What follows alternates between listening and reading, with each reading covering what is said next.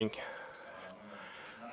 shall now start. I'm happy to welcome you here at the second International Export Promotion Forum from Ukrainian recovery to global economic prosperity. This is a global concept, obviously. I'm happy that you have all gathered here.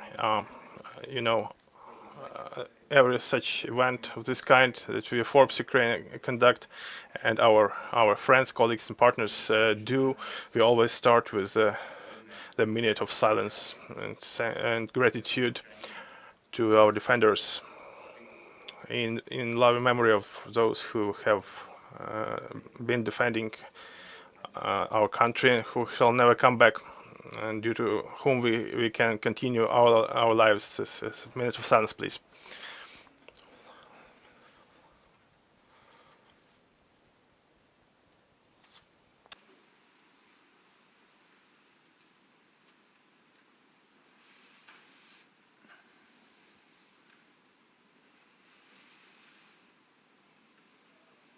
Дякую. Thank you, everybody.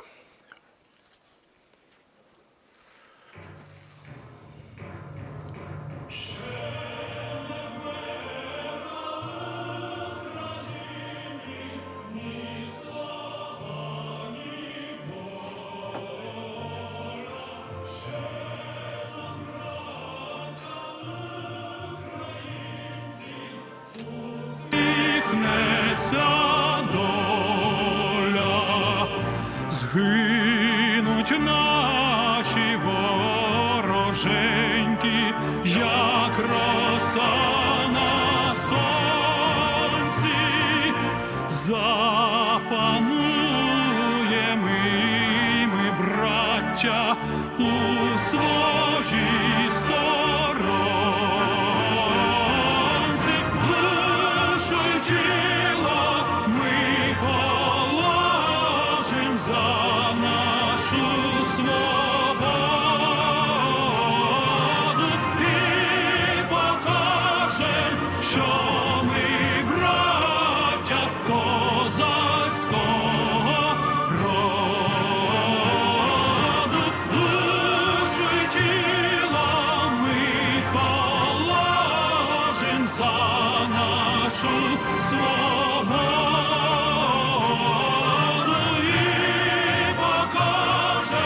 Що ми браття козацького роду.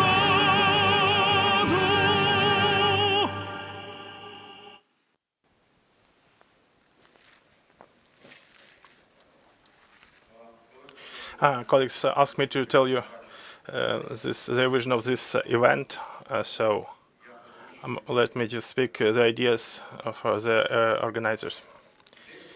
The idea of this event is to become a stable platform for efficient dialogue between the government and the business in view of the war in Ukraine, the economic changes, and swap in markets. This forum shall be dedicated to the economic recovery programs and supporting export and innovations. This forum has been arranged by the Chamber of Industry and Commerce of Ukraine CCI, with the EEPO and the national Dia.Business project, co-financed by the government of Germany as part of React for Ukraine project and USAID competitive economy program.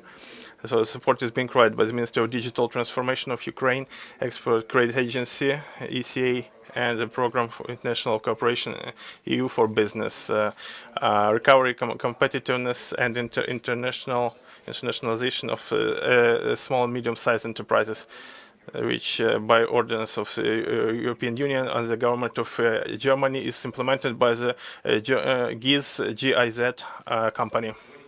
This year, the forum is a hybrid format. It's both online and offline. Generally, more than 700 participants have registered for 350 of Ukrainian export-oriented enterprises, business associations, regional and local governments have been invited to take part in this forum offline, and in parallel we have a forum being transmitted online on the YouTube platform. So the participant can sign up for free to attend to all the discussion panels and workshops that shall be operating as part of this forum. So this forum actually provides for very intense program determined with national export development strategy, trade policy of the EU, and the new mechanisms of supporting national exporters, as well as projects and programs from the public and business organizations that are active in Ukraine in this area. On my part, editor-in-chief of Forbes Ukraine and founder of Forbes Ukraine, the export and expansion to the foreign markets is the future, definitely, of Ukrainian companies, Ukrainian business, which wants to grow in size to actually grow from a small and medium to large and probably global business. So I wish everybody big success in actually expanding and conquering the foreign markets, integrating to the global economy. And let us open this event, and I give floor to Mr. Alexander Yuremas, the State Secretary of the Cabinet of Minister of Ukraine.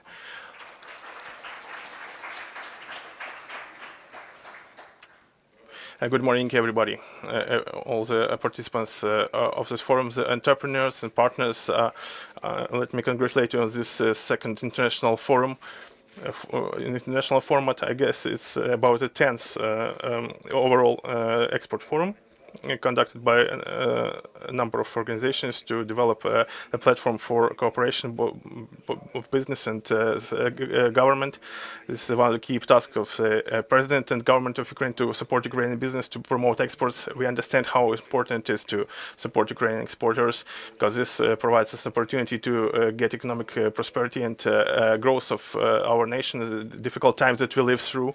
It is important that now we develop the new tools for supporting the exporters, to make them aware of the new opportunities of development. So currently the figures show that the negative consequences of war have taken place. Everybody must feel this in terms of their own business, because from the very beginning of the onset of the full-scale invasion and globally the war since 2014, the businesses have been under attack and the institutions have been struggling. The business institutions, so the full-scale war and the blocked Black Sea ports have changed the geography of sales of Ukrainian goods on the European markets. During 8 months of this year, we have had growing supplies of Ukraine to Romania, Spain, Belgium, but part of the EU countries, also China, Israel, and India.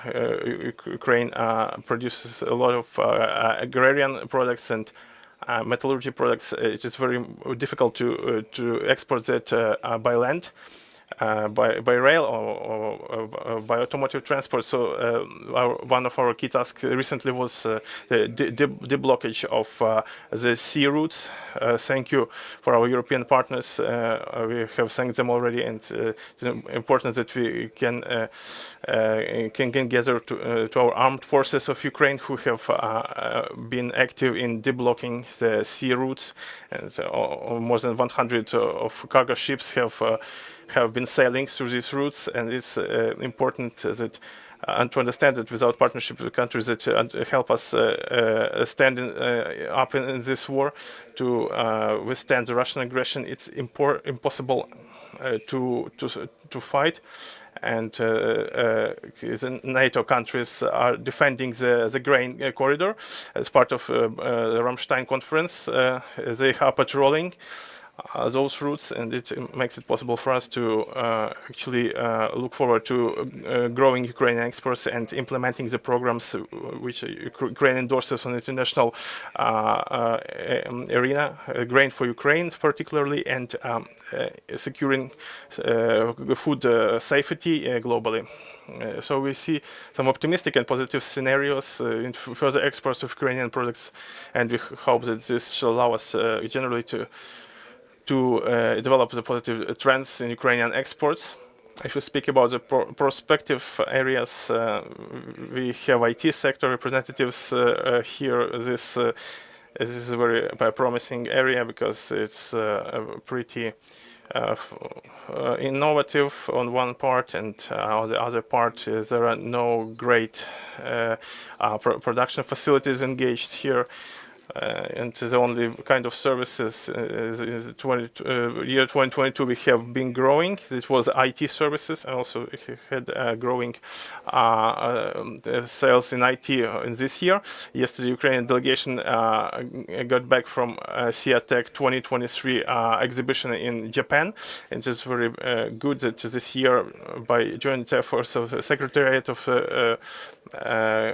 Cabinet of Ministers, the Ministry of Digital Transformation, EPO, and the Embassy of Ukraine to Japan, we actually outlined 10 Ukrainian innovative companies in Tokyo with their best developments, and the Japanese business and Japanese state manifest good interest in Ukraine and in Ukrainian companies.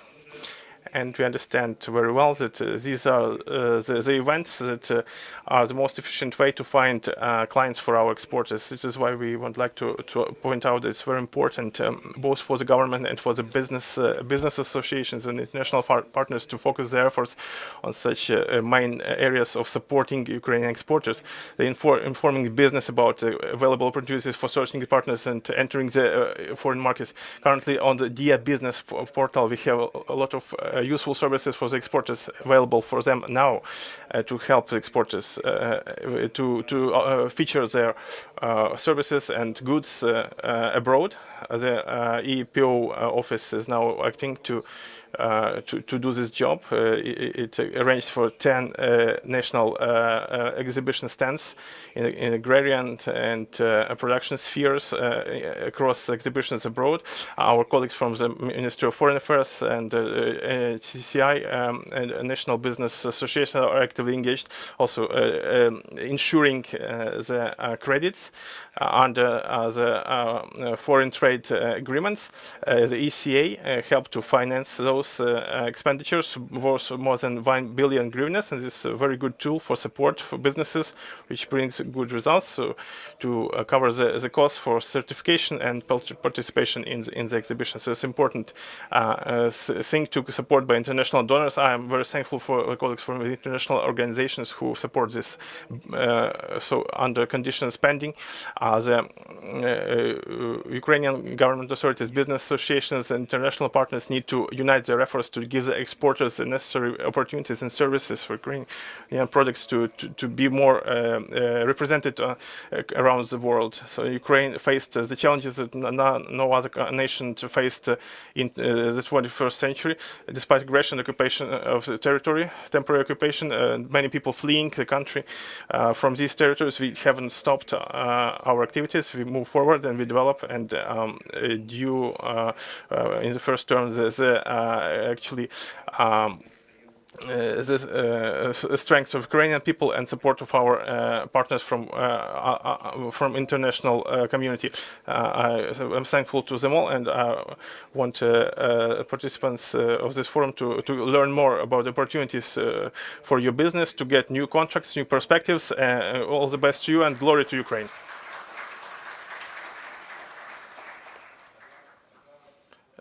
Now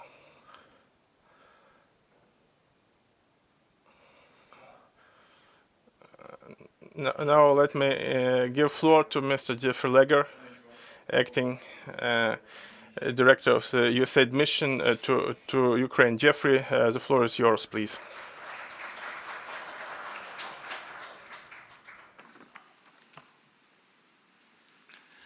Доброго ранку. Good morning. State Secretary Yarema, distinguished guests, ladies and gentlemen, good morning. On behalf of the U.S. Agency for International Development, USAID, it's really a pleasure to be here today to take part in this International Export Promotion Forum. You know, in any country, really, small and medium-sized enterprises are the dynamic part of the economy, the part with tremendous growth potential, the part that creates the most jobs. And exporters are often the modernizing part of the economy, the part that's able to compete with finding the unique mix of resources, human talent, and technology to compete in international markets. So put those two things together, and in this time, in this place, in this context, and I really just want to recognize all of you as the important dynamic part, the resilient face of Ukraine. So congratulations to you and wishing you success in this forum. Increasing exports is essential to Ukraine's economic recovery. It has been over 600 days since Russia's full-scale invasion of Ukraine, and this time Russia has attacked critical energy infrastructure, interrupted logistics routes, and attempted to prevent exports. Despite these challenges, the entrepreneurs in Ukraine's small and medium-sized enterprises continue to inspire the world with their resilience, agility, and commitment to exporting their goods and services globally. These businesses are the backbone of Ukraine's economy, and their success is crucial to your future economic recovery. Many of these businesses have been forced to relocate to relative safety, to seek additional resources in order to resume production or to establish new export pathways for their products. Other businesses have had to completely rethink their markets, pivoting away from domestic customers to enter foreign markets despite the logistical hurdles. I'm in awe of the countless entrepreneurs who are introducing made in Ukraine products and services to the European Union, to the United States, and to countries around the world. The United States government is proud to support Ukraine's small and medium-sized enterprises to enter foreign markets. As a partner with government authorities, with business associations, the U.S. Agency for International Development, USAID, is implementing measures to boost Ukrainian exports, including supporting trade missions, strengthening export education, and facilitating formation of export alliances. To date, the USAID Competitive Economy Program, which is supporting today's forum, has assisted hundreds of businesses to expand into foreign markets. Just to talk about one example, one of these businesses is Tivoli, a furniture company that USAID first began working with in 2018. Today, 90% of Tivoli's furniture products are exported, and their sales volume has remained consistent despite the full-scale war. In November, Tivoli will represent its brand and country at Boutique Design New York, one of the world's leading trade fairs. Representation such as this is important to keeping Ukraine's story alive throughout the world. The United States remains dedicated to ensuring that the sustainable development of Ukrainian entrepreneurs. In cooperation with the government of Ukraine, regional authorities, business associations, and international partners, we will persist in strengthening Ukraine's efforts to expand into foreign markets and ensuring its own economic recovery. So thank you for your dedication to Ukraine's future, and I want to wish you all success in these couple days of the forum and in your future work, growing your businesses and succeeding in exports. Thank you.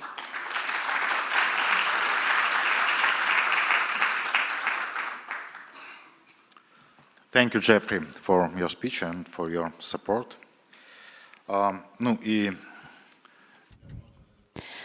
And we should absolutely invite Hennady Chizhikov to this stage. He doesn't need to be introduced. President of Ukrainian Chamber of Commerce and Industry, please.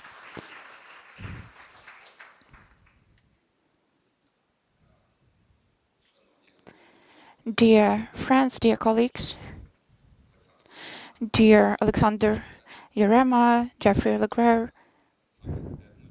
Hagen Edner, Alberto Fernandez Diaz, dear ambassadors, dear members of Chamber of Commerce and Industry, representatives of state organizations, dear representatives of business environment. On behalf of organizers and Ukrainian Chamber of Commerce and Industry, I would like to congratulate you. We have a highly important event today from the point of view that we have a unique platform where we can say things that we say while sitting in our offices, while communicating with our friends in cafes. However, once in a year, we get together here to discuss openly what bothers us, and I'm sure that most of Ukrainians who are here today, the businessmen, are convinced that Ukraine is an export-oriented country. And even during the war, we produced so many products that we ask the whole world to take it. We say that we are ready to transport grain and other products. We are ready to share our results in the IT area, etc. Do you understand that unfortunately, we have the barrier now, the war, but there will be time when there is no barrier like that, and Ukrainians are positive, and we already won because we have shown to the whole world that we are not afraid. We are not afraid of the country who is much bigger, who has nuclear weapons, and shows that it is much stronger. But we are not afraid, and we will fight till the end. We survived through the famine, Holodomor. We lived through it, but we survived. And today our task is not only to show our bravery, but to show that Ukrainians are able to transform Ukraine into a country of huge opportunities. And that's what we should discuss today. Not only the path from recovery to global economic prosperity, but all the topics mentioned above. We suffer so that we smile later and motivate the whole world, all our neighbors, that the struggle for democracy, for the future, is something that gives us forces. And I would like to say that we should show that we withstood and we keep going forward. And export is the part of a pyramid, the highest part of it, but we can also say that it's something that shows our weaknesses and strengths. And dear colleagues, from the point of view of military operations, the number of people who are involved in exports, it's a military unit and fighting for our future.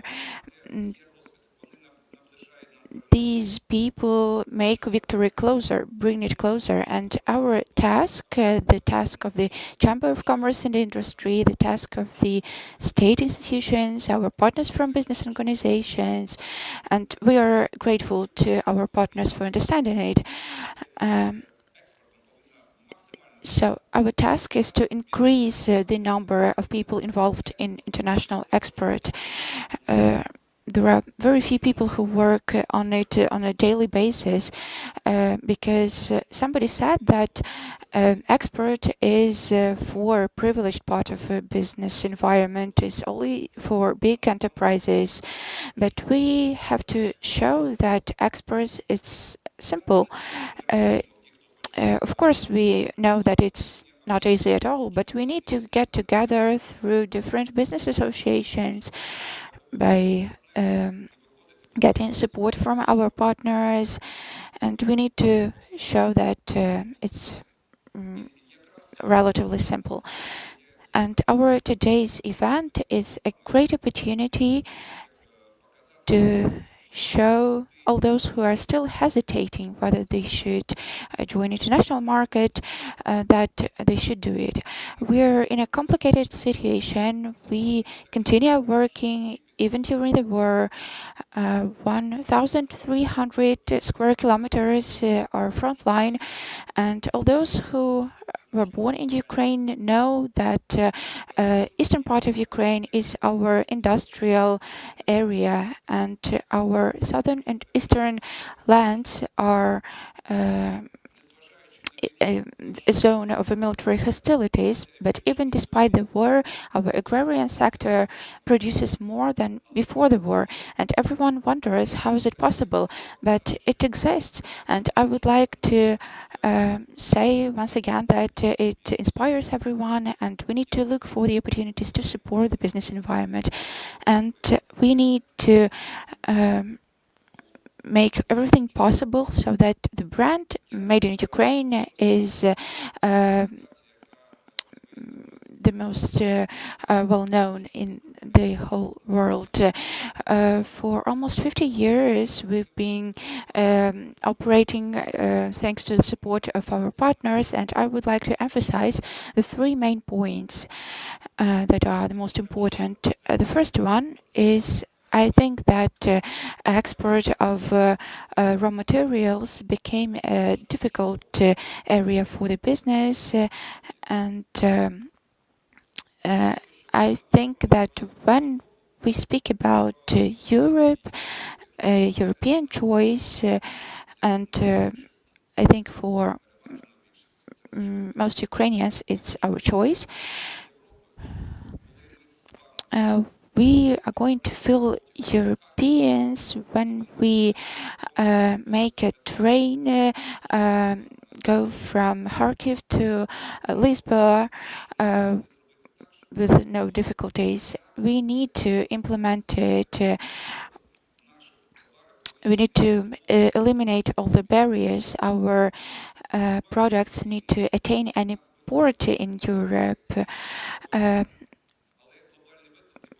The global challenges show that today we've been sidelined, and we have 3,000 kilometers of border with Russia and Belarus, and unfortunately it hinders our cooperation with the rest of the world. But we've shown that 62% of our Ukrainian exports is going to the European Union, and their support is very important to us.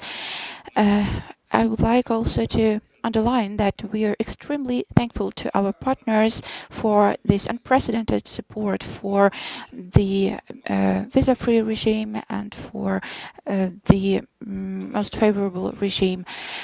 And we realize that there are some issues there, but we also understand that 100 million tons of export from Ukraine is a huge amount, and no country can cope with it. That's why we need to think about new hubs, new logistics for the future, for the next decades. And while Ukrainian business representatives communicate with our partners, we do not say, help us, please help us. We say that it's a win-win situation. Everyone will win from it. That's a message we need to communicate to other states and our government too. And another thing I would like to mention, which is a very important point, it's a human resource, our potential. That's a problem that's going to become even bigger. We lost at least 5 million people who are staying abroad. Somebody says more, somebody says less, but let's say it's 5 million, and unfortunately the war continues, and unfortunately our soldiers die, and many of our people cannot continue their agricultural activities, etc. And we can speak about Ukrainian investments and European investments when we have labor force. We are ready to integrate into the world, but are we ready to integrate external labor force in Ukraine? We don't have this kind of experience, and we need to pay attention to it. When we are raw materials country, we require a labor force. We believe that Ukrainians will come back, but in any case, it's a huge challenge. So let's think about it. We need to transform this 100 million tons in added value. We need innovations, and then we'll need less labor force. And to conclude, I would like to say that Ukrainian business, even despite all the difficulties, is showing at these difficult times that it's surviving and keeps moving forward. And the brand called Ukraine becomes stronger. And I would like all of us to make it modern so that it is a win-win for everyone. We all know that Ukraine is a world champion because Ukraine knows how to withstand the difficult times. But let's become champions from the point of view of attaining prosperity. I'm sure that we are going to win, and let's keep going forward. Thank you.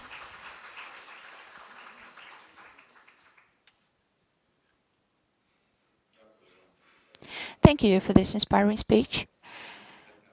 And now, Hagen Edner, Director of the GIZ Ukraine program, implementation of the association agreement between the EU and Ukraine, EU for business, competitiveness, and internationalization of small and medium-sized enterprises, please.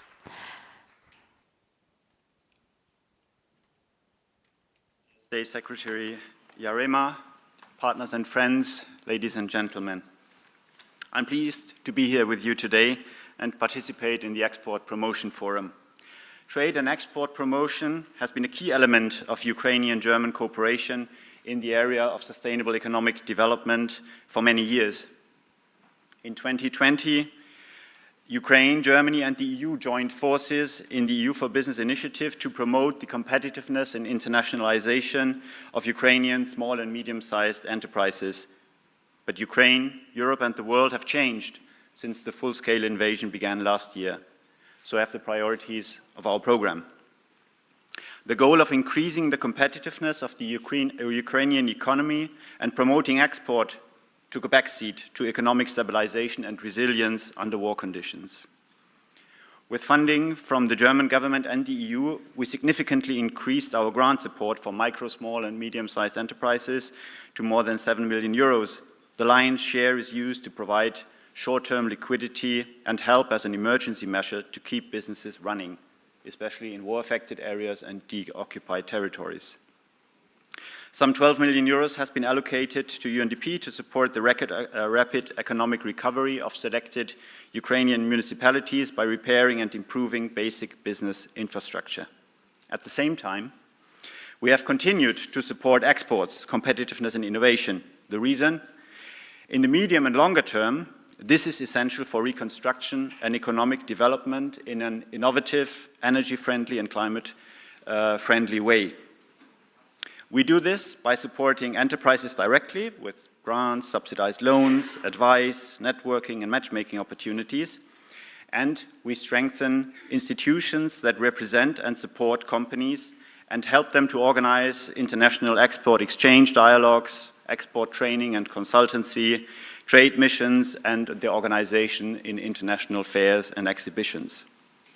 EEPO, UCCI, Dia.Business centers and clusters are important partners to mention here. And we support our government partners in reducing administrative and technical barriers to trade and improving public-private dialogue, policies, and regulatory frameworks. The latter is closely linked to the EU accession and association process, which is unfolding a significant reform dynamic that not only brings Ukraine closer to the EU politically, but also improves the framework conditions for Ukrainian business and helps to realize the potential of the access to the European single market. If you're curious about what exactly we are doing in our program, React for Ukraine and EU for Business, and what we have achieved so far, here my colleague Tatiana will provide more details in the pitch panel this afternoon. But what I would like to emphasize here is that it requires the joint efforts of many partners from different sectors. And it is great to see that in this forum, a wide network is coming together to promote exports for Ukraine's sake, but also for mutual benefit, which is the essence of trade. Yes, Ukraine is in a difficult situation, but it also has a lot to offer. There are investment opportunities, there's innovation, there are comparative advantages that allow more value to be added in Ukraine, for example, in agro-food industry, in furniture, design, fashion and textiles. In around an hour, the 6th German-Ukrainian Business Forum will begin in Berlin with the participation of high-ranking representatives from the government and the private sector under the motto, Integrate Ukraine, Recovery, Smart Growth and Security. There is a strong commitment in Ukraine and in the international community to make Ukraine's recovery a sustainable success for Ukraine and its partners. Our subtitle today also illustrates this idea, from Ukrainian recovery to global economic prosperity. In this spirit, let us discuss what is needed to unlock this potential and how we can work together to achieve progress and sustainable economic transformation of the Ukrainian economy. I look forward to productive discussions, new ideas and solutions today and tomorrow. Thank you for your attention.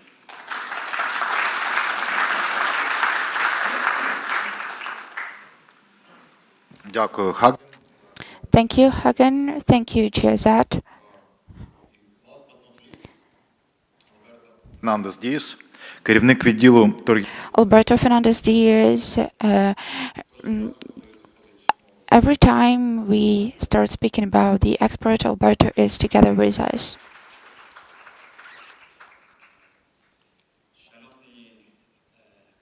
Dear colleagues, good morning. I won't speak a lot.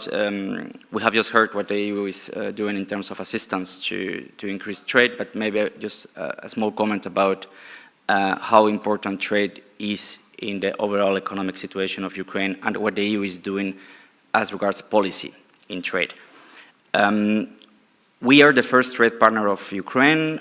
We have a trade relation that goes back for many years, but was particularly increased after we agreed on an association agreement that put in place a deep and comprehensive free trade area in 2016. And we have seen results already in this regard. In 2015, total trade between both sides was 26 billion.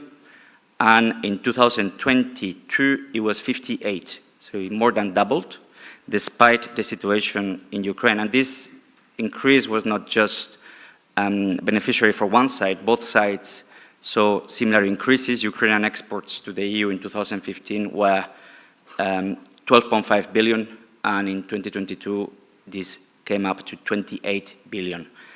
Now the DCFTA is the blueprint, is our basis for bilateral trade. It has a strong element of regulatory approximation, so it's what we call a new generation FTA. And as such, we have already activated some of the possibilities that this offers. It's not just about eliminating tariffs under the possibilities offered in regional integration in the WTO, but it's also about increasing market access to the EU internal market. And that's the key thing, the EU internal market. That's an ecosystem with many regulations. It's a complex environment where regulations are often interlinked, and it's very complicated to navigate. So even if we have eliminated tariffs for goods, simple goods can be exported with no tariffs. But there are other more sophisticated goods that require additional compliance with the EU legal framework, and that's an example in the area of technical standards. in that regard, we are working together to approximate the legislation with the view to concluding what we say a NACA, or what you call in Ukraine an industrial visa-free regime. Also in the sanitary, phytosanitary area, we can agree on equivalence of controls so that Ukraine can export more agricultural products into the European Union. And also we have other areas of compliance like public procurement or intellectual property. Intellectual property is particularly important because it harnesses creativity and innovation. Just this morning there was a delegation of the EU Intellectual Property Office in Ukraine. The executive director, Negrau, was here. And we were surprised and we appreciated the efforts that Ukraine is doing in this regard, because this is the basis, the regulation is the basis of an ecosystem, of a climate that fosters investment, innovation, and economic growth as a result. And in this regard, this is bringing Ukraine, the Ukrainian ecosystem, closer to the EU ecosystem. And that's all the purpose of the internal market access that we're exploring under the DCFTA. Now, in terms of tariffs, we had some tariffs outstanding under the DCFTA, but we eliminated all those tariffs in June 2022, the so-called autonomous trade measures.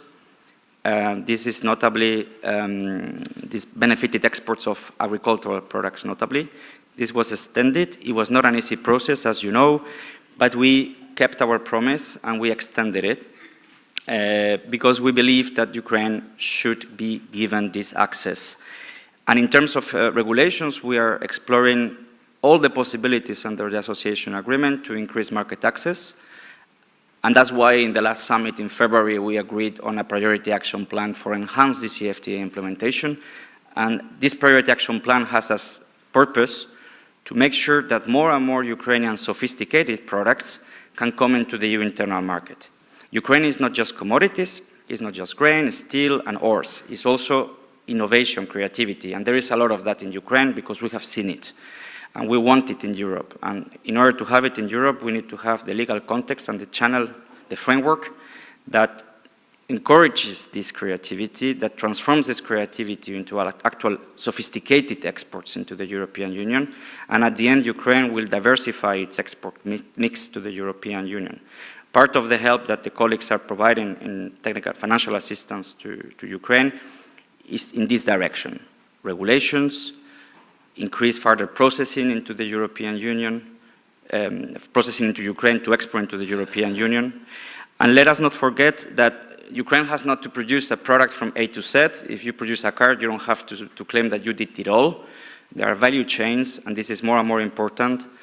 And Ukraine can benefit from what we call the PEM Convention, Pan-Euro-Mediterranean Convention of Rules of Origin. We can accumulate. You can produce a part of a very sophisticated part of a final product, let's say wires for a car or airbag systems, and then send it to Germany for further processing, and the final product will be manufactured and assembled in Portugal. And there are no tariffs in the way, and all the regulations are going to be equivalent. So this is something that is fantastic, and we have to further explore. We have also supported Ukraine in terms of customs and trade facilitation. In the policy area, we're encouraging Ukraine to implement an authorized economic operator system to facilitate exports and reduce to the maximum degree possible bottlenecks at the physical border with the EU. Of course, while respecting the regulatory framework that applies, we're trying to find as much simplifications as possible to strike the right balance between encouraging trade and protecting the consumer and the internal market. We have also a challenge with logistics. It was mentioned before that the Black Sea is closed. A lot of exports from Ukraine went through the Black Sea.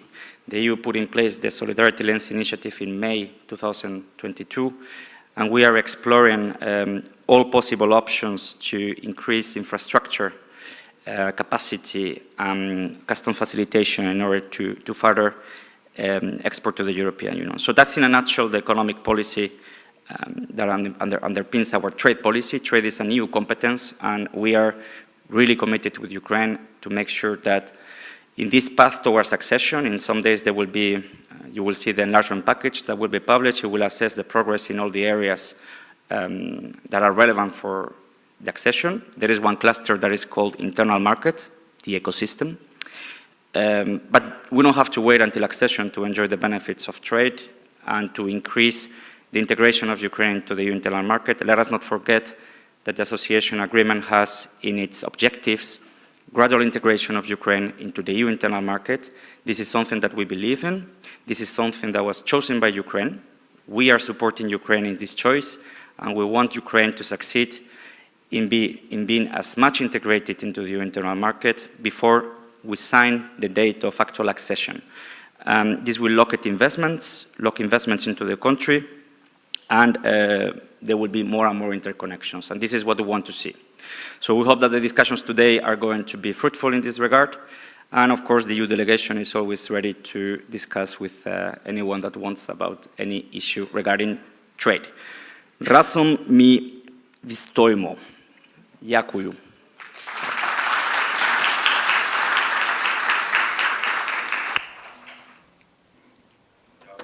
Thank you very much. This is how we started. Now let me just introduce a short break of 10 minutes. Please make sure to come back because the next panel would be the international trade and investment opportunities for Ukrainian business. The very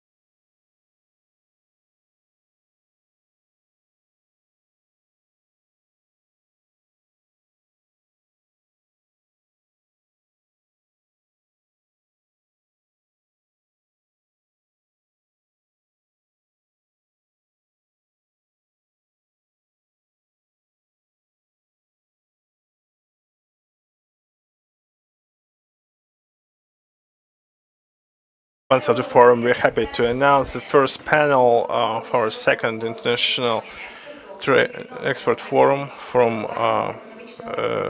Ukrainian recovery to global economic prosperity. So let me just give floor to Ms. Natalia Petrova, project manager of USAID mission to Ukraine. Thank you. Good morning, everybody. May I ask participants of the panel to take their seats here on the stage, and I shall introduce everybody. Mr. Alexander, please. Gennady, you're welcome.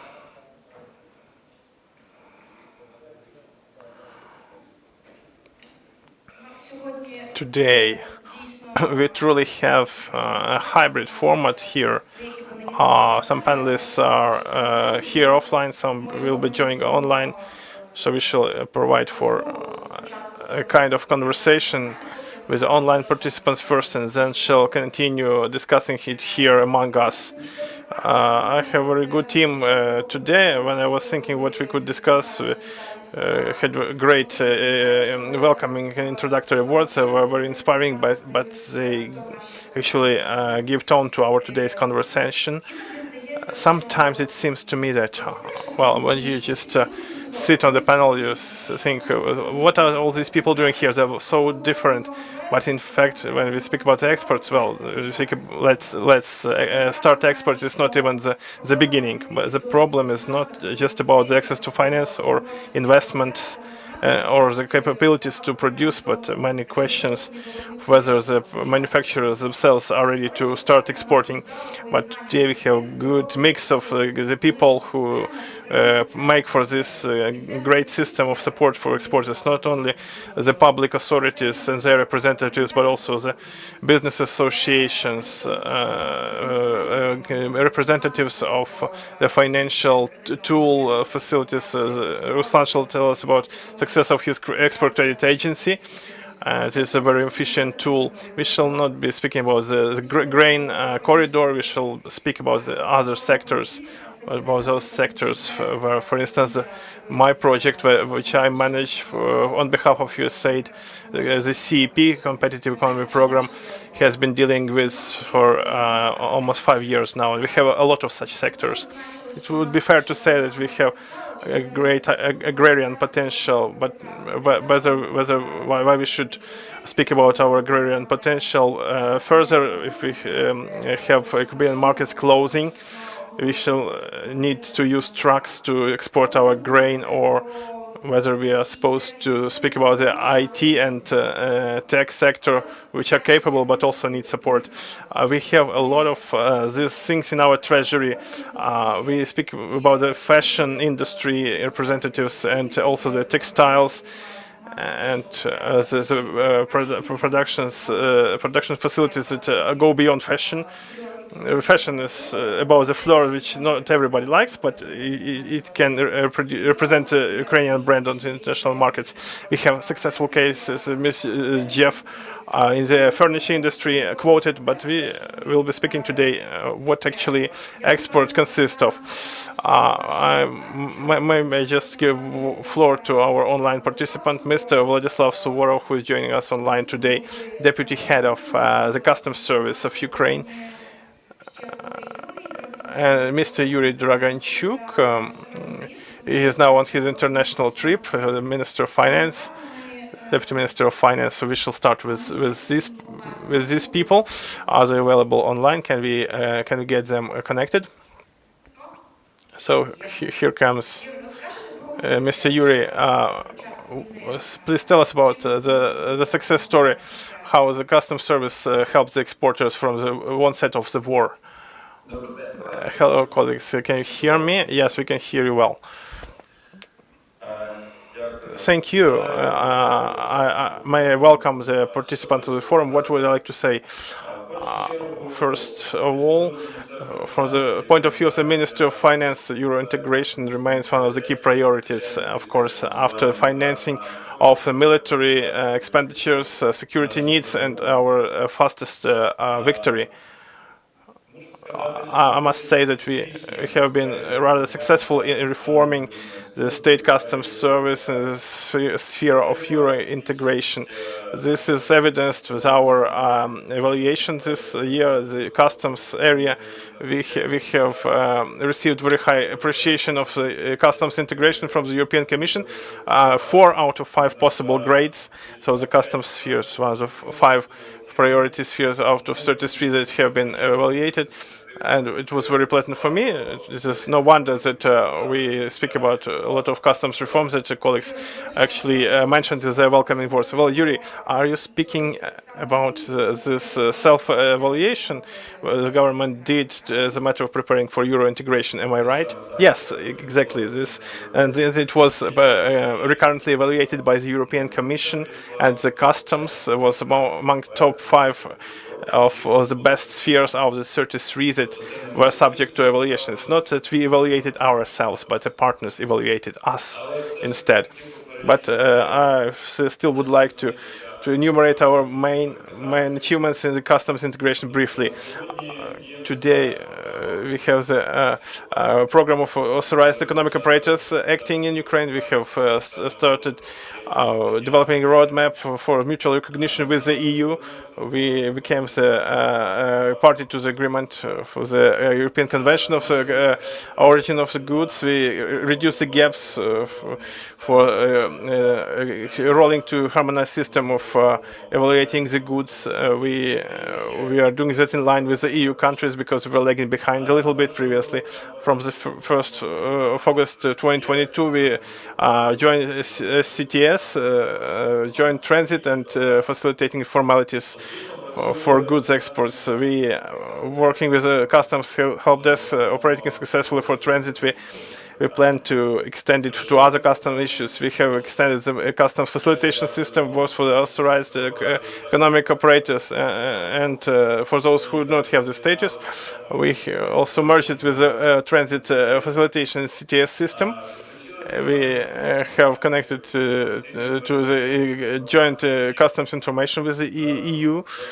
We have implemented European procedure for adopting customs solutions, have liberalized requirements to customs guarantees and working with customs guarantees, which resulted in during the recent 3 years an increase of customs guarantees from 3 to 20 pieces. So we have also developed a plan for adapting the customs IT according to the European MAP-C. We have launched the customs chatbot. A bit of statistics. My data dates back to the end of September. Maybe we have some more updated information. As of the end of September, Ukraine sent to the convention country members under the joint transit procedure more than 19.5 thousand transit movements, which is more than 5-fold higher than imports. So our exporters have been exporting 5 times more comparing to the importers that are doing this under this convention. 32 companies received 102 authorizations for using transit facilitations. About 40 other applications are being considered by the customs service. We have 8 companies received the status of authorized economic operator within our framework, and also the track of Euro integration. We do not have any more opportunities to actually postpone the changes that we have been postponing for 4 years previously. What I mean, the physical submission of goods without applying the customs facilitations. It shall soon be enforceable, this requirement. But since Ukraine joined in CTS and re-engineering of the customs facilitations and liberalization of customs and financial guarantees, we have structural changes on the borders with our neighboring Western countries. We see that gradually we reduce the demand for T1 form European guarantee reduces gradually, so this customs declaration can be executed internally in Ukraine. So this reduces grounds for delays and repeated examinations of the customs of our Western neighboring countries, which promotes faster transit through border and easier logistics. Ukrainian companies are doing better in terms of competitiveness, creating their trade and commercial hubs. We hope after war ends there shall be more of these hubs, but still the share of these hubs is increasing. What we plan to do next, our next steps. First of all, we shall be working closely with improving the IT component by the State Customs Service. That is, we have adopted a lot of changes. We have adopt a lot of laws and bylaws, and we are integrating closely in the legislative field, but we also need to develop our IT component here. We plan to develop more than 10 new IT systems. From November of this year, we shall be launching ICTS version 5. Well, let me interrupt a little bit. Tell me, please. Well, you are implementing these IT systems not just for the sake of it. Why do you need to use the systems to facilitate? Well, Ruslana of Smakuli, what, for instance, how shall she benefit from digitalization of the customs procedures? Will it save time, or what was the value for exporters for these IT systems and these laws and bylaws that you want to implement as well? Well, of course, everything that you have just enumerated. This less time spent, less contacts with the customs, direct contacts as well. So minimization of the human factor in adopting resolutions, and more processing of information using IT tools. So using IT tools to better communicate with the business. That is why we are launching these chats, bots, and help desks to make it as simple as possible, the communication for the business, and for the business to export goods as seamlessly as possible. Well, my question is, the manufacturers, are they aware of the good things that the Ministry of Finance is doing? How well aware are they of the availability of those procedures and practices that are supposed to make their lives easier? How well do they benefit of those new things and improvements that you have been talking for a couple of minutes before?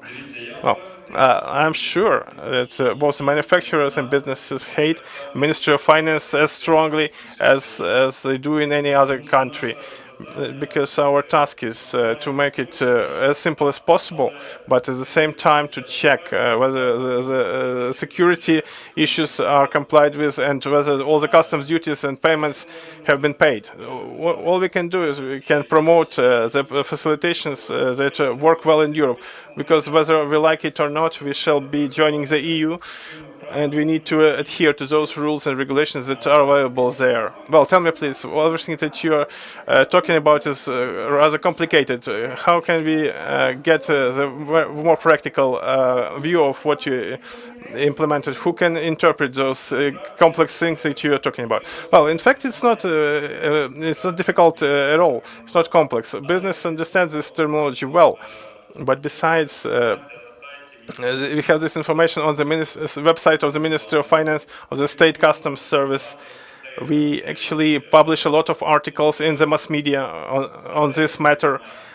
We also conduct lots of seminars, State Customs Service, because they are the main implementer of these projects. So Ms. Ruslan Suvorov shall tell a story about this. Hundreds of seminars, so central and local levels, that we conducted to promote the new kinds of facilitations and to tell people how this works.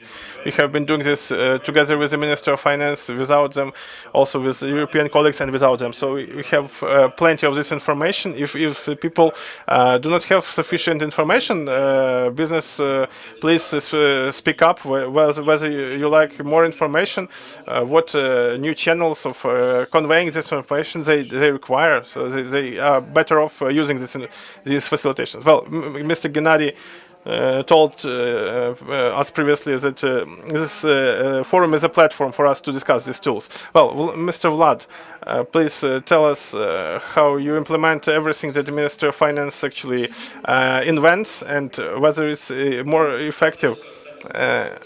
my last words. The Ministry of Finance does not invent anything. We are just implementing the rules according to which the civilized countries, the European world live. I understand that changes are difficult to handle and unpopular, but this is the way we follow and we shall not retreat. Thank you.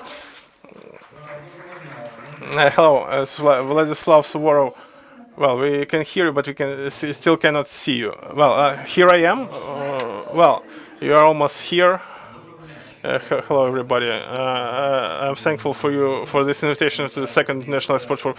The first one we had back in 2021, before the war started. We were only discussing Ukraine joining the convention that Yuri told us about, the Joint Transit Convention, and with Ministry of Finance and Ministry of Justice, we do not invent anything. We just implement the best practices that EU has presently. These two previous years were very hard for all Ukrainians, and it was major pressure on the border after the onset of a full-scale invasion that we have been observing, and it is still ongoing. We have the export routes blocked, many of them. We are focusing on the railway, border crossing points. Unfortunately, we have very scarce infrastructure, those crossing points, and it was not ready for the whole thing for the full-scale invasion. But we're working with Poland, Romania, Slovakia, Moldova. We were solving those complicated issues that we had. Since February 2022, the issue of refugees and humanitarian aid and import and the plant and equipment which we need for our troops in the front line, and the fuel crisis also, everything we are solving 24/7. We wouldn't have been able to handle it by ourselves. With the Polish guys, we actually changed the categories of the crossing points, Raworuska, Krakowec, and Szczyginy crossing points. We are giving the green corridor to the cargo trucks, only cargo trucks. Also, we opened another crossing point, Nizhdakovich. Also, we opened some crossing points with Moldova. But purely in infrastructural terms, the situation can hardly be handled. Previous year, the European Commission launched the Ways of Solidarity initiative, so where we speak to our European partners. Ways of Solidarity need to actually include the information what goods are moving here and there, and implementing the joint control, and also ensuring the rhythmical operation of the crossing points to let as many trucks pass as possible. But unfortunately, during this 1.5 years, we haven't progressed with the European Commission like we wanted to do in terms of the information exchanges. We are now only working with Romanian partners effectively. This year we shall have the second phase project of exchange of this information, one of the Parobne Siret exchange border crossing point. Of course, it is impacted the situation on at the border, the number of vehicles. We actually suggested that such memorandums are re-executed by the local border administrations. Also, we are working with Polish partners, but we haven't yet come to the consensus.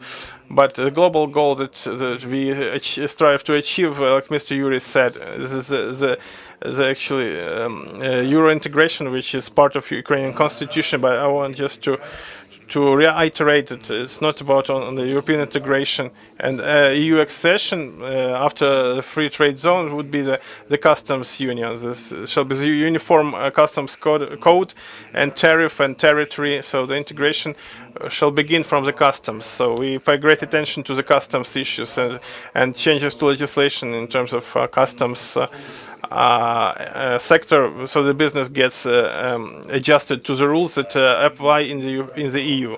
Well, you asked me about the IT systems, how much helpful they are. I would like to say, in the EU, the customs code of the EU is powered by 17 main and 16 auxiliary IT systems.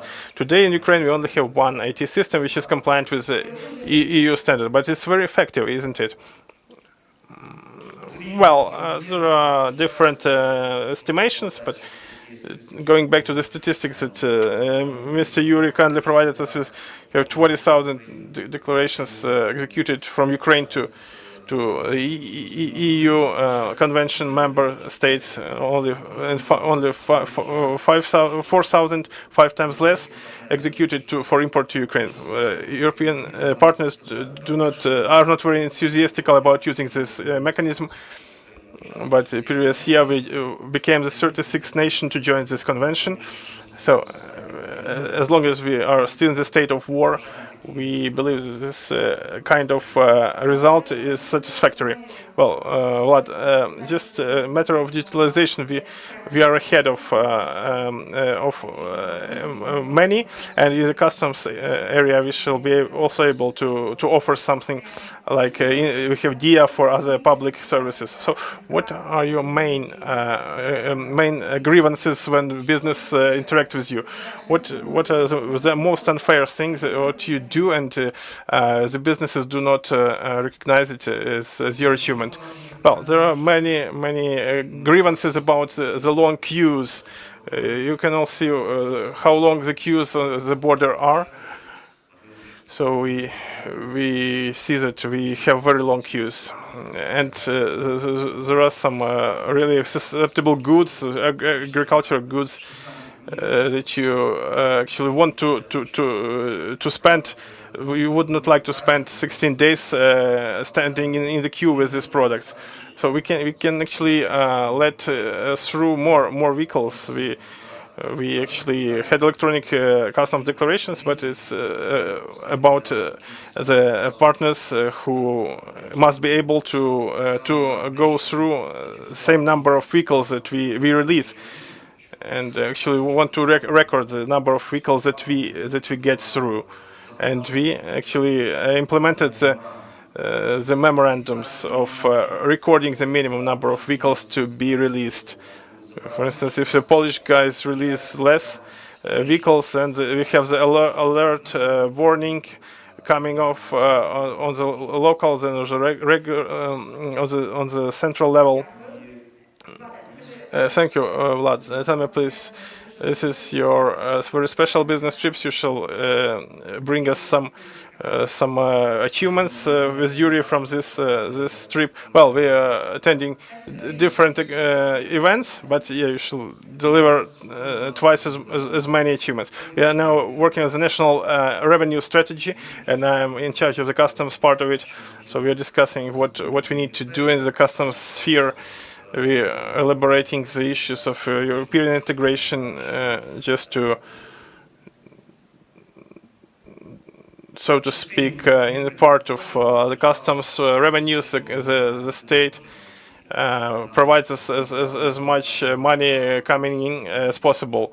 We do not have very many tools to achieve this, but we have obligations between the WTO, but due to the administration and customs control, we really want to achieve again what Yuri told us about, to facilitate customs procedures as much as possible for business at the border, and also to at the same time to provide as much security, control, and accountability, and also ensure that customs revenues are received by the government. Thank you very much, Vlad, for your joining and tell us a story about the export after it actually passes the border.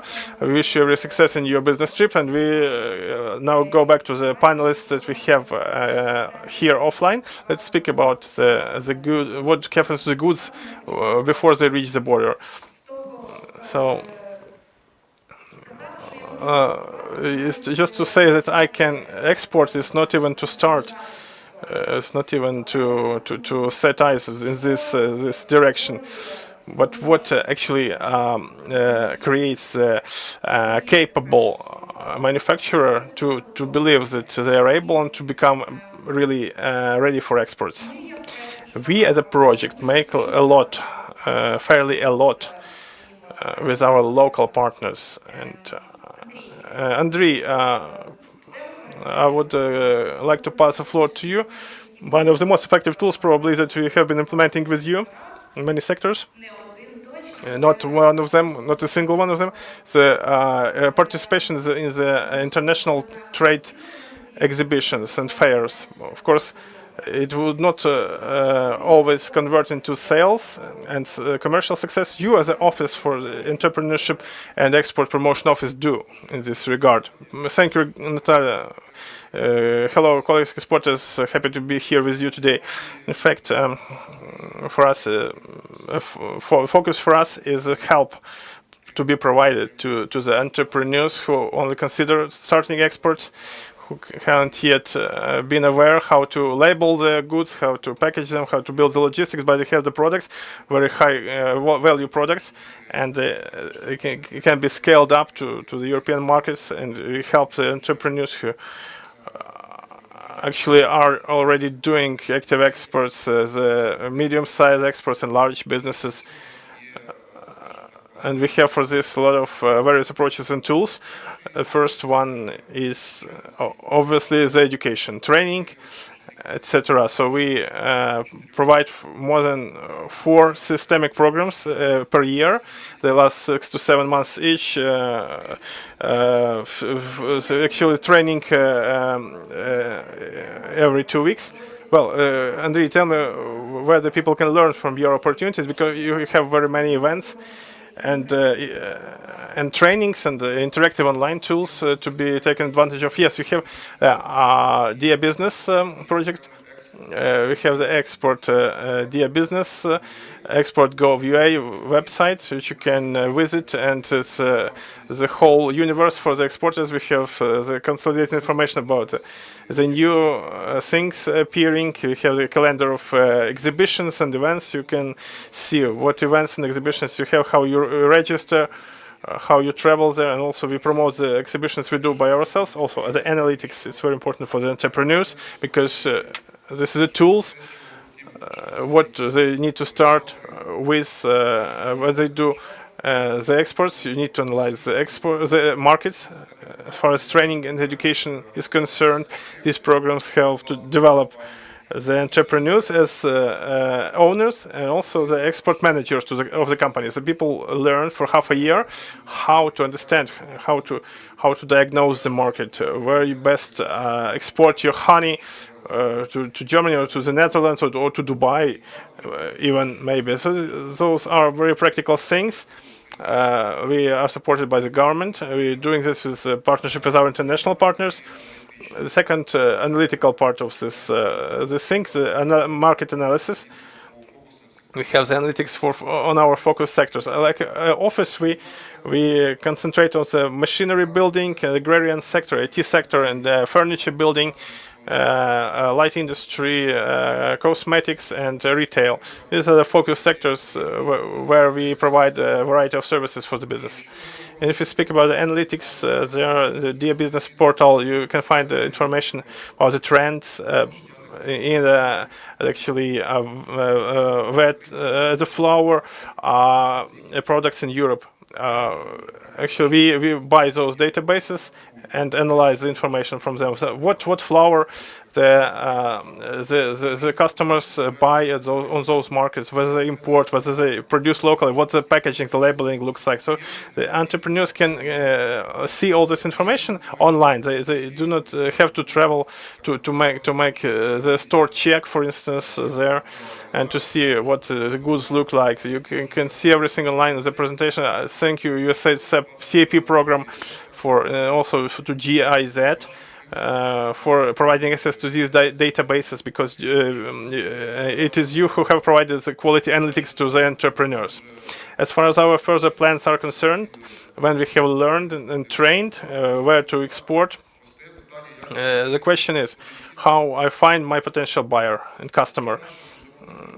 Across our national surveys, we see that for the existing exporters, one of the largest problems now and the issues is searching for the potential partners and distribution markets. One of the top problems who are already exporting.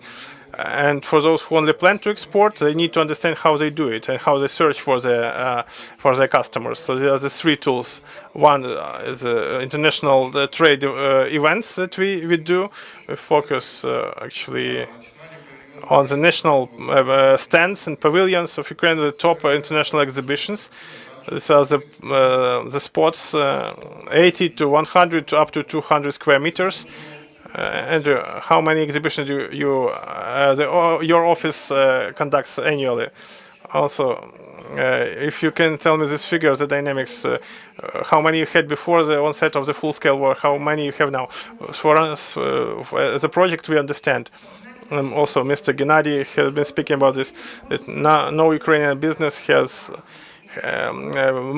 afford it to stay local and homebound. It's a very scary moment. You do not understand how you win your foreign market.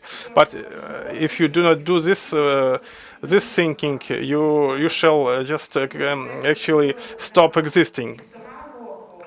You shall go bankrupt. So in our project, we made 40 missions for just a year. We didn't do this for 4 previous years. So this is the effective instrument that manufacturers need to take advantage of. Yes, 100% agree.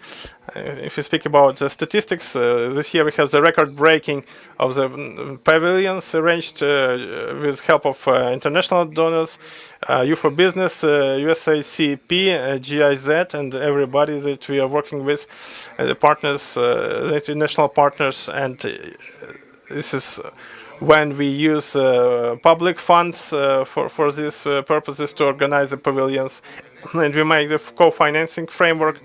So we supported both with the public funds and with the donor funds. So it's an interesting project. So this year we have the record-breaking number of pavilions across various sectors. Machine building sector, we onboarded the 10 large Ukrainian machine engineering manufacturers. So these are not typical for us. We haven't worked with them before the war. They didn't require us before the war, and they didn't want to diversify previously their sales. Yes, exactly. And when we actually onboarded them, these companies have never been represented at those fairs.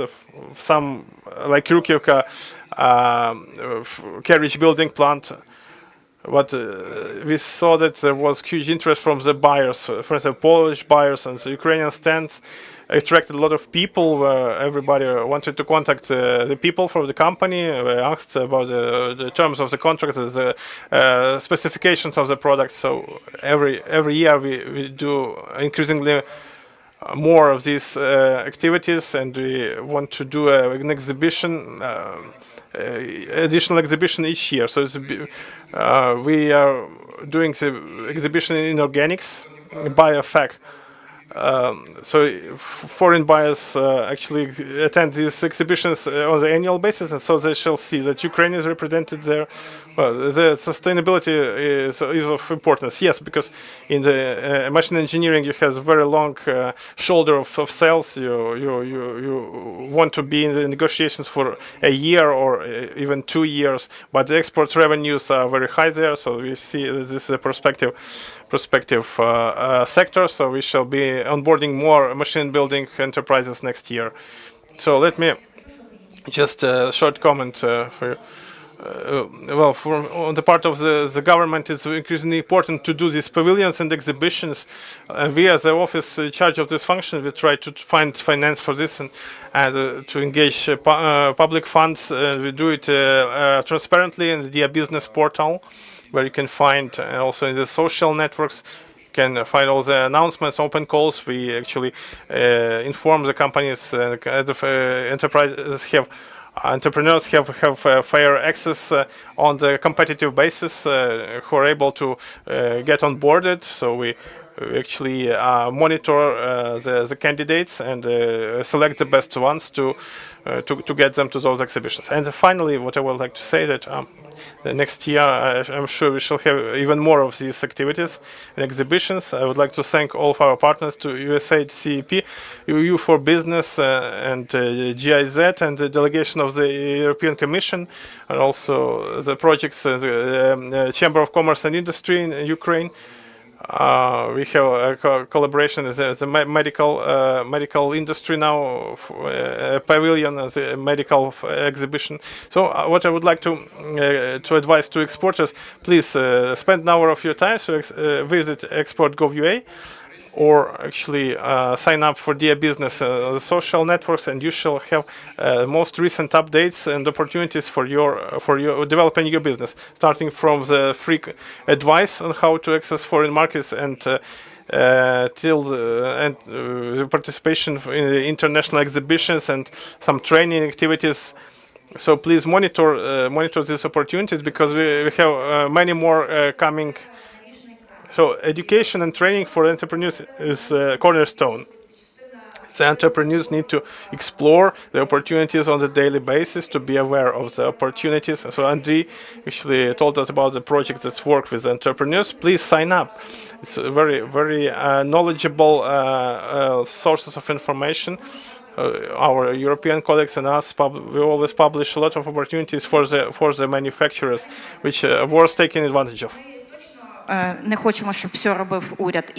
Hennady, we don't want the government to do everything, and the manufacturers do not want the government to do everything.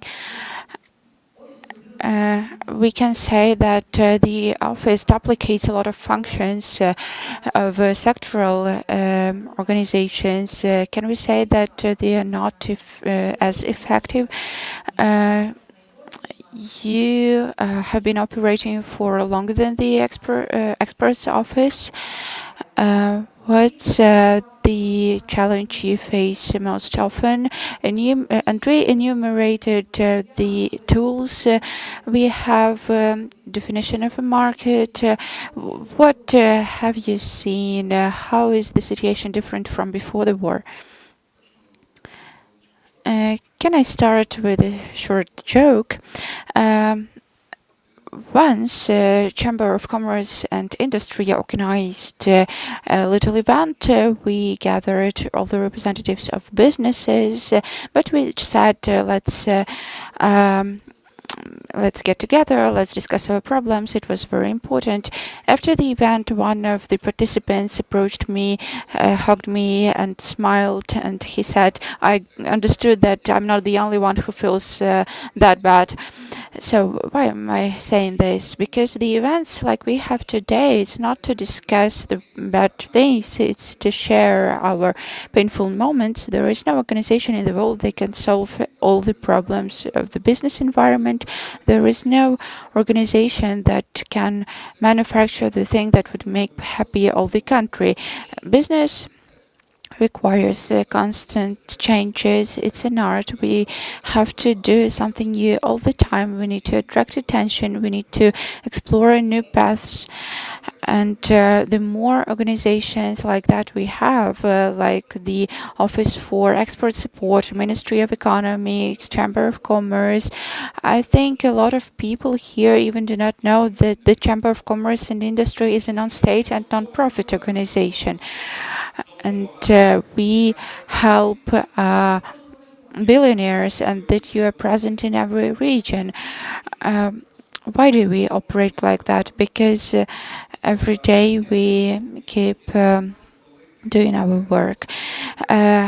We are systemic, we are predictable, we are logical, and while communicating with the international partners, it's very important. Business environment needs to get used to you as an organization, and the whole world got used to the Ukrainian Chamber of Commerce and Industry, and people trust us. Why? Because we cooperate with International Chamber of Commerce and Industry. It's over 140 countries. It's simple. When there is problem, me or my colleagues phone and say that we have a problem in Bangladesh. Are you sure? Yes, we're sure. Then we should solve it. We are members of European Association of Chambers. Mr. Gennady, and that along with the Ministry of Foreign Affairs Representative Office. Well, I always said that of course, the state does their part of work, but what's important for us experts is something very important, and it's important because as a chamber we decided on 3 important aspects. Only 16,000 out of 2.5 million of entrepreneurial agencies keep doing business actively, and 90% of them are export-oriented.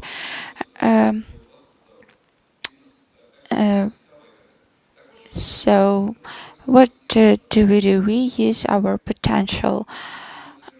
Sometimes we don't even understand how great we are because we are known and we need to keep communicating. Europeans and Americans often tell me that we need to learn how to ask. We need to know how to formulate our requests. We need to say, help us to sell something on your market. Sometimes we just say, I don't know what I really want. I want to become rich and happy. That's something from a fairy tale. We need to look for new markets, look for new opportunities.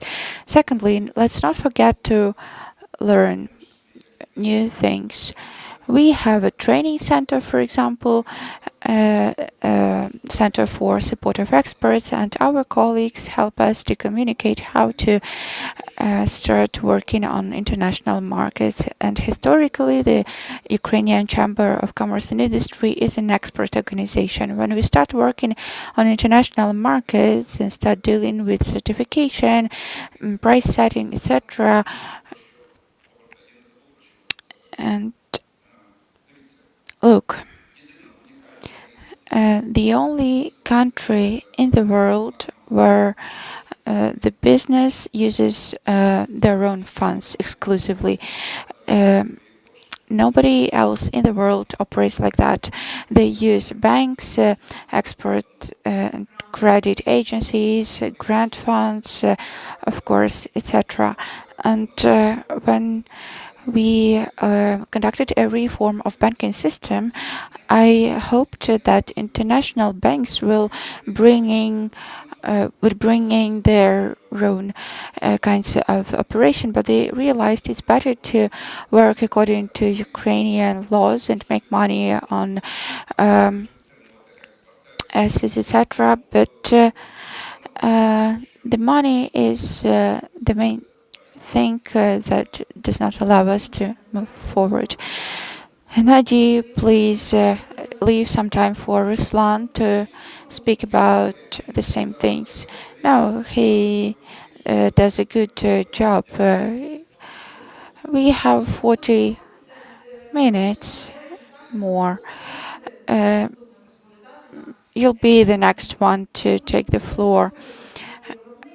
We discussed the manufacturer who wants to do something, but he cannot do it because he starts facing problems with the budget. He's not sure whether he can work with some partners or not. Ruslan, please tell us, do you help or do you harm? Should we approach you? You're a state agency, you're doing something. Do you give credits? Could you tell us, please, about your operation? Because the name of your organization is not about you really do. Yes, it's true, and I want to clarify. Hennady said that all over the world, banking and expert institutions allow businesses to get financing. And one may think that we finance businesses, but it's not true. And the credit word in our name is misleading. We insure export operation. We are insurance company with a special status, but we can help get this kind of funding in Ukrainian banks in cases when it's not always accessible. We are a bridge between the exporter who has a need to finance their contract or delay a payment for the counterpart. And how does it happen? It's been used for several years. Could you add that about how it was before?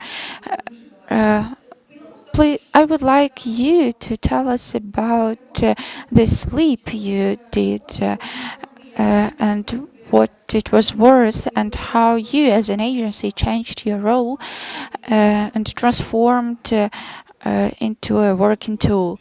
Well, we were established in 2018 according to the law adopted back in 2016.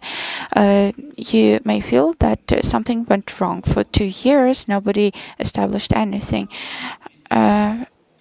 Starting from 2018 till the end of 2020, the agency supported one export contract worth around 10 million hryvnias. Then we relaunched our activity. We had to do it actually. In 2021, we implemented one product. And thus we supported export contracts worth 100 million hryvnias.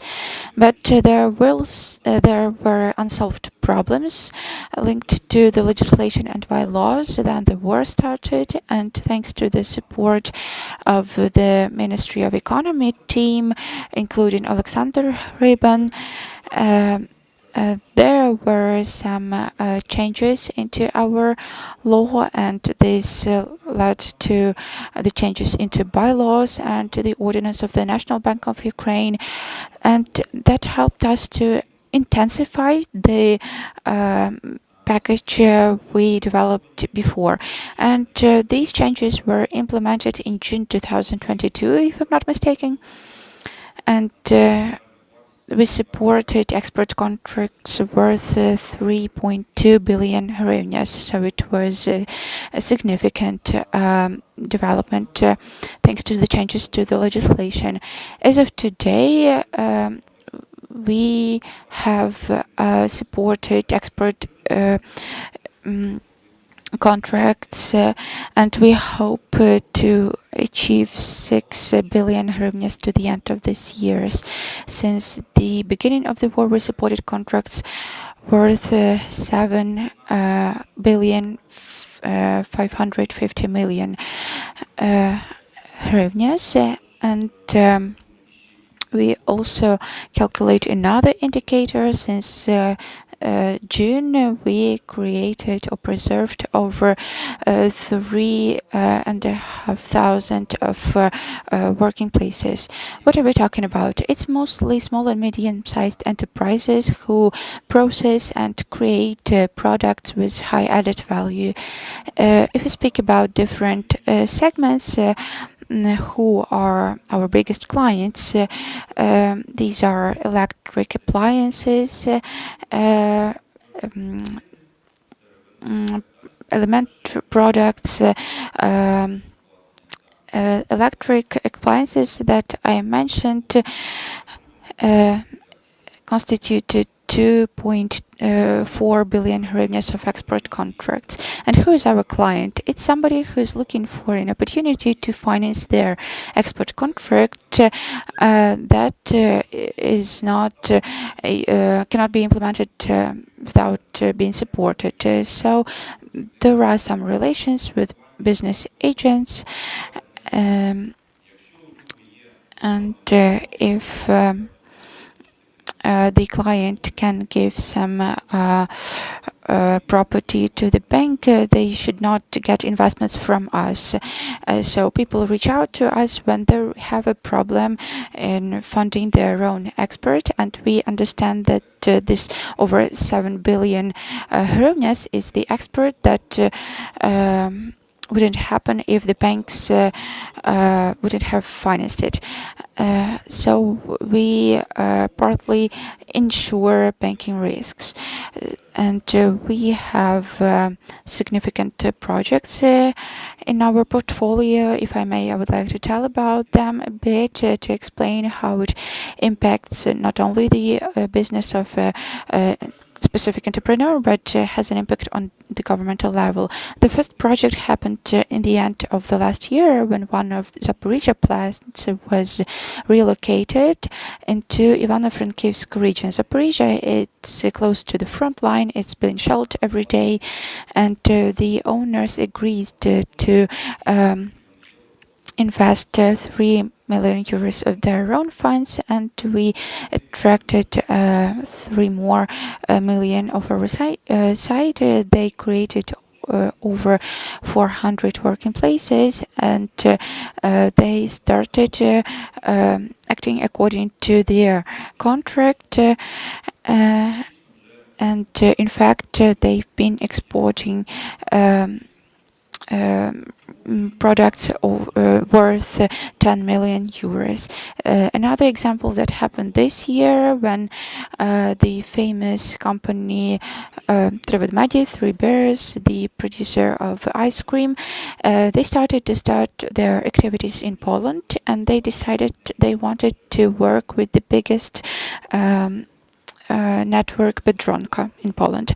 They created their own brand for the Polish people, and it was planned that within 6 months they would receive 600 million hryvnias. But to start their operation, they needed 210 million hryvnias provided by Raiffeisen Bank. Let me tell about the what it was. Let's calculate. We need insurance. We need notary certification, and no company in Ukraine provides insurance for military risks. So it was even cheaper than giving their own property. And the company already delivered their products to the Poland and implemented their contract, and it's a success story. We are waiting for this company next year. And another example, just yesterday, the Eurogold company announced it. When you go to construction markets and shops and you see different products there, you usually have a restricted circle of manufacturers you pay attention to, and Eurogold is one of such manufacturers who lost their export markets since the beginning of the war, and now they restart their operations, and Ukr-Bank helps them in it, who insured their credit with us, and we provide new opportunities. And the exporters who want to start their operation on a foreign market or restart it or increase significantly the volumes of their operations, they need insurance, and they are our clients, and 100 of our clients are small and medium-sized enterprises, and all of our products are adapted to these clients. It doesn't mean big enterprises cannot reach out to us. They can, but let's be honest, there are different options of funding of activities of big enterprises that are not available to small and medium-sized enterprises. That's why we work mostly with them. Can you please tell us a bit more about the tools you have. I think I've been thinking about it. We are going to give the floor to Alexander, and he's going to tell us about the fact that being ready to sell doesn't mean you will sell to the client you want, because we are unclear, we have a war, but the client can be unreliable too. Let's speak about the specifics of our operation. When you come to us, we need to assess your contract and assess your counterpart who will buy your products. That's the obligatory parameter of our cooperation with any exporter. And there was an issue. Not all the foreign company cannot always provide financial reports, or it should be verified. And usually these are international export rating agencies or specialized consulting companies provide this information. We, as a state company, faced some difficulties. It was difficult to buy services from abroad, pay for them, etc. And we've signed a protocol of cooperation with the USAID Competitive Economy program, and we got the opportunity to buy services of the export credit agency KFS. It's a Polish company. And it actually simplified the analysis of a foreign counterpart. When a Ukrainian client reaches out to us, we file a request, and within 2 weeks we get answers with the analysis of limits, financing. So it simplifies our work significantly, and it alleviates risks for Ukrainian manufacturer, right? Well, let's leave the topic of fraud in international commerce. Of course, it exists. But if the counterpart is real, is reliable, it alleviates a lot of risks for Ukrainian exporter, thanks to KFS. Thank you. We are trying to surprise you today with what's available and what you can find, even thanks to your mobile phones. There are tools from the state and non-state sector. Alexander, I have 2 topics I would like to discuss with you. So we have exporter, we have financial tools, and at some point we may face difficulties in commerce due to military circumstances in our country. And another thing I would like to discuss is investment component of your work. You know very well. Let's speak about the producer who started his operation and is ready to do more, but they lack funds and capabilities. What do they really need to become attractive from the point of view of investments? But let's not speak about legislative difficulties. Thank you. In fact, the role of private sector is priceless, and when we speak about the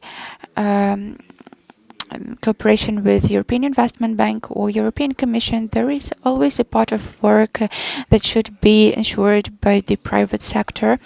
I will start from the end. What is needed? In fact, we can refer to what Hennady mentioned, the number of entrepreneurs that are export-oriented. Unfortunately, around the same number of entrepreneurs are ready to attract international capital. Considering that Ukraine is integrating into global financial world, our entrepreneurs need to realize that they have all their conditions to get support from the state sector, from the international partners, so that this integration happens organically. And we need to accept the rules of play of international business. We need to become transparent. We need to get out of gray zone. We need to pay salaries, and we need to have correct reports. So you're saying not every solution is in the legislation? Of course, businesses should do their homework, and we have a lot of businesses who learned how to work with international capital, and these are not only big entrepreneurs, these are also medium-sized enterprises, and agrarian businesses are an example.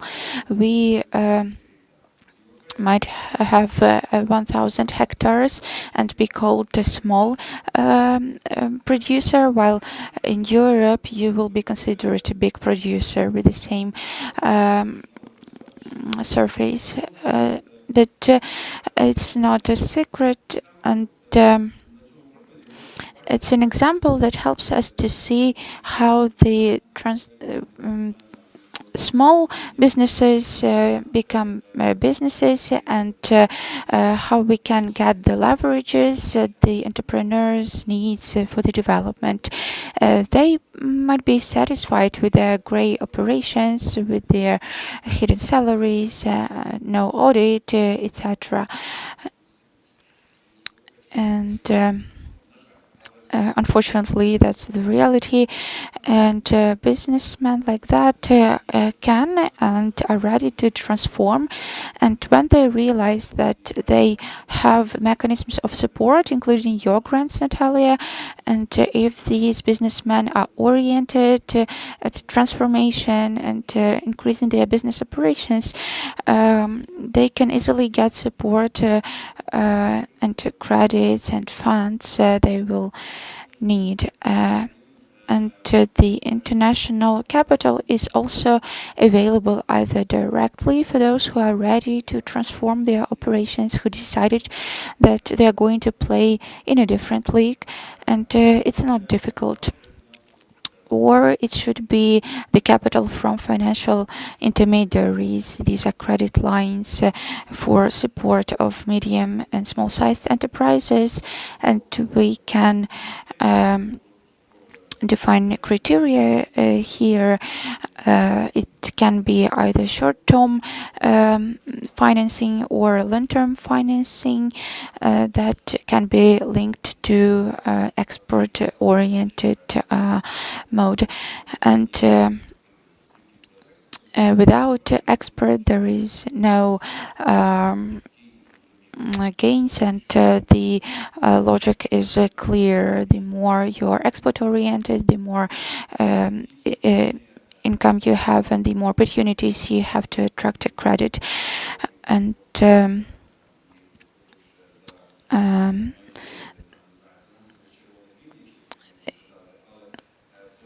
so even if we have an exchange rate 10 hryvnias for $1. Where did you say it? Well, dollar for 10% is our reality, and if we mobilize the liquidity we have today, there is unused liquidity of our partners because they lack infrastructure. Let's put it like that. Because what capital needs? The capital needs to understand that its usage will be accountable, will be with a return, and it will not be shelled. Well, including that. That's the second part of the question, if you remember it. Yes. So either it's infrastructure of commercial banks or it's IFI infrastructure. speaking the multi-donor support or European support. And in this sense, developing our internal institutions such as AKA is an important element because if we want to take money to increase our export credit agency operation,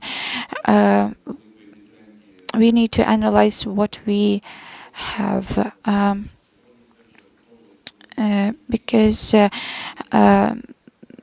we got the tools that creates multiplication today. And we discussed with Alberta today in the morning that Ukraine facility is 8 billion euros for private sector that need to have multiplication effect. These are funds that will allow the European Investment Bank, Bank for Reconstruction and Development, and create the multiplying effect. So it's important that the AK exists, that they develop potential, and once they have a credit rating, they will have more opportunities to attract international capital. I know that there were some agreements and they need to be developed. These may be good indicators, and it increases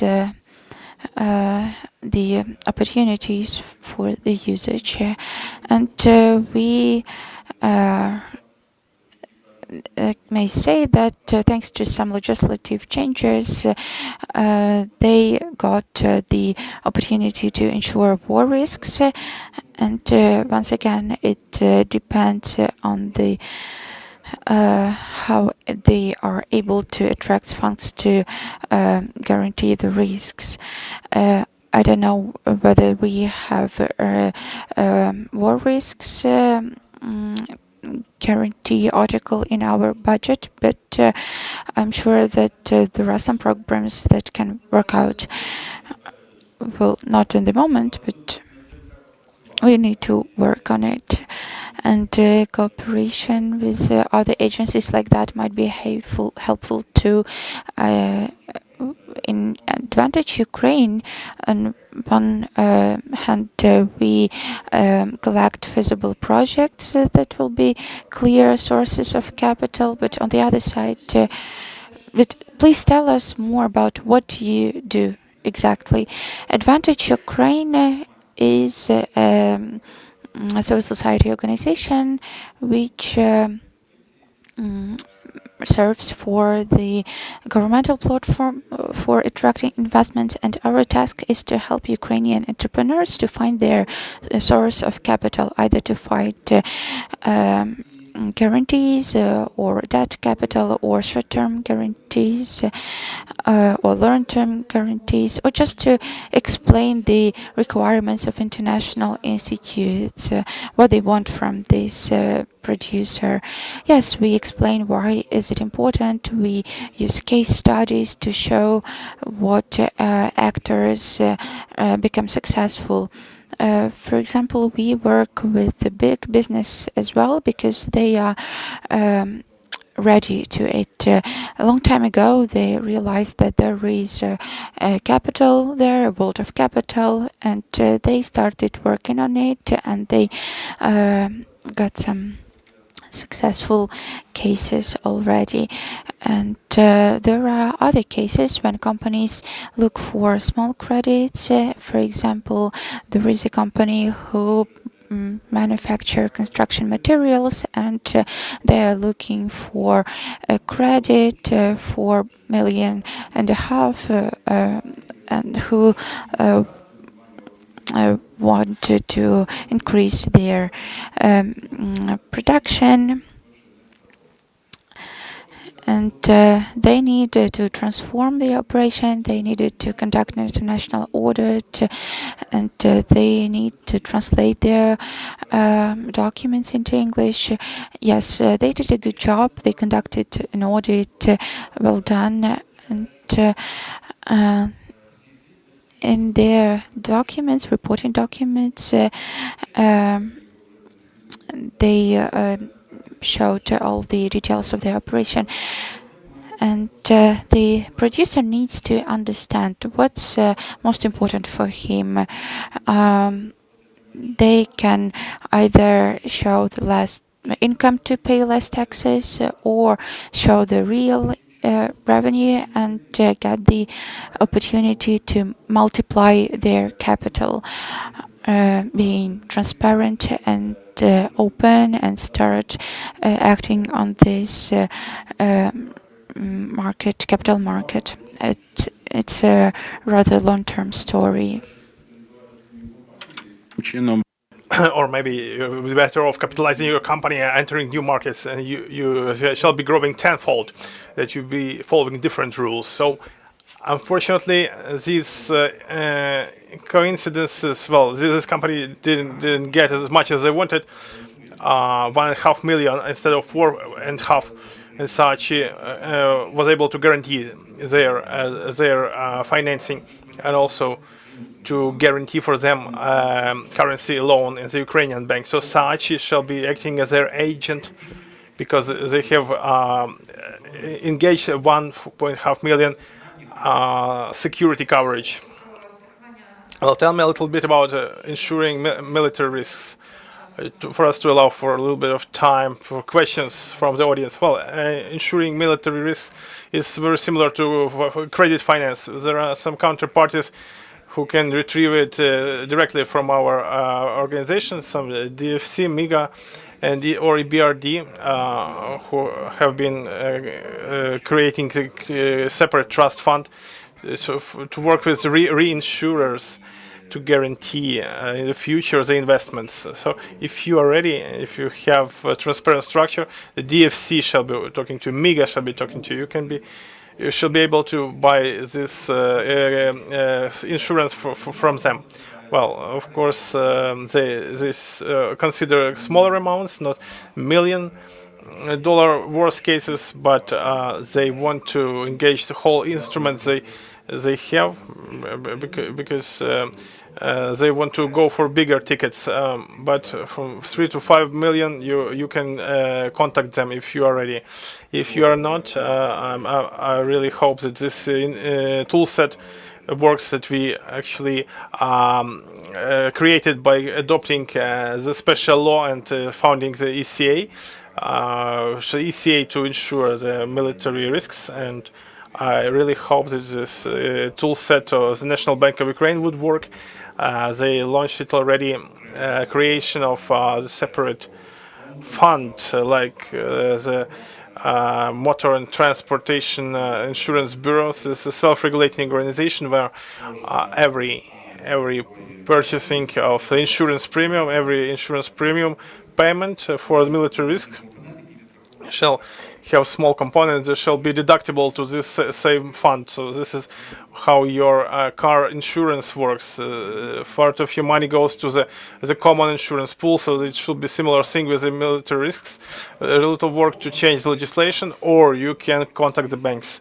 The DFC has recently made an announcement they would allow for the extended credit facility for 2 Ukrainian banks working with small and medium-sized business. They did it with Lviv Bank and ProCredit Bank, so you shall be able to go to your familiar bank as a Ukrainian businessman, and this bank having ties with these companies shall be able to give you affordable military risk coverage. But the way towards this portal is about the transparency, and you have every kind of tool that you need for this. If we can prompt you what criteria you need to meet, how you do your financial model, how you package it nicely, and work with the Big Four, and everybody is aware of this, how to engage investments. We had an office for export promotion office that will prompt you what markets you have available, and USAID shall be able to support you with grants. Not everybody, of course. Well, but you need to have the need to transform, and it is about the desire of this entrepreneur. to transform. Well, just to sum it up, we shall make it a blitz call upon all of you what plans you have in the near future to support exporters. Mr. Gennady, what does your organization have?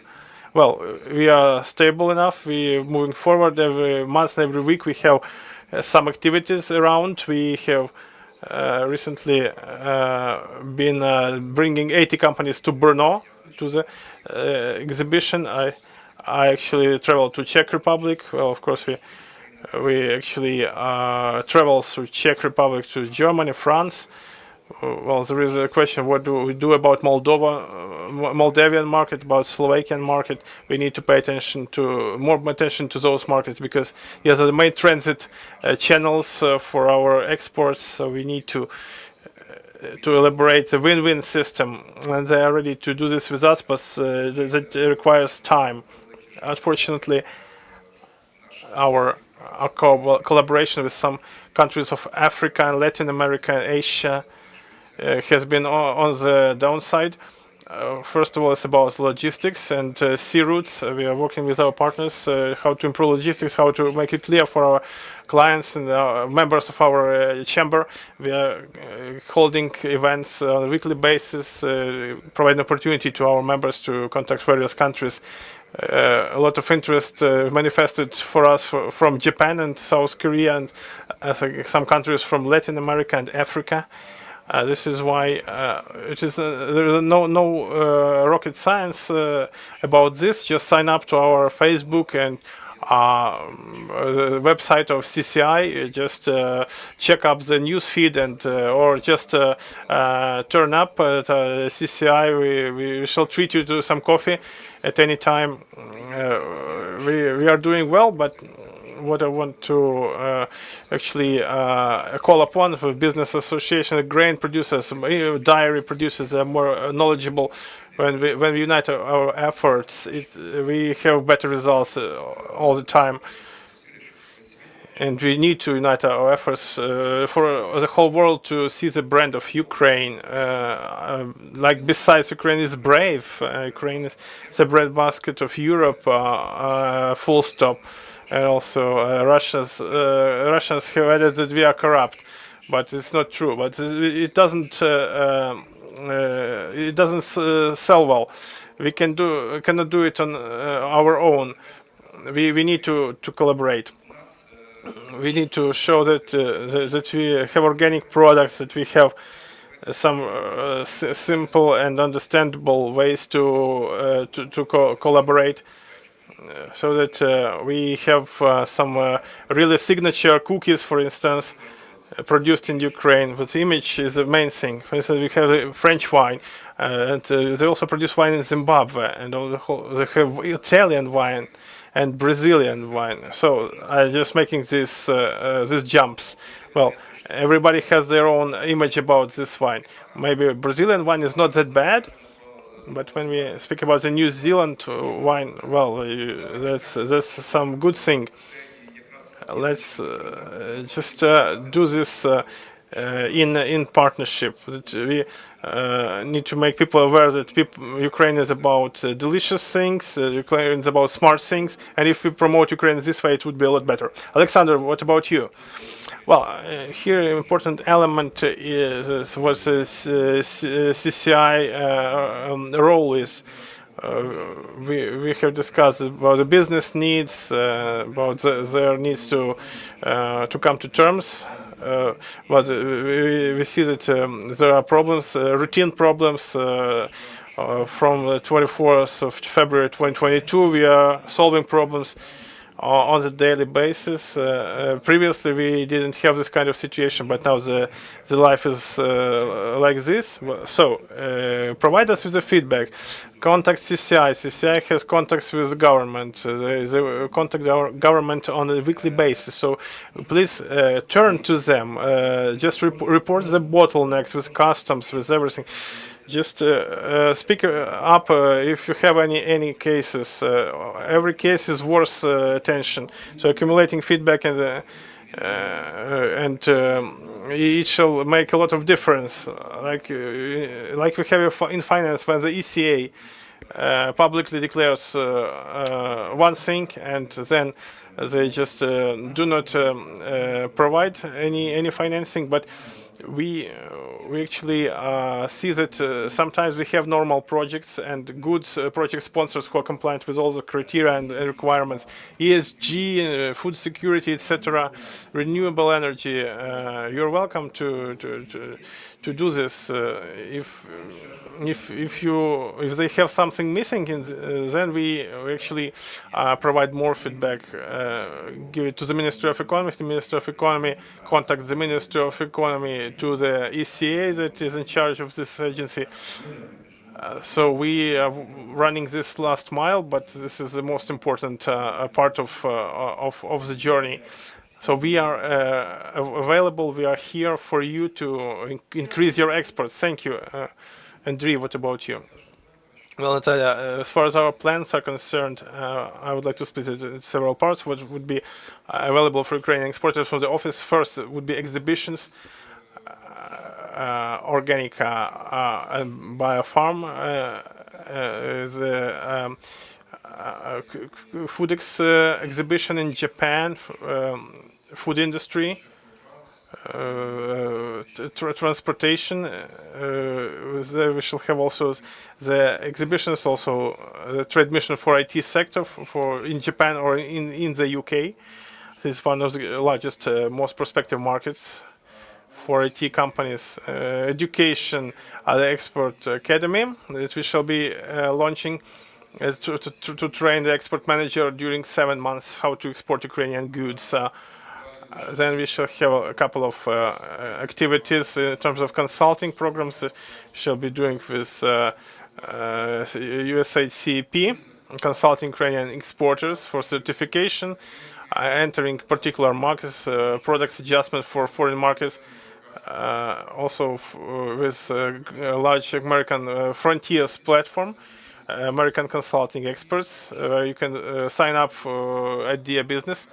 Also, we are selecting the companies to mentor how to make it a turnkey market access.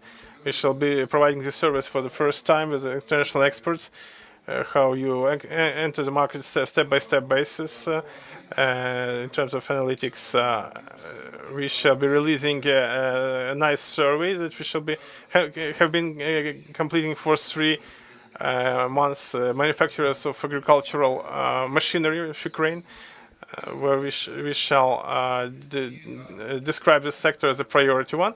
Also, we shall do projects for furniture, light industry, and IT. Surveys. So these are the plans that we have. You can learn about this our portal, how business can join these opportunities. Thank you very much. As far as our plans are concerned for the near future, by the end of the year, we plan to facilitate with the banks a program of accessible, affordable financing for the exporters. We are now doing effective job to facilitate it. In our opinion, it shall allow intensifying it a good deal. The first turn, end of December, we shall conduct an activity that we have been preparing for a long time, the Export Credit Forum. The first time we conducted it the previous year, this hall, and we plan to conduct it on an annual basis further on. And the third thing to say, like I said before, we want to achieve 6 billion hryvnias of the new Ukrainian exports supported. I believe it is tangible, and we shall be moving fast towards this figure and achieve it by the end of this year. Thank you very much, Ruslan. I believe it was you were as excited as me. We are a little bit beyond the time frame, but if you have some questions from the audience, please go ahead, raise your hand. But just if you ask a question, please tell who you are asking. Well, I'm of British Embassy. You colleagues were speaking about the problems of export support inside Ukraine. What actually requests do business have towards you, those businesses who are already exporting, regarding the international markets. What bottlenecks do they have on the international markets when they are already there, or when they still are considering the entry into the new markets? This is a question collectively to all the colleagues, whether any of you have this feedback from the business. Well, actually, this closed markets of those countries where they try to enter, starting from the retail networks and search for partners. Nobody is happy about the competitors. These systems are very often closed. From our project's experience, like American distribution networks, very difficult because you have to identify your correct partner for negotiations to it, because there is a cycle for reviewing actually occupying the shelves, etc. So there are very few people who can actually navigate our businesses across those markets because they have very difficult time just opening the doors there. This support on the local market with a different mentality is very critical. Or maybe you have different thoughts, not what I said. Well, like I said, of course, you were right saying it's very difficult to enter the retail networks. The second issue asked more often, but another one is about searching for the customers abroad. Who do I supply my products to? The third one would be, what markets do I choose when I still don't have products? Do I export to my honey to Germany or any other country? This is the most frequently asked question. Well, Andrei, I believe we've been doing this certification, for instance, with CCI. It is very difficult. It is very. It is not affordable for the businesses because you have to receive certification for each item you sell. It's most often actually done for the electric appliances, something that has big added value. So this understanding this actual alignment of our Ukrainian procedures, international procedures, it is not unaffordable for the businesses in Ukraine. We wanted to complete it. Well, it's about United Kingdom, one of the renowned manufacturers of ice cream. They actually collected 3 trucks of ice cream and brought it to the UK. Wanted to show how delicious Ukrainian ice cream was. They actually planned for everything, but they missed out on one thing, on one issue. They were not able to fix. And their refrigerator was on standstill for 2 weeks, and they weren't able to export. They learned this lesson for $36,000. He thanked for this lesson, learned and fixed that issue, and also already was able to export. He only did not fill in one simple form. So it was a purely bureaucratic matter. Can you please pass mic to this gentleman? Hello, Yuri Prodan, Ukrainian company of financial analysts. I have a question to Mr. Griban and Mr. Gaushov. I'm an author, one of the authors of the first law on export credit agency. Like we were pushing it forward. You actually, I thank you for your work. You achieved a lot. My question is about the future of the ECA in the new conditions. How much money do you need to add to the equity of ECA for ECA to become more institutionally capable, like the guys who have been speaking some 15 years ago? And one of the 3, like we were thinking, is like additional equity or subordinated debt in foreign currency, maybe, like one of the possible financing options, or maybe a third option to actually join in some joint venture well, we are working about or issuing euro bonds, or actually entering the equity of CAFAS, some other larger ECAs, or some partial privatization of ECA on the 5-year horizon. Thank you, Yuri, for your question. I cannot answer this question. Nobody could probably.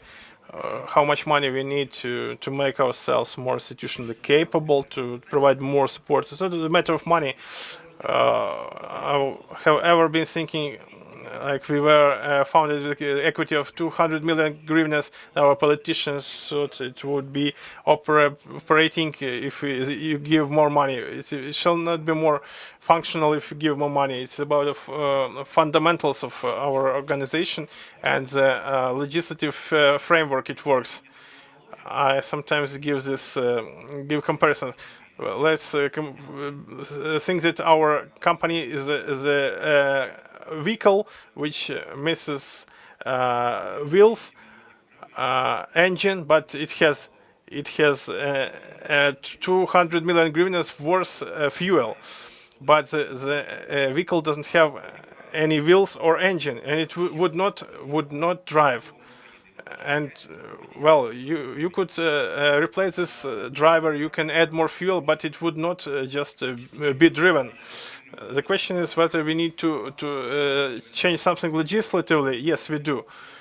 We change our specific law. Then we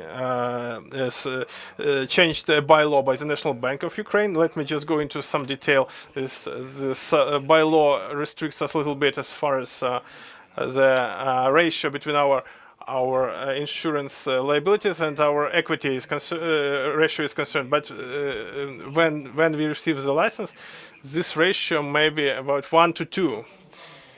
And with this same size of equity, we shall be able to increase twofold the supported export volumes. But the global experience of ECA operation tells us it can be 1 to 8. The leverage can be 1 to 8. So the simplest thing for the government is to give the equity, but the hardest thing is to understand what problems are the bottlenecks towards effective use of the available equity. So this is what we need to concentrate on. The other issue is that sooner or later we shall need increase in equity. The tools for increasing this, the public bonds are available. We have 90% in public bonds in our equity. The next time we shall have a different kind of mechanism. It is a great kind of tool, but we do not use it. We are raising the question: is changing the tax code and providing the non-recourse or restricted recourse public guarantees under the obligations of the ECA. So now the Ministry of Finance will only provide guarantees for debt liabilities, but in all the world, ECA take advantage of the public guarantees of their ministries of finance. We cannot do this because our budget code does not allow this. Why? With a very restricted recourse. Because when you have an insurance case and we become the debtor of our Ministry of Finance, when we understand that we need to repay the public funds, it's understandable that our debtor, importer or exporter is exporter under a loan, we shall not be able to recover 100% of that liability. So what we have recovered, we shall return to the state budget, and then our right of recourse shall terminate, because we are not a regular business entity which can repay or not. We are the public tool using which the government promotes exports. So we need to be restricted in our liability. So we cannot increase the equity, but we may avoid this just by changing the laws and some bylaws of the National Bank. Also, the foreign exchange control issues to be resolved, like insuring the bank loans. And the third tool would be a third part of my answers. The tools for increasing my equity and the credit leverage. either cash or engaging investors. Foreign ECAs really manifest interest in entering our equity, but and it is permitted under the law, but the shareholder needs to conduct negotiations. And the third thing is changing our approaches towards budget legislation when we provide public guarantees under debt liabilities of businesses, and to implement this international approach that is used everywhere to guarantee the business of ECA as a national entity. Thank you very much. It's a very broad answer. So just one final small question, please. Please pass the mic to that lady. Hello, everybody. And who you are asking? Well, Oksana Piankova, Education Program Management of Foreign Economic Activity, State Trade and Economy University. I have a very simple question to Mr. Andriy. This is a question, maybe some suggestion. We get trained our young specialists. You are working with ready business. Well, we know very well this theory, but we want to do practice with some groups of commodities. We would like to offer you cooperation. Do you agree? Yes, let's do this cooperation. Yes. So this is a very very good thing to do. I think we managed to tell the story that we are fond of the work that you do, and we are always here for you.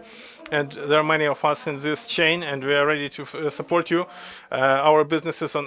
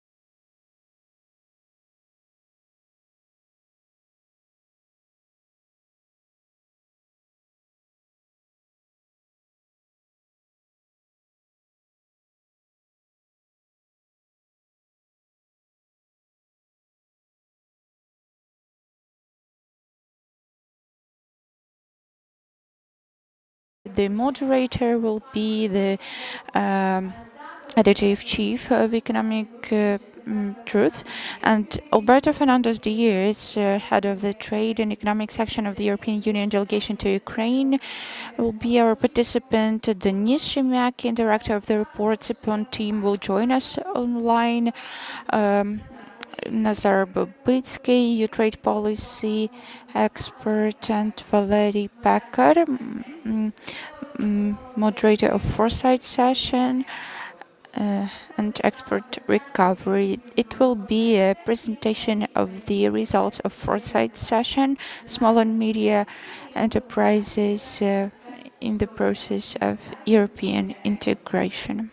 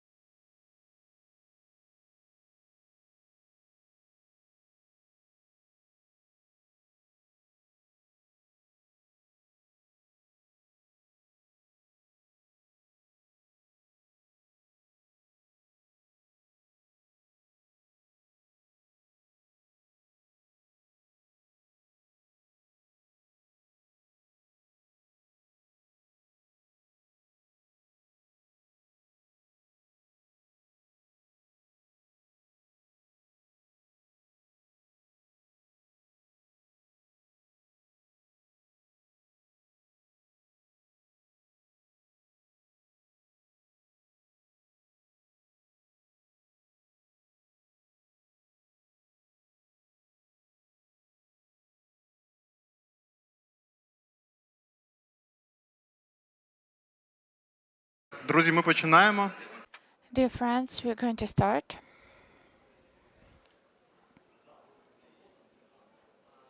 В принципі, мені сказали десь на півгодини. Ви думаєте скоротити? Я думаю, що я зараз скорочу, щоб дати просто всі інші. Добре. Тобто я буду в високому темпі знати просто. Колеги, ми вже починаємо. Прошу вас. Dear colleagues, we're going to start. Please come back here. Let's continue.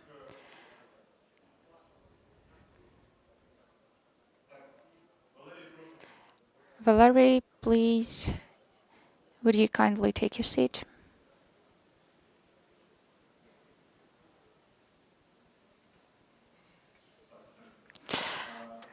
Okay, good afternoon, everyone, dear participants and guests. My name is Dmitro Denkov. I am editor-in-chief of Ekonomichna Pravda, and we are going to spend the next hour together.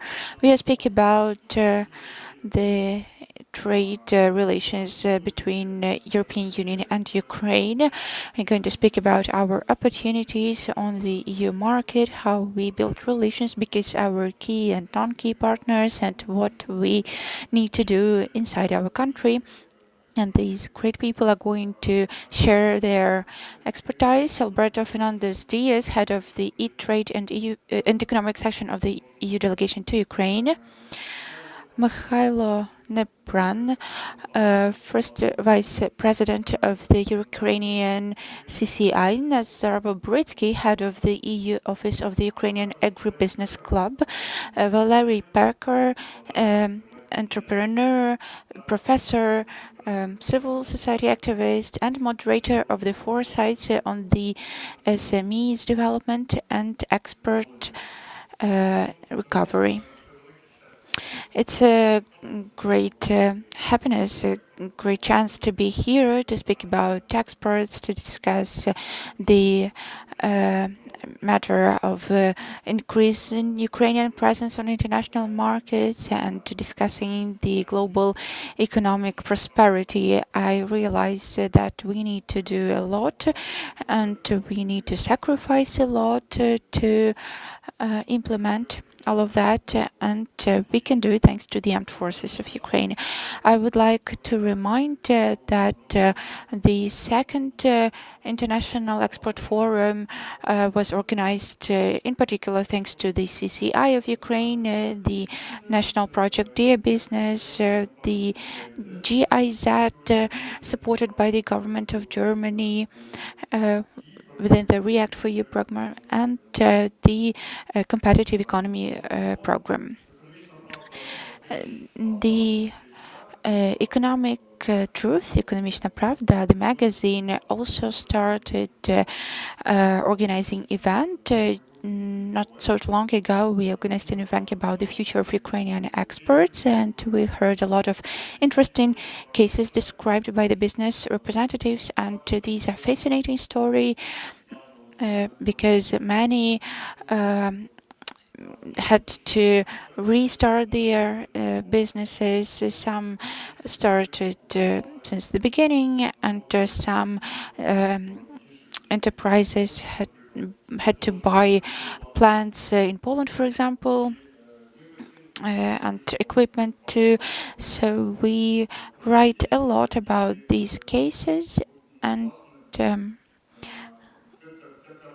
this work under shelling, on the Shahed attacks, makes us proud. I would like to give the floor to Valery Pekar, first of all, because he can tell us about how the small and medium enterprises live right now, and he can share the results of the study they conducted previously, please. Hello, dear colleagues. Could you please show the slides so that the participants can see it? I will try to briefly share the results of several foresight events devoted to modeling the future of Ukrainian economy, Ukrainian exports, small and medium enterprises. These foresights pointed to the reality we are going to live and work in. Any war, especially big war, means death, suffering, and destroyed facilities. However, any war gives a chance to economic leap. Just not all the countries, not all the nationalities and people use this change. If we see success stories, we will see 5 main factors. The first thing is safety and security, either in the NATO or as a member of EU. The country should spend money to this security. The second thing is rule of law. You know that this path is difficult, but we hope that the situation will change with our accession to the European Union. The third thing is economic freedom. I would say it's the most problematic thing. Before the beginning of the full-scale invasion, Ukraine was 130s according to the level of economic freedom. To be honest, the countries like that had no chance to recover after the war, no matter how much money is invested. But the good news is that the government understands it and develops a huge package of measures to radically improve the situation. The bad news is that government not always takes economic decisions. The fourth thing is democracy. We have the experience of some countries, but we speak about Ukraine specifically here and now, and we should recognize it as an important factor of export and economic development. And the fifth thing is human capital. when we have these 5 factors, the investments come. No matter how much we speak about Marshall Plan, we should be mindful that it gave from 4 to 7% funds to the European countries, and they got much more from private investments. War is a horrible crisis, and studying the trends, we can see a future. What are the key trends? The next 5 slides are results of common work of Ukrainian political science experts, social science experts, diplomats. You know all of that. There will be nothing new. After the war, there will be increase in agency, social responsibility, increased military culture, territorial mobility, because many people who had never lived Ukraine are in Europe now. And of course, a huge post-trauma syndrome. There is no division between the West and the East inside Ukraine, and there is a consensus as to the European and Euro-Atlantic integration. The decentralization reform is considered both by Ukrainians and international partners as the most successful reform. So anything that decreases our success here is badly perceived by the society, but we have some challenges for the freedom of speech, closure of open registers, but we will need to get back to it after the victory. The biggest problem of Ukraine after the victory will be a demographic one. 4.6 million people left Ukraine, and sociologist says that some of them will never come back, and not only they might stay here, but their relatives might leave Ukraine. So we need to create conditions for them to come back, and our government is working on it. They are developing a demographic strategy, but even before the war, we had a dire demographic situation, and it would be best if the human capital is replaced by Ukrainians, ethnic Ukrainians after the war.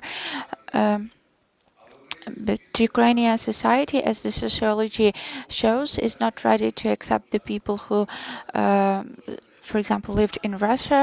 They considered them be responsible for the aggression, and we need to speak about inclusion of Ukrainian society here, whether those who want to become Ukrainians will be able to do it.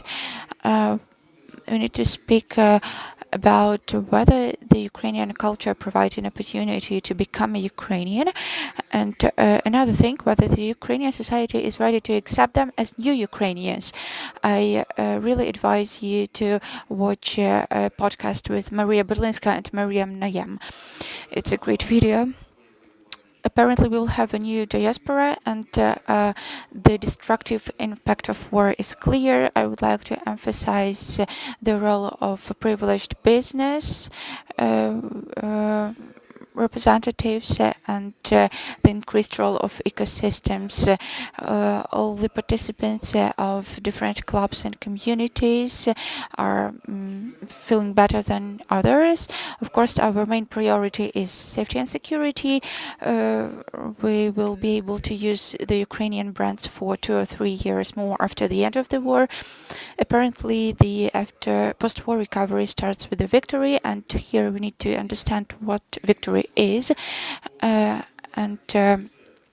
the only document that describes how we can achieve sustainable peace is the Sustainable Peace Manifesto prepared by the Circle of Ukrainian Intellectuals.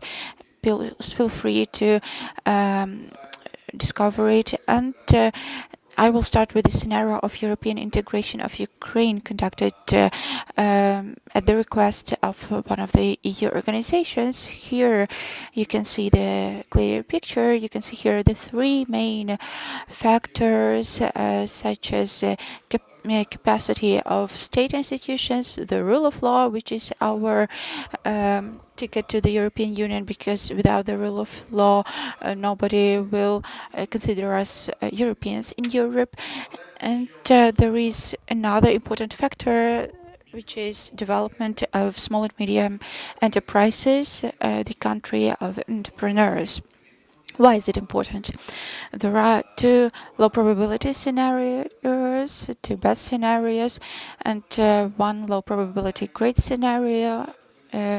One low probability scenario, which is kill the dragon and become the dragon, when we do not manage to implement rule of law, and it can happen if Ukraine gets promises about EU and NATO, not because of reforms, but as an award for the victory. Many people in Ukrainian politics want it, who say first European integration and then we'll speak about reforms. No, it can't happen. Nobody will need Ukraine in the EU, in this state. There is another scenario which is called Auburn 2.0, but we called it a kindergarten. It's a scenario when everything is done fine and European integration is conducted without taking into account the local specifics, the interests of Ukrainian society. And in this process, small and medium enterprises are destroyed. It's possible, it's a threat. And the example of how weak Ukrainian is during negotiations is the situation with PEP. The positions of Ukrainian representatives were too weak, and as the result, everything happened the wrong way, and it was not done inclusively, without consultations of the stakeholders, and without taking into account the real business culture. So the key factor here is the development of small and medium-sized enterprises, because these enterprises create middle class who creates a request for democracy, for good education and innovations.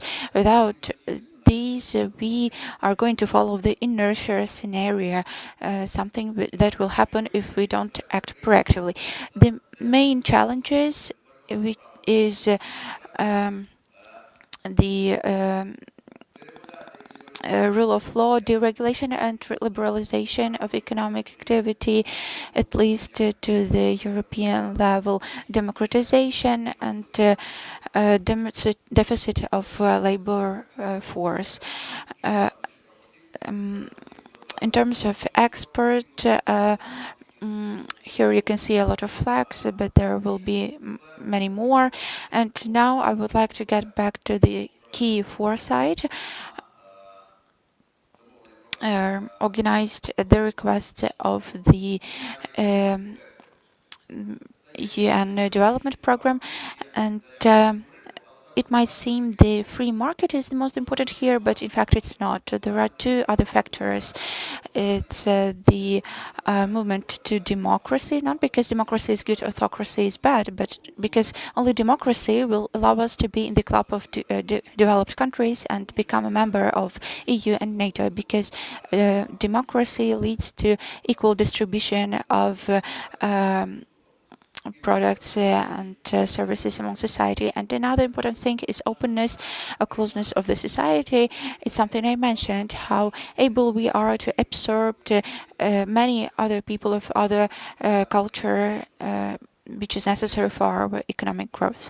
These are positive scenarios, and you can see that protectionism here is not the key factor, but the initial scenario is so-called urban UA, closed society and autocracy. However, there is a free market, but it doesn't save us, because in a closed society with insufficient human capital and no democracy, because once again, democracy creates a demand for good education, innovation, and oligarchs do not need good education. They will send their children to Great Britain. Key stakeholders of the development of Ukrainian export: the state. the state should provide access to finance, deregulation, digitalization, order, the customs and tax service. You know it. Big business. They should be the first ones to start operation on huge markets and create ecosystems. And some big enterprises correspond to these requirements, and some do not. Small and medium enterprises should get together, have an export strategy, learn, research, and not waiting for a miracle. They need to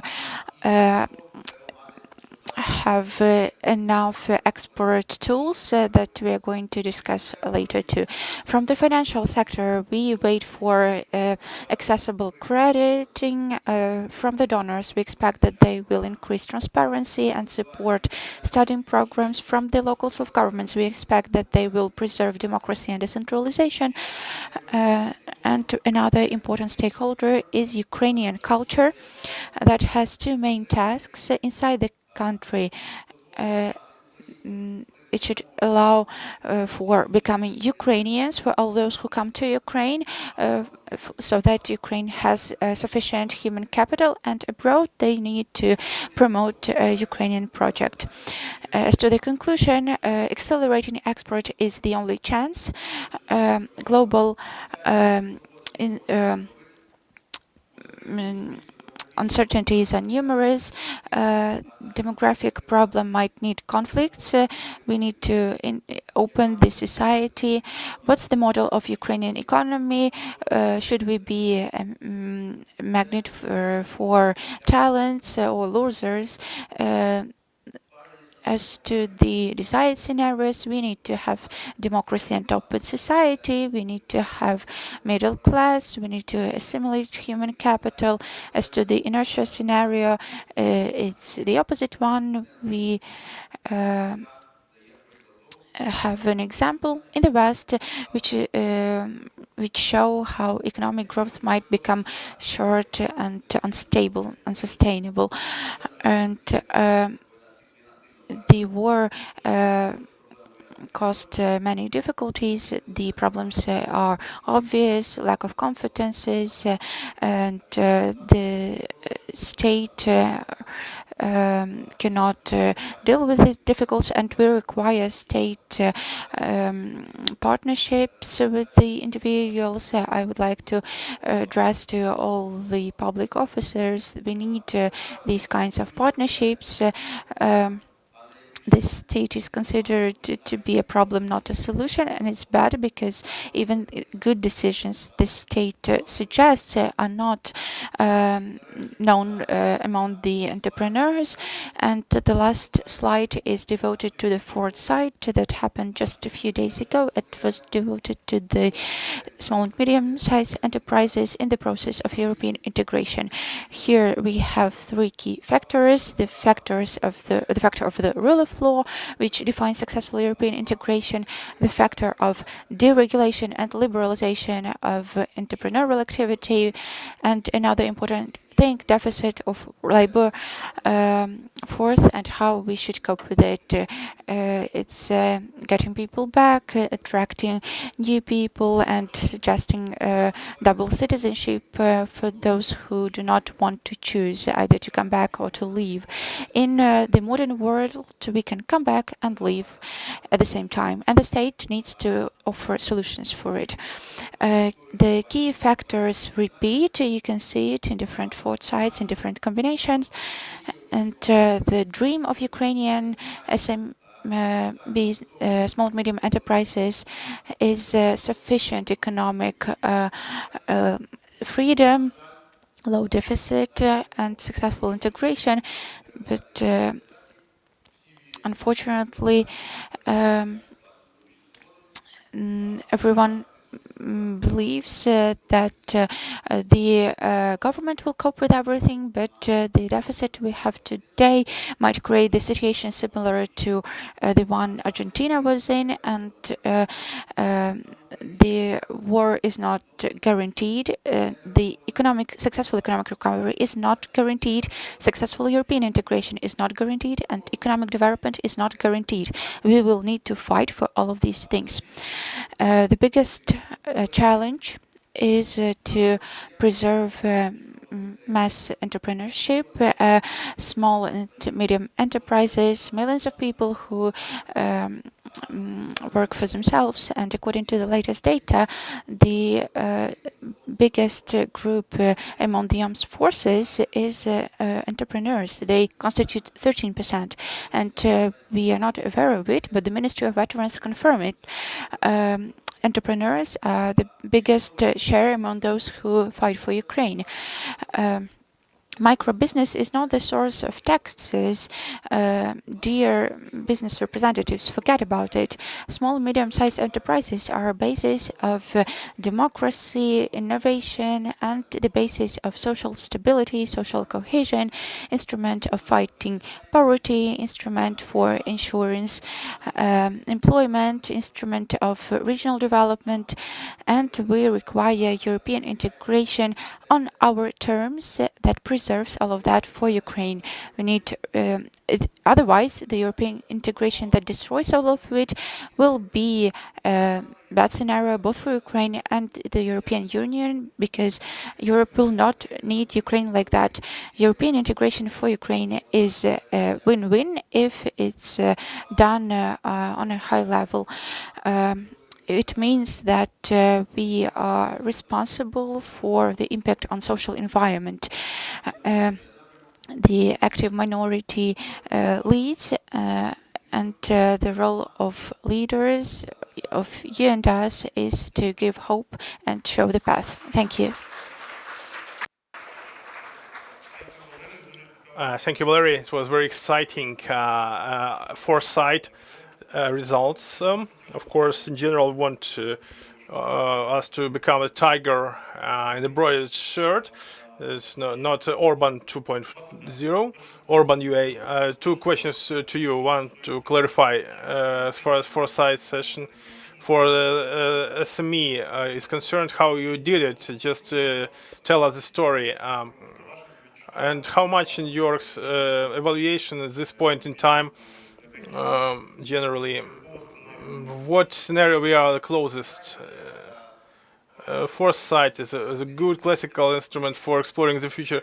The European Union is a very big fans of the President Ursula von der Leyen recently spoke to the European Parliament and the state of the European Union, so to speak. It was abridged result of the foresight on the future of the EU published a month before, so there are some sections from it.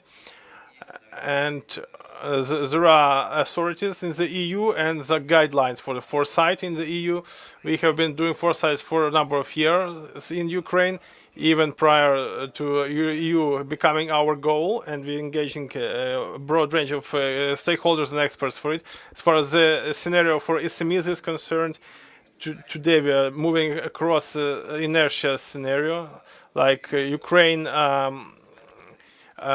going to the Orban UA scenario. I don't believe the EU will be happy with such Ukraine. A big Hungary number two, and neither do I think that Ukrainians would be happy in Hungary number two. What points to this that we're moving towards this scenario? Well, because we need to restore the democracy amidst the war and after the war, to transform this power system, to increase the degree of liberty and economic freedom index to be improved, obviously. And as much as possible, support of education and culture across the European integration process. And of course, holding high-quality negotiations with the EU on the terms and conditions of our integration and accession and harmonization of the lex corpus for both parties to benefit not to lose. Well, thank you, Valery. These platforms are for the purpose of discussing these issues generally and to create this dialogue with government and business and international partners. They cannot be overestimated. Besides, we want to make actually agreements with our international partners. I would like to ask a question to Mr. Alberto Fernandez Diaz. How today, in your opinion, what are the realistic opportunities for Ukraine to become part of the uniform ecosystem that you mentioned in your previous address, and what Ukrainian business can do even now to establish the new trade relations with the EU nations? Can you hear? Yep. Thank you for your question. As a first clarifying comment, maybe good to say that what we expect from the public sector in an economy that is ruled by market rules is that the public sector intervenes to correct the deficiencies of the market only to that extent, and that linked to the previous presentation is underpinned by economic freedom.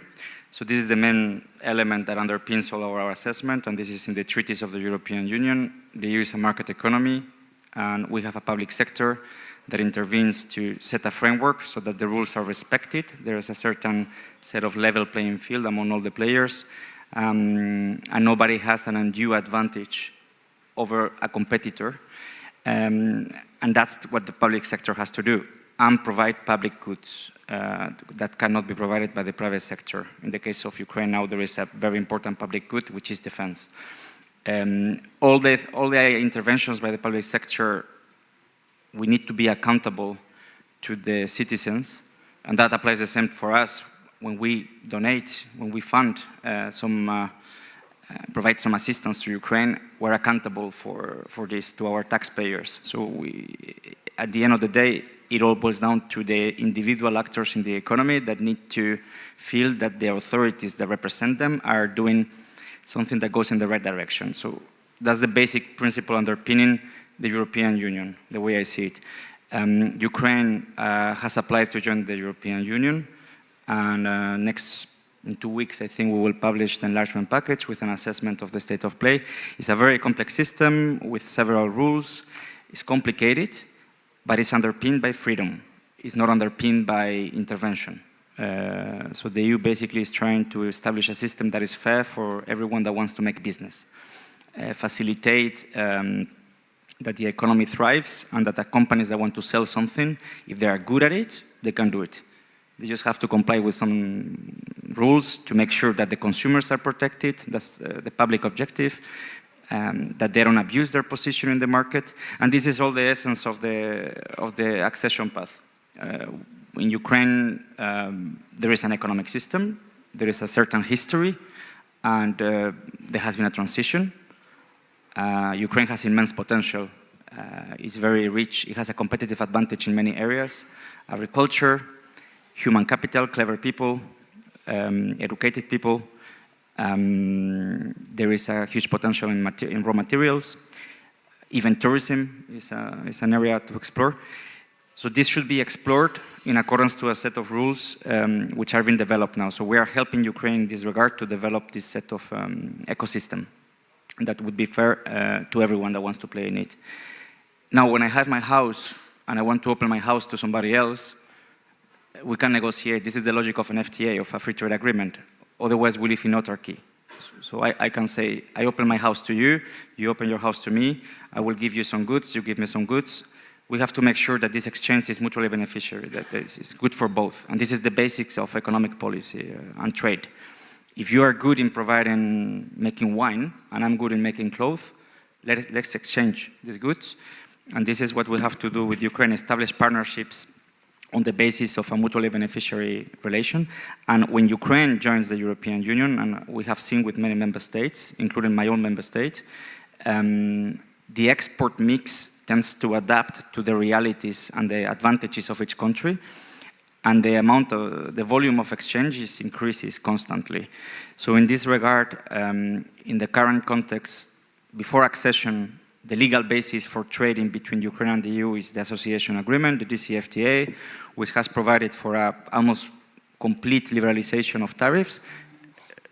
We have now complete liberalization temporarily because of the ATMs. And that is exactly something that Ukraine has to look at as an opportunity to already start to be integrated in the EU internal market. And we're helping Ukraine in this regard to gain access in certain key sectors. For instance, the association agreement has the opportunity to get internal market treatment in telecommunications, financial services. We have the opportunity to conclude a mutual recognition agreement on technical standards. So all these areas we need to explore, and that would only lead to further integration of Ukraine into the EU. Now, what is important is that we open our door to our friends. Ukraine opens the door to us. We have to make sure that there is a level playing field between both sides. And that's the essence of what we're looking at, how to make sure that all these, the environment is familiar, that we're not going into uncharted environment. And the global situation now is quite tense. So there was a period in the 90s and early 2000s where trade was booming, and there were lots of negotiations of FTAs, and there was a lot of optimism.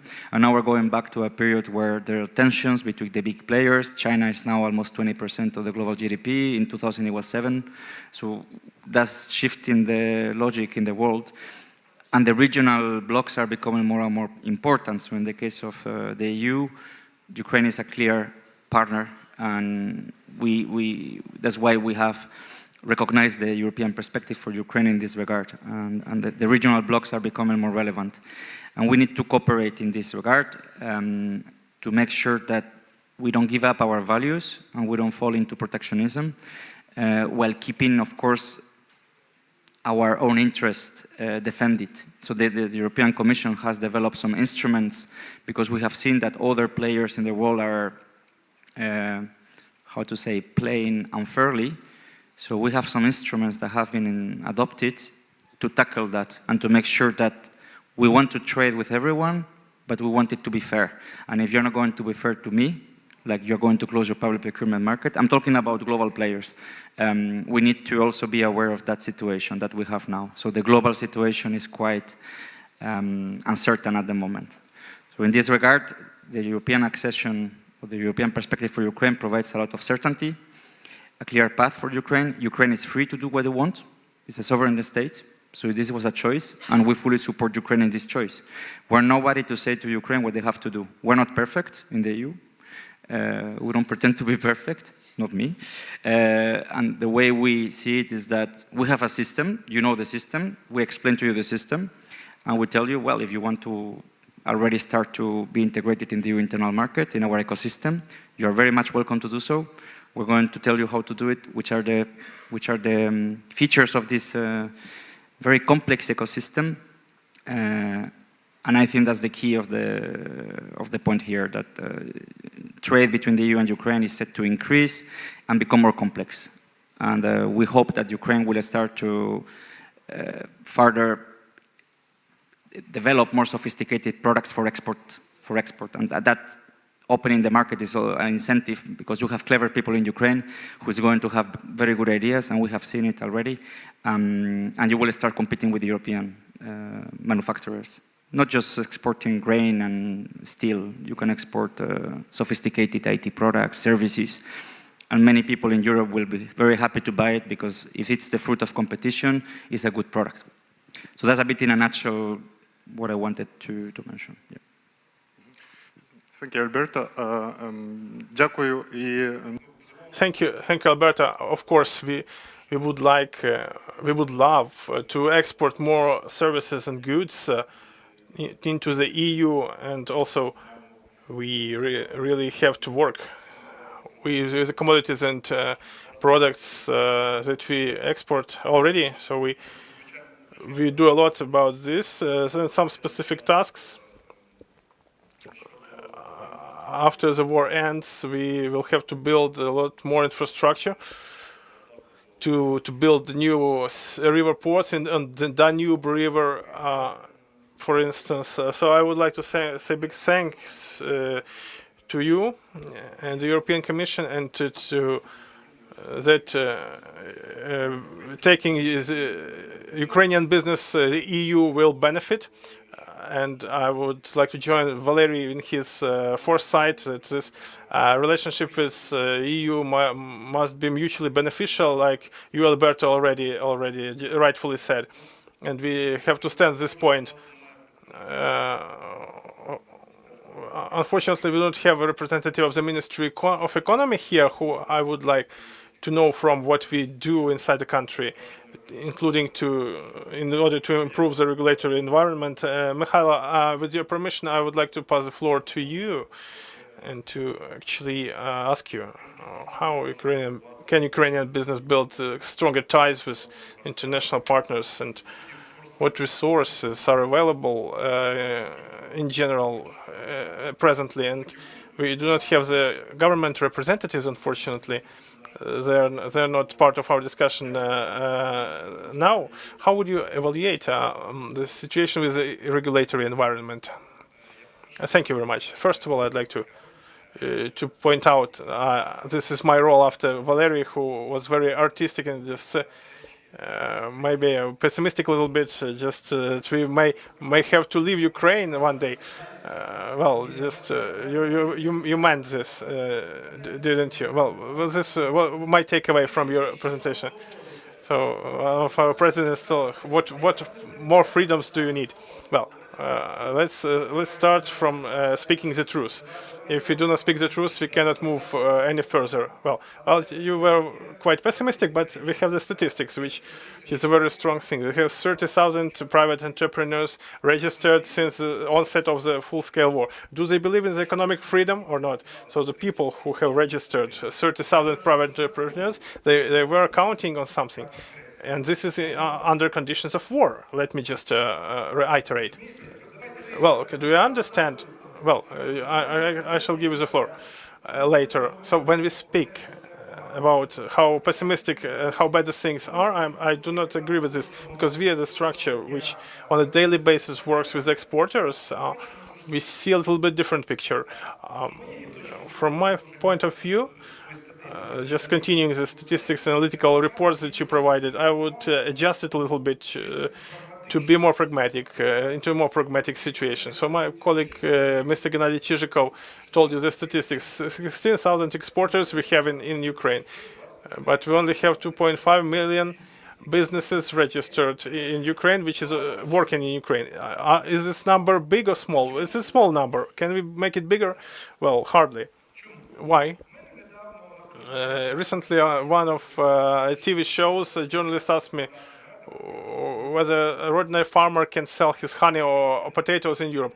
The answer is obvious: no, and never shall be able, because exports are just like there are different types of clothes. Exports is a very expensive ball dress, not the ordinary dress. So you wrote in your presentation that small business need to unite to be able to export, because to sell potatoes or honey, you need to pass some procedures. Unless you pass them, nobody will let you sell any goods there. So export is an expensive kind of entertainment. I'm not sure many Ukrainian businesses have this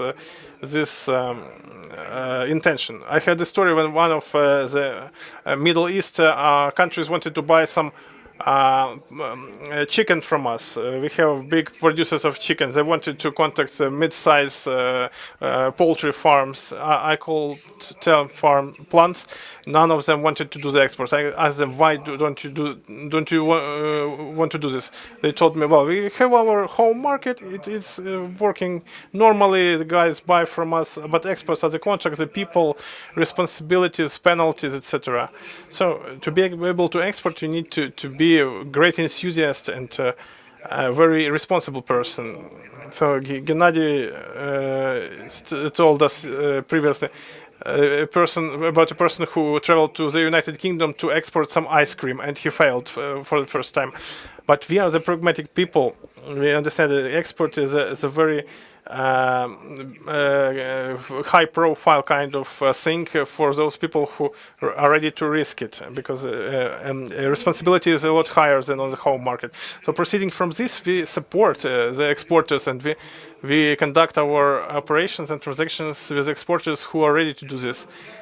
For instance, here you have the two charming ladies sitting in the first row. Please, Ola, stand up. Olga Shudina, this exporter, one of the few exporters, our coordinator of.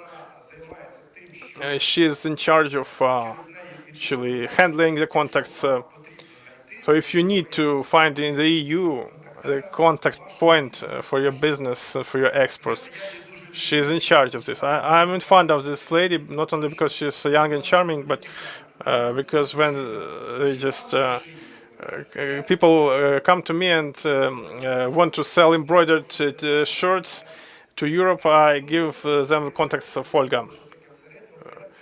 And she receives about 100 calls on average every week, because people who do business understand that if you pick one or two contacts out of 100, it would be a success. There's a lot of hard work, and which is not very visible, but it's a hard and important work that we've been doing for the 6th year already, since 2017.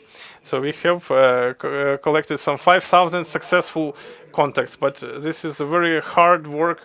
And Ola, thank you very much for your huge contribution. So another of our colleagues, one of organizers of this forum, this is head of our event management and PR. So she's the key person for this forum. Anya has contacts of her own, and we contact our CCI representatives abroad. Who are these people? From the point of view of business, if you need a contact in some country, we have our agents there. Like settling some commercial issues for us, actually making sure the counterparties are there, that there is no fraud. So our representatives are always in touch with us. They are our contact points. They are local, good and reputed business. They will not actually do any fraud. It's a normal business, and we actually give the people their contacts, and then the people contact with them on their own. So that's what I just cited about two of our colleagues from the practical point of view, how we support Ukrainian SMEs, and not to mention all the services that we provide the businesses with, the certificates of origin, the cooperation agreements with different countries that we have 140 countries covered. So the contacts and opportunities are all there. I could tell a longer story. If you have any questions, please go back to me with practical questions. I will answer them. Well, thank you. It would be weird if you were not that optimistic and didn't tell how good our achievements were, and how we make those results possible in the exports. I would still give Mr. Pekar floor for a remark. Well, first, the foresight is not about the statistics. I have not quoted any statistics for you. Foresight is exploring the future using hundreds of known and active entrepreneurs, experts, researchers, and scientists. It doesn't answer the question what is good today and what is bad. We have made no statements whether anything is good or bad. Foresight is about the challenges that we all face, and what scenarios the future, both bad and good, are ahead of us, and what we have to do in order to avoid the bad scenarios and make the good scenarios come true. So the foresight outcome is the strategy of joint work of the public sector, business, culture, and civilian society to achieve the best possible results and outcomes. If anybody saw any grim scenarios from my presentations, that they are possible, and good scenarios are less possible, it only means that you do not trust in the united force of Ukrainian government, business, and civilian society. But what we are doing the foresights for, to learn about the future challenges, to know what threats are, and to know how we can fix the situation, and by uniting efforts to improve the situation. Obviously, it's not about just packing your luggage and leaving Ukraine. But of course, we know that some very high expectations and inadequate evaluation of current realia normally results in the curbs of entrepreneurship and trauma syndrome and mass depression. It is very important now, first, to speak truth to each other, not to mess up foresight with statistics of the present and analytics of the past events, and the third, to have trust in Ukrainian people and give it some practical tool set for the future to become like we want it to be, like we dream it.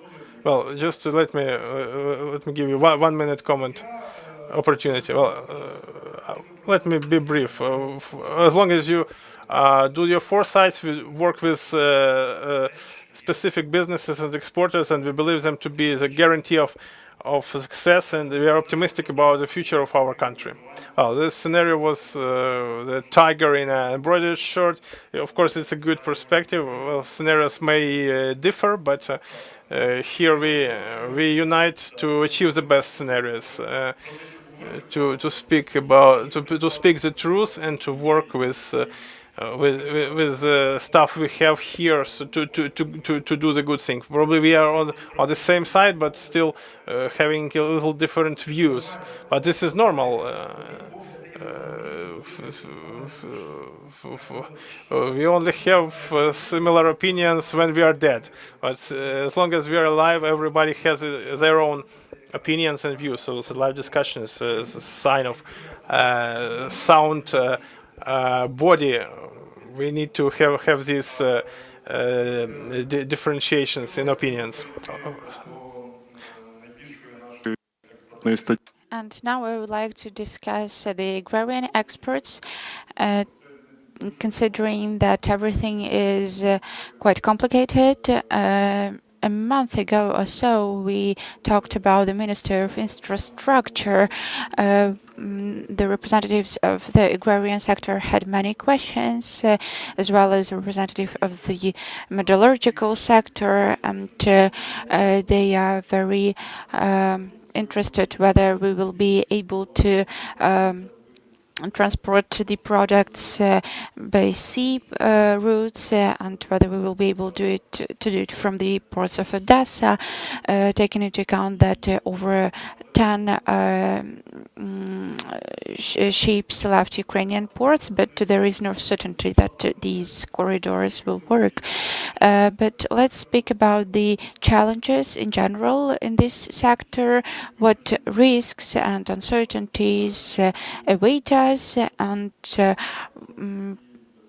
what can we do here to improve the situation inside the country, because our producers, Ukrainian producers, have many difficulties, including due to the situation on external markets and due to the fact that the prices of logistic chains have grown. So, Nazar, please.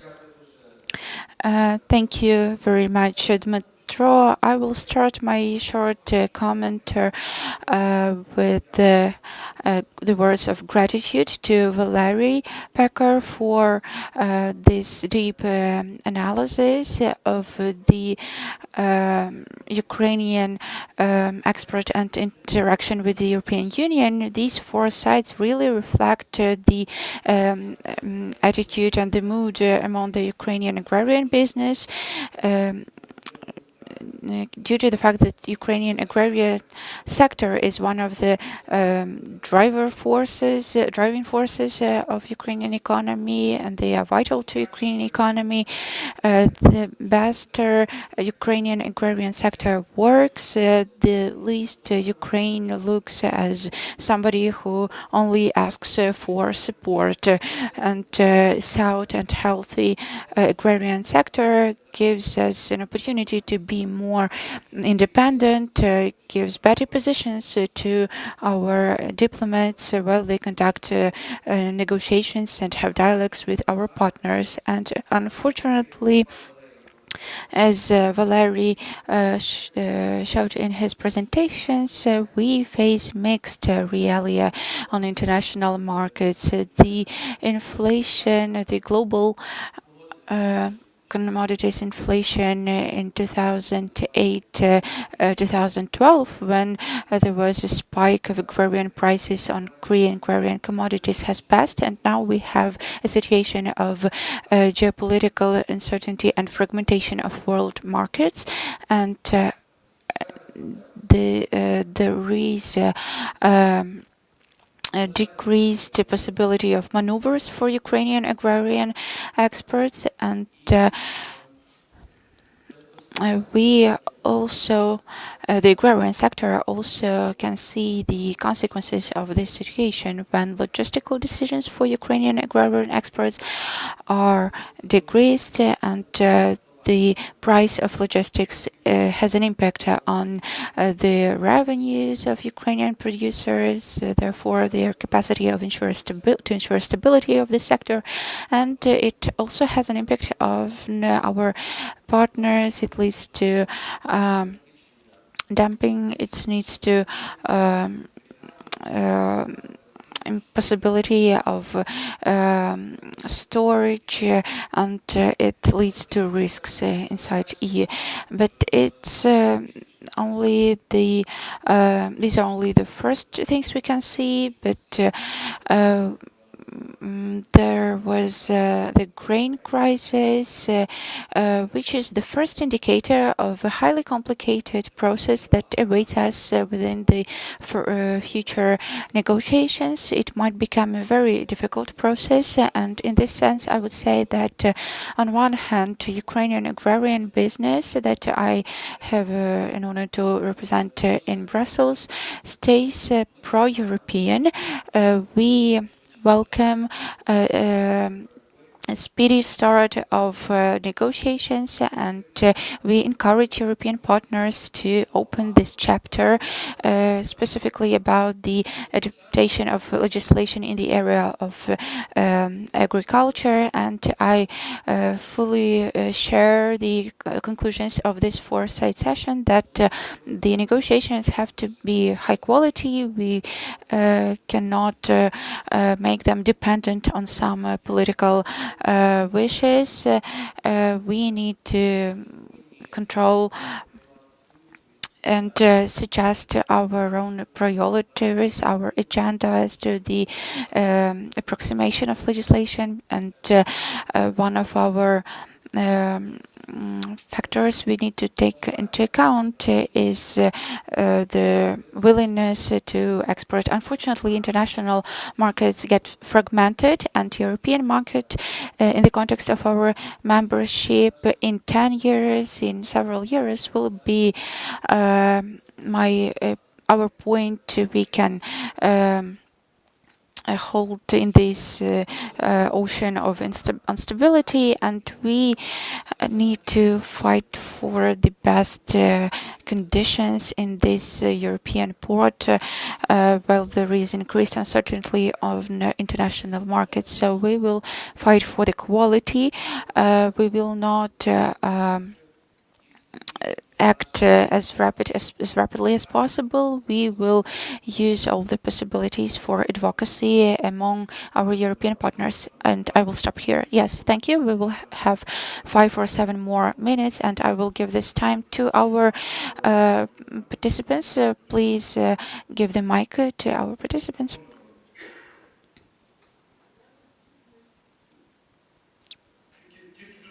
Please be brief.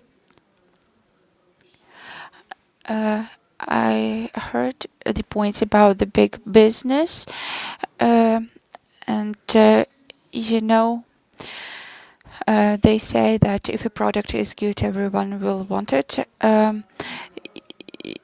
You know, the markets in the United Arab Emirates are quite particular, and around 10 years ago, I saw news that representatives of United Arab Emirates were buying things on Ukrainian open air markets, and it's good. Another question. What was the question? The quality of the manufactured products. Who do you address this question to? It's not a question. Okay. Okay, thank you. Another thing. In Western Ukraine, they manufactured clothing, wedding gowns, and the foreigners even waited in a queue to place an order on these wedding gowns. And at some point, the whole village started doing this business, and they didn't need to go anywhere abroad. They didn't need to go to the Europe. I'm sorry. There was no question. Could you ask a question? No. It was about the agrarian sector. Our basis should be the quality. So it's a comment.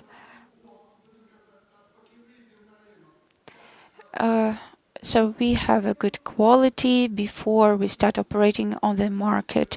Maybe we shouldn't do it. Yes, of course, the business environment should have a goal of creating added value. These goods and services should be of high quality. If you have a question, please ask it. If not, somebody else might do it. Yes, the basis is the quality. Are there any other questions?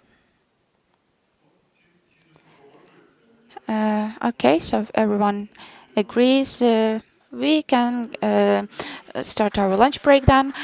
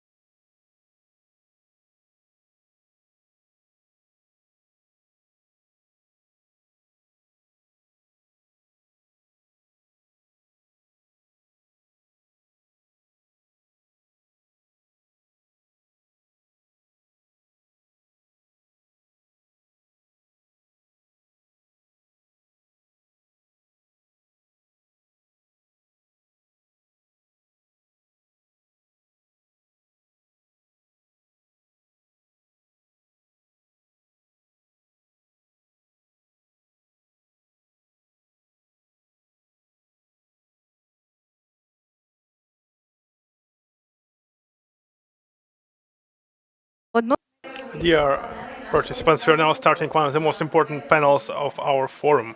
You are encouraged to take your seats, please.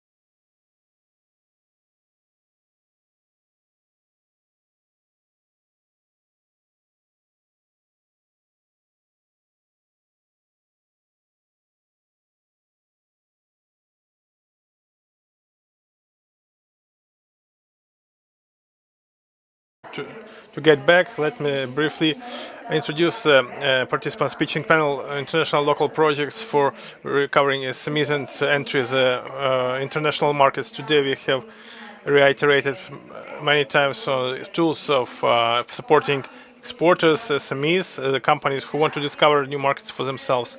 So we now have understood, as part of our work, that we often miss, the business often miss information about the existing programs, how they nominate for this, how they sign up for these programs, and just for the business to be more aware, we want to inform you. May I briefly introduce the program of today's speech panel? It would be the government grant initiatives and USAID's competitive economy program and the GIZ program, the Dia.Business. Also, we have here the EN Ready for EU, EU to UA Solidarity Lays platform, Erasmus for young entrepreneurs, UN projects for allocated companies, and the Leverist, obviously. That is why let us not lose any time while we wait for our colleagues to join. The first and foremost topic is about creating new jobs and the employment policy, of course. So, to present government grant initiatives, let me invite Mr. Tatiana Berezhna, Deputy Minister of Economy of Ukraine. The floor is yours.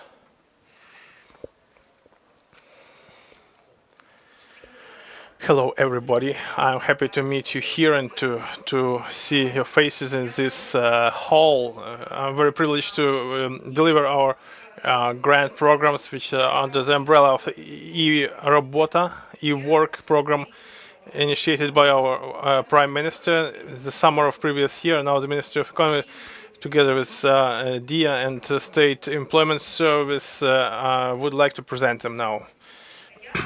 So, let me introduce this. Here we have the opportunities we offer. These are the grants for own business up to 250,000 hryvnias grants for veterans and their spouses, and for the processing enterprises 1 and 8 million appropriately. I want to just ruin this myth that's been around for years, that the government was rejecting the applications. Well, Ms. Sviridenko, Minister of Economy of Ukraine, has been stressing that it was our job to give grants to everybody who has good application and who intends truly to conduct business and create jobs. Because every grant extended actually results in returning of taxes to the budget. It promotes new jobs. And each such figure, each paid tax, each new job is a big achievement for the Ministry of Economy together with business. So we want the programs to be very simple, straightforward, and seamless to process. There are some nuances to the application. I shall describe them shortly. I want some people here to pick up certain programs. We want the application process to be as seamless as possible, and for Ukrainian businesses who are relocated abroad could submit this application online, get this grant, and return to Ukraine to actually bring our victory closer. So every application is processed via Dia platform. It's as digital as possible. So how do you get a grant for your own business? Or maybe some big businesses are not interested, but maybe for your colleagues it would be interesting for your colleagues who just start up their own business. Obviously, it's an opportunity to get a grant up to 250,000 hryvnias. The condition is that you need to create at least 2 jobs and return this money as taxes during 3 years. After you paid all your taxes, you have done your assignment. You also need to use grant funds according to the designated purposes that you have in your business plan. So basically, how do you do the grant? You actually log into Dia, press the button submit application, and you answer 10 simple questions. You complete the business plan, and you do not need to do anything else at this stage. Up to the end of 2023, one of 20 waves or stages have completed. We want to do all of those stages up to the end of December 2023. We have very many applications processed. Why this program is specific? Because we do not give out any cash. We only provide this money for some purposes: investment into the business, purchasing furniture, equipment, also maybe marketing and advertising services, but not more than 10% of the grant amount. We want to promote this program to be as friendly as possible for our grantees. A gentleman actually addressed us recently. He wanted to procure some bees for his farming enterprise, and then we introduced the option of buying the cattle stock. Or so what goals we have for 2024? We saw that the program was moving forward very well. This year, I would like to thank our partners, Competitive Economy Program by USAID. They help us promote this program. We have joint activities with them. We have marketing initiatives running around. So there is a big demand for these grants, because out of 1.8 billion hryvnias budget in 2023, we shall double it the next coming year. And we plan to extend some 14,000 grants the next year. From 1st of July 2022, we have more than 8,000 grantees here. These are the real stories of the real people, real businesses. Here we have Mr. Shmyhal, the Prime Minister of Ukraine, speaking from the stage. We celebrated the annual anniversary of this program this year. Out of 35,000 submitted applications, we extended about 8,000 grants. We created about 19,000 new jobs. It's not much, of course, but we anticipate that the program shall develop into the next year. This is a small step which shall bring us closer to our big goal.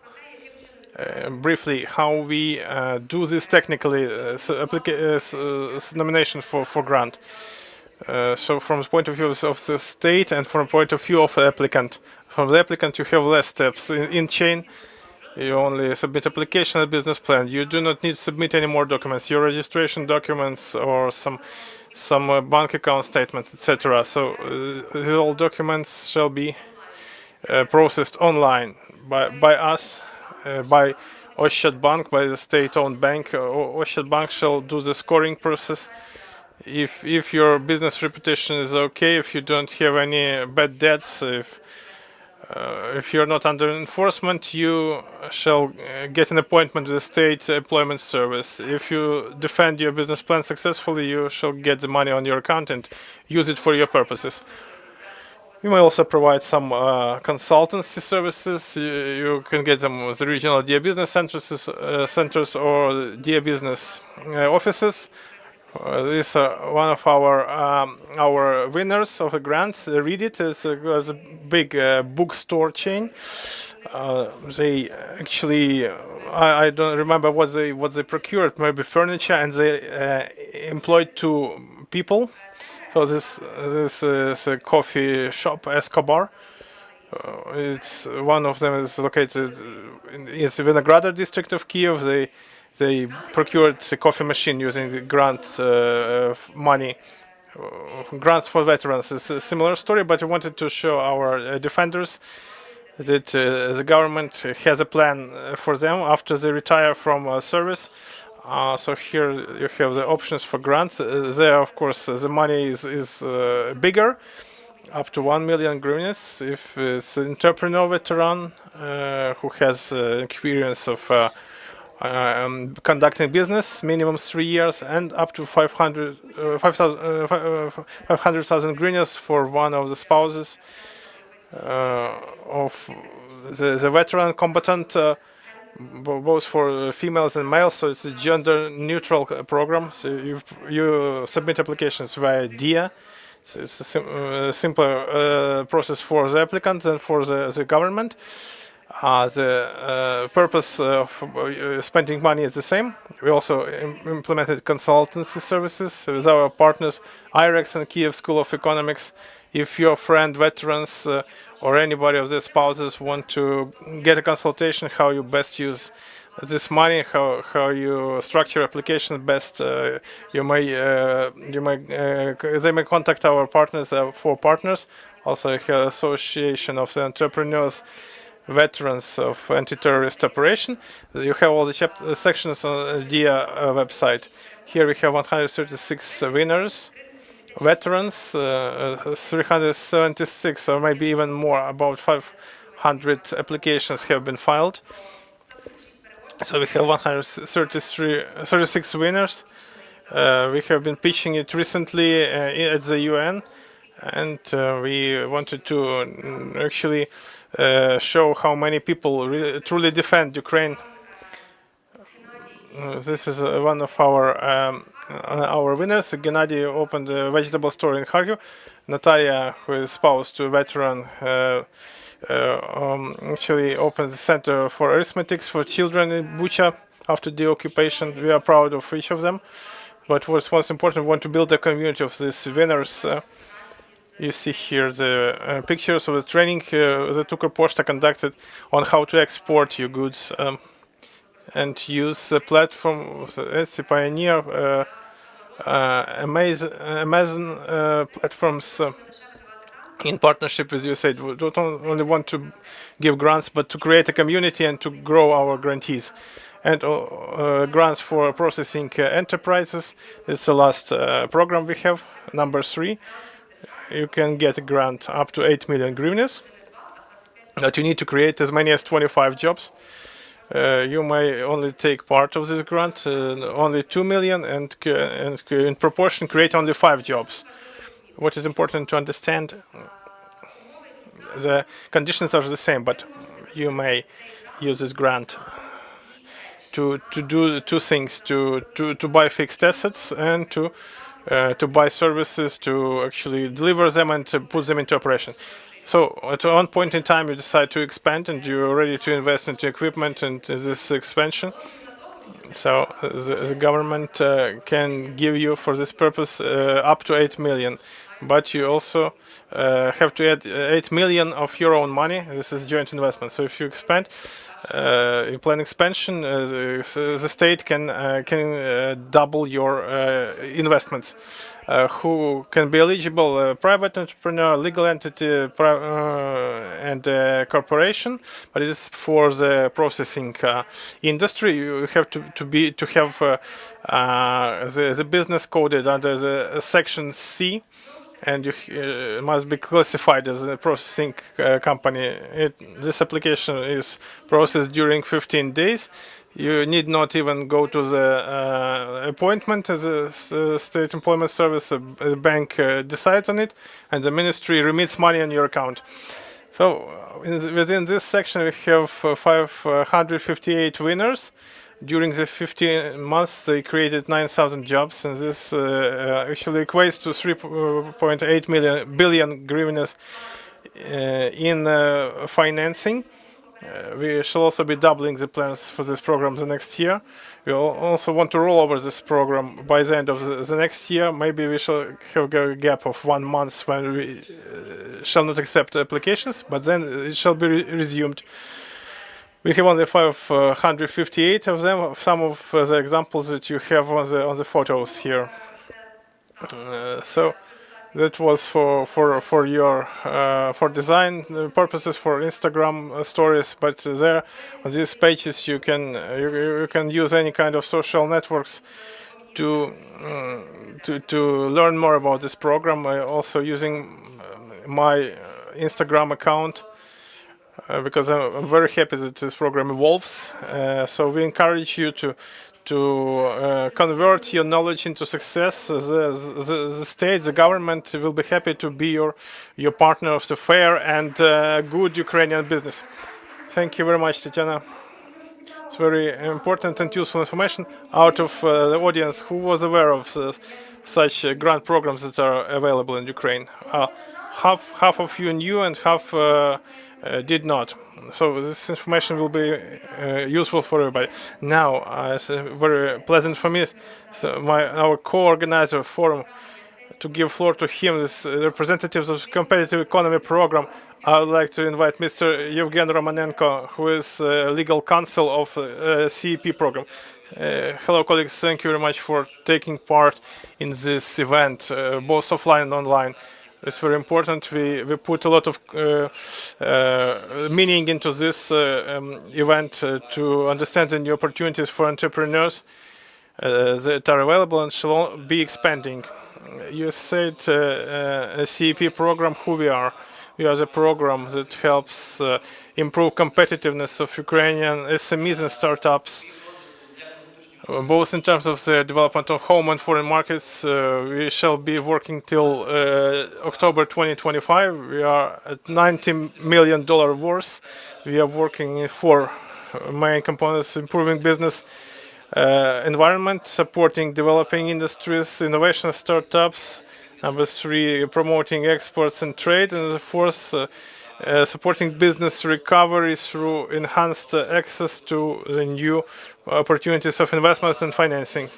Our main areas of which we support: trainings, workshops, digital platforms, grants, subcontracts, technical assistance, industry-specific events, developing organization potential, incubation of startups, etc.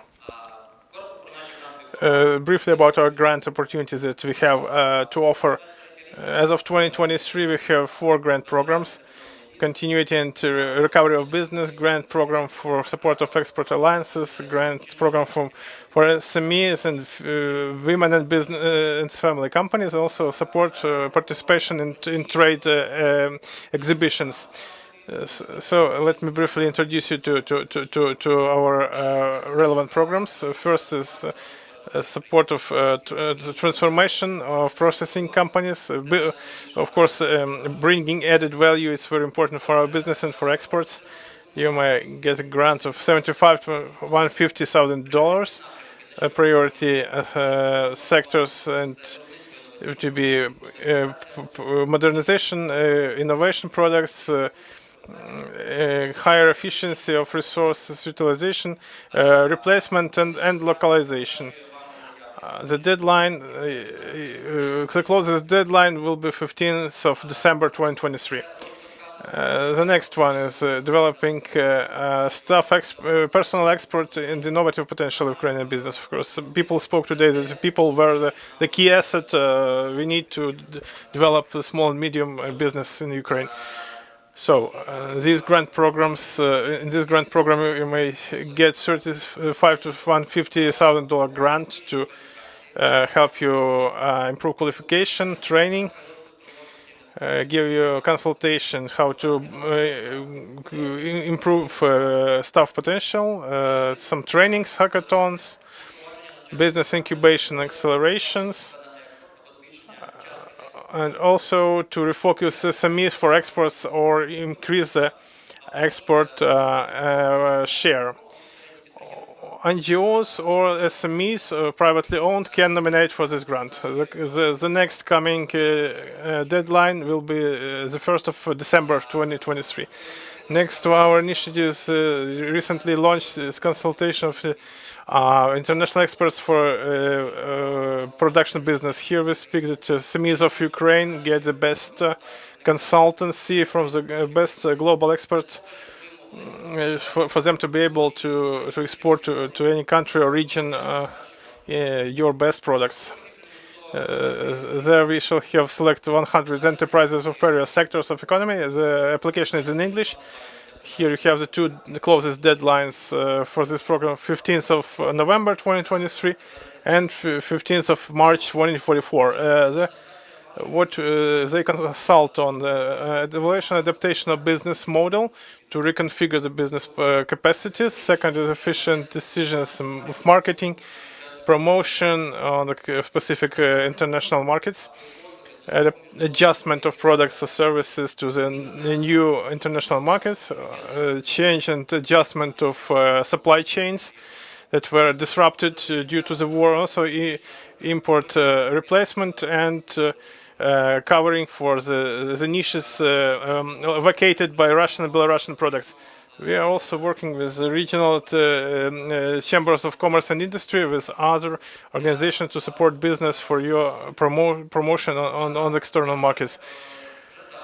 First thing, now we, together with Yukon Legal Group, we support them in their accession of the Polish market, training to mentoring, and also business negotiations in Warsaw. With Dnipropetrovsk CCI, we selected 200 SMEs to get consulting support to develop their export capacity. Also, 15 SMEs shall be supported in certification under ISO and or similar certifications. With Volyn CCI, we develop exports. 30 SMEs shall be developing their marketing and sales, and 25 SMEs shall have consulting joining the new markets. With Khmelnytsky CCI, we working economic map of Kamenets-Podilsky city. 20 SMEs shall get certificates of origin of the products, and 20 export profiles shall be created for the enterprises to duly represent themselves in our country abroad, and also we shall have training on customs and export issues for 100 SMEs. Besides, we are working with Chernigiv CCI to enable 30 SMEs to get services of actually recording the damage done to them as part of the warfare. With Zaporizhzhia CCI, we are working on 40 enterprises to get appraisal valuation services of losses. 100 enterprises shall get consultations. In Kharkiv CCI, we are working also on recording the damages done to them as a result of full-scale war, and to deliver to 100 enterprises consulting services where they choose. Also, we're working with Association of Private Employers. We shall deliver individual and group consultation for 100 SMEs, for 50 enterprises of Kharkiv Oblast.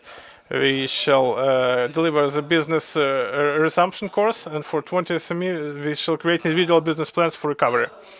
We shall be doing this job and keep doing it, and we encourage you to nominate for all our opportunities. You can find us on social networks, LinkedIn, Facebook, Twitter, or consult on any issues by writing us an email. You have all the contacts here. After this event, we shall send out all the presentations for you all, for you to be able to read them carefully. So we work further. We encourage you for cooperation. Let's build your business together. Thank you very much again. Just one short question for you. I want this to be as practical as possible for the business. What are the most frequent mistakes that entrepreneurs make or companies make when they complete complete the grant applications? What are the most commonly made mistakes and how you avoid them? Well, what would you advise to them? Well, my advice would be, actually, we have fully online process with active links to it. What I could identify on my part, first, an entrepreneur sometimes is scared or feels a little bit nervous. What do I do? What information do I disclose about myself? For us, it's important that you show us who you are, what you do, what are your competitive advantages, how many jobs you are able to do. You haven't, and most importantly, to highlight the information how you plan to develop to grow your business.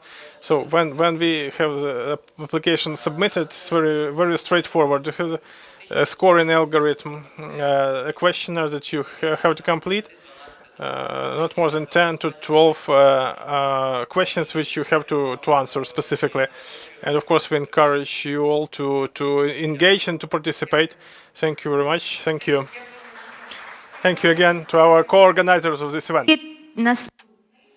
And the next program that is going to be presented is the GIZ program. Then I would like to give the floor to Tatiana Matskiev, who will speak about who will represent EU for business, competitive advantages, and internationalization of medium and small-sized enterprises. The floor is yours. Please share what programs are available and how should we apply. Thank you very much, dear colleagues. I'm glad to be here. My name is Tatiana Matskiev. I'm the advisor on grants of EU for business, recovery, competitiveness, and internationalization of medium and small-sized enterprises. I will briefly describe the program. It is devoted to help and recovery of Ukrainian entrepreneurship and implementation of innovations. I'll speak briefly about the program itself. The European Union and German government are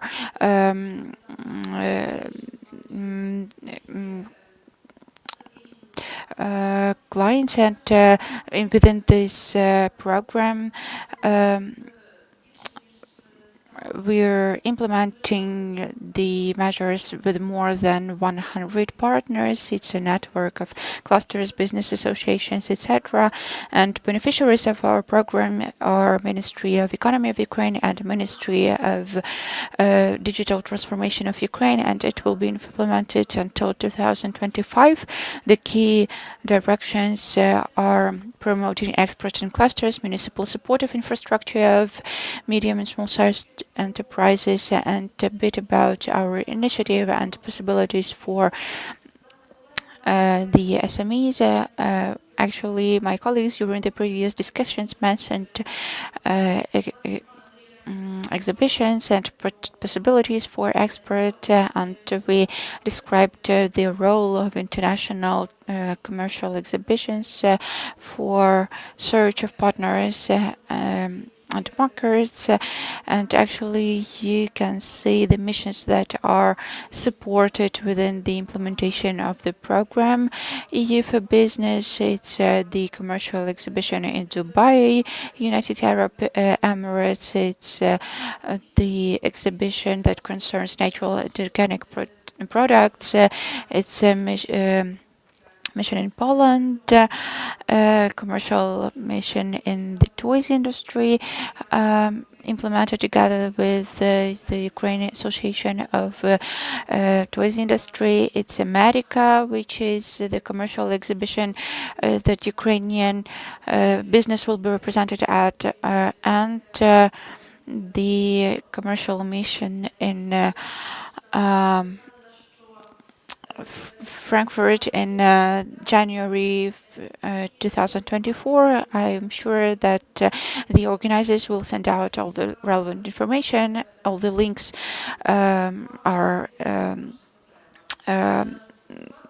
can be used, and I hope you'll find all the necessary information Actually, Natalia Petrova, the moderator, said today that education is a cornerstone not only for the youth but for all those who want to keep developing as a business, and trainings, consultations, and expert possibilities for the SMEs are important. And here you can see the examples of training courses from the Ivano-Frankivsk City Council and study tours that are a good tool for practical exchange of experiences, exchange of good cases and not the best cases.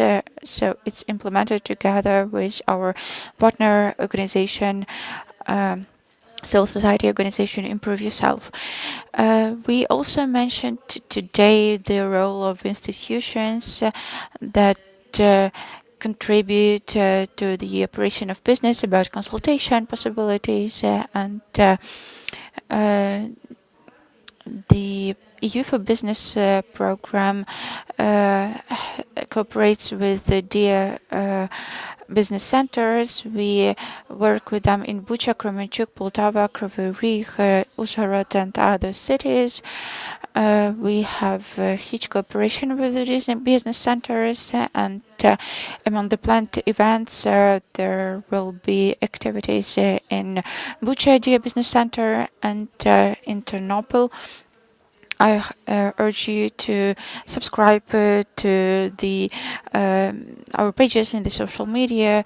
You will be able to find all the relevant information there. And one more program that is about to start. Actually, the colleagues will be able to share the possibilities from the UN development program. We are launching services for business activities of SMEs, and the winners of this program are the 5 initiatives. It's a civil society organization, cluster of Eastern Ukraine, Center for Development of farming business, service model of innovative fundraising of SMEs, support of Ukrainian SMEs on the basis of startups or QA platform, and the last program is Ensure UA, and the last program is aimed at implementing sustainable model of participatory recovery of SMEs of Ukraine. As to the educational opportunities, one more opportunity implemented within the EU for Business program is online courses for entrepreneurs. The format is quite comfortable because it is not limited in time and space, and you can get access to all the materials wherever you are, and you can seize the opportunity and keep growing and developing your business. This initiative is being implemented together with the VPO Consulting. One of the focuses of the program is supporting women's enterprises, and we organize exchanges of experience, networking sessions, festivals for female businesses, and the colleague from the competitive economy program told about the activities within these for support of female entrepreneurship, and we also work in the same direction. One of the areas of EU for Business program is providing grants. I will briefly speak about the grant opportunities for the 4th trimester of the the second of 2023 and to the first trimester of 2024. These grants amount up to 10,000 euros, and they are for SMEs in the areas of TV and communication on the territories that were mostly affected by the hostilities.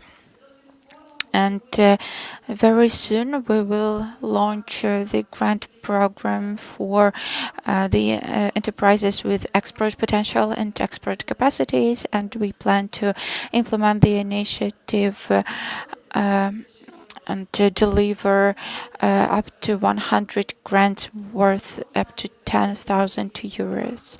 I'm speaking about transport, logistics, and other sectors that have export capabilities. And to more initiatives together with the Ukrainian Startup Fund, we are going to implement another program for innovative enterprises that have export potential in the area of renewable energy and the productions related to different machinery and provision of services in the sector of machinery, etc. But it's not all. And we have another grant initiative for 2024. The Diia.Business team is working on this initiative. It's the initiative of 12 grants of up to 40,000 euros for the enterprises that require expert consultations. I would like to speak about one more program. It's a recent program. One of the co-implementers is the GIZ. It's a develop program which has been implemented thanks to the support of GIZ, and within this program there is a competition in Ukraine, and the program allows for activities in the emerging economies, and there is an opportunity to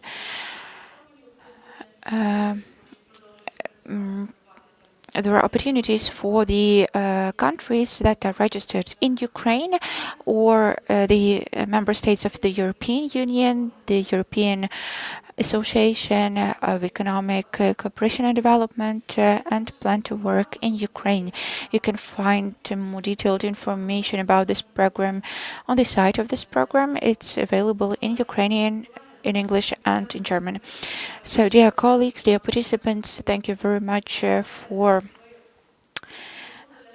being here, for using and seizing the opportunities that are being provided. Thanks for Diia.Business program.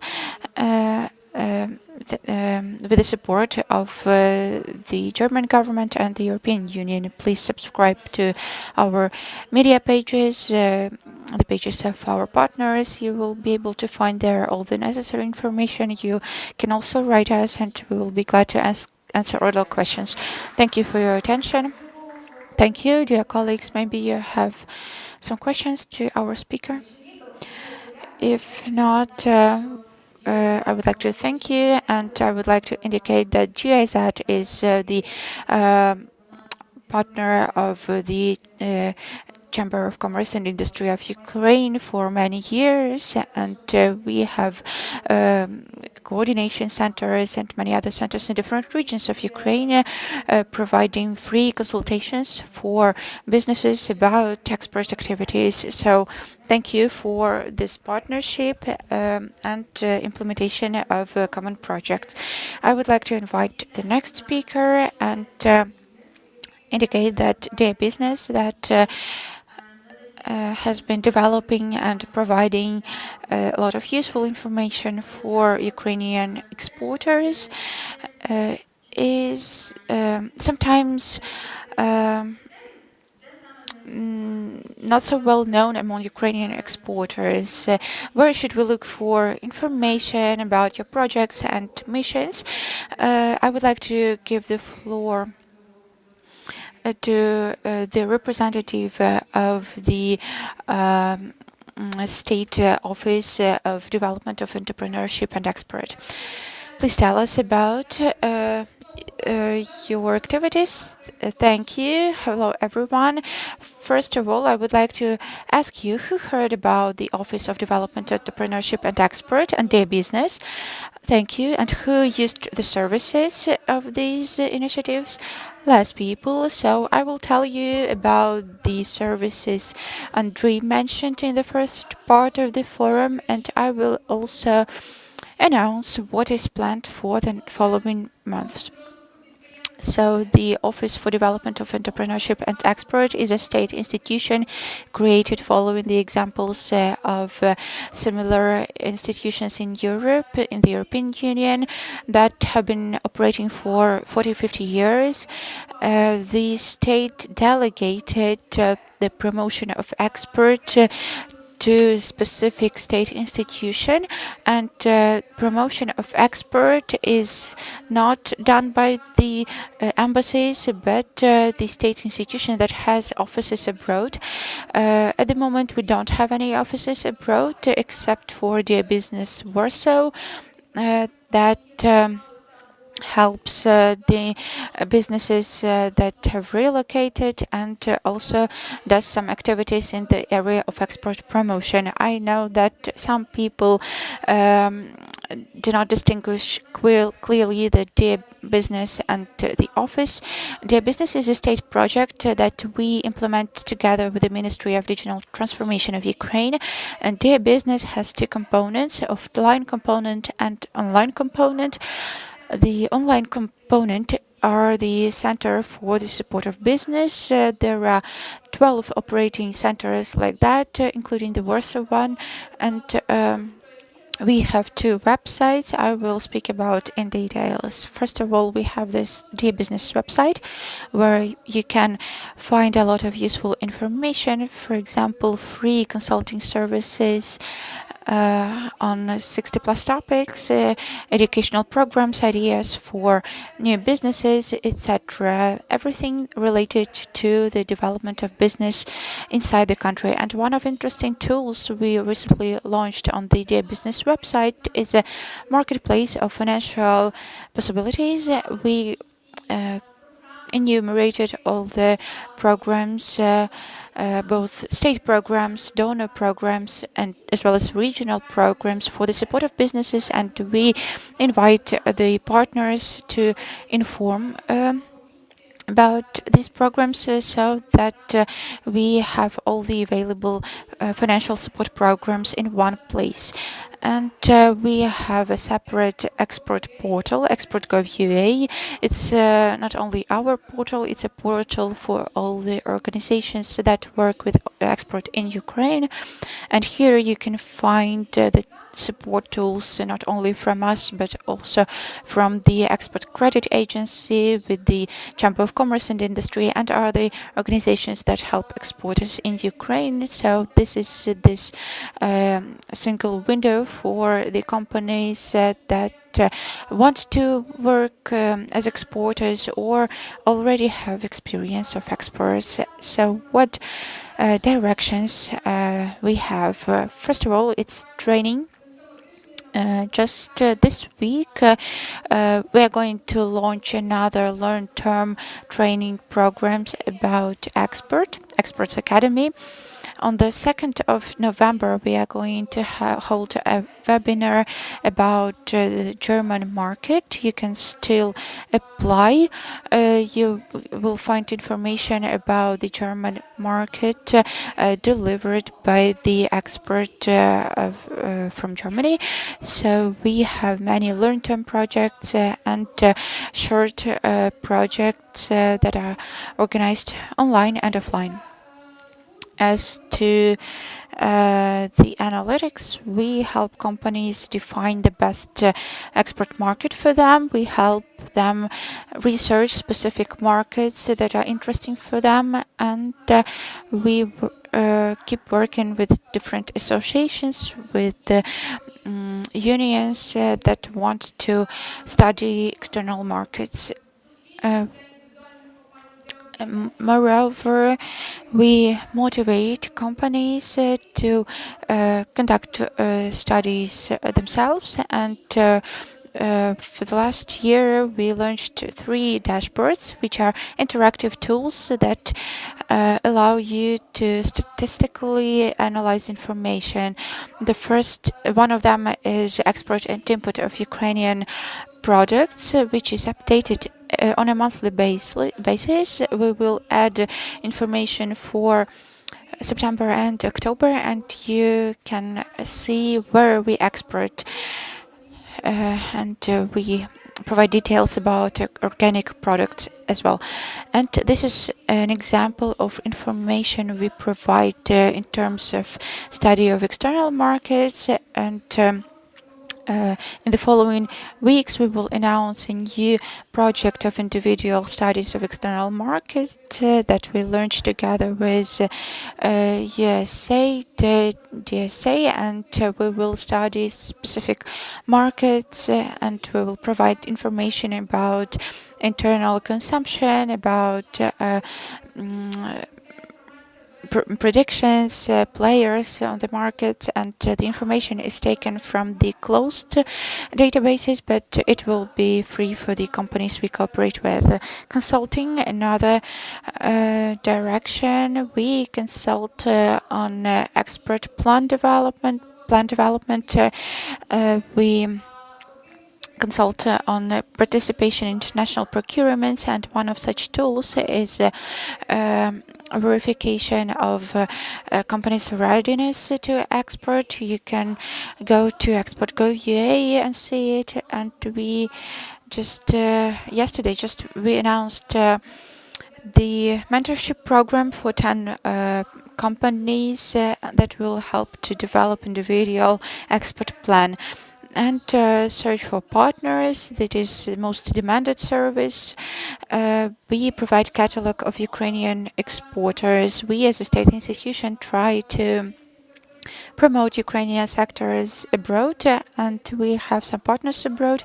And every week, foreign companies reach out to us asking to look for Ukrainian contractors, and we compile catalog in Ukrainian with verified Ukrainian companies. So you can follow the link and register. We verify the companies and whether they have a website translated into English, and whether they have some links with Russia and Belarus. And one of successful examples is work with a Danish supermarket that contacted us through the embassy, and we helped them find companies that during the full-scale invasion started representing their products in the supermarket chain. As to international commercial events, here you can find some examples of the events we held together with our partners or we participated in. Just last week, we announced Foodex Japan. It's public. It's going to be covered on social media. Please follow our social media pages and apply. These are 2 exhibitions that were held during this last month. 12 and 11 companies from the IT sector and sector of nutrition, and we believe that Ukraine should be a country of entrepreneurs, and there should be more Ukrainian products in the world. So please join our programs. If you have some questions, please feel free to approach me. I will stay till the end of the forum, and of course follow our pages. Thank you very much. Thank you. Maybe somebody has some questions? Yes, there is a question, please. Dear colleagues, could you please give the mic?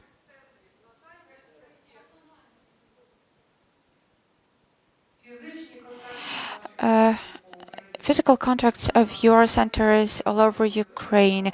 I was looking for them on your website, but I couldn't find them. You can find them on the Dia.Business website. They should be there. Please check that. Please check it. Of course, yes. Thank you.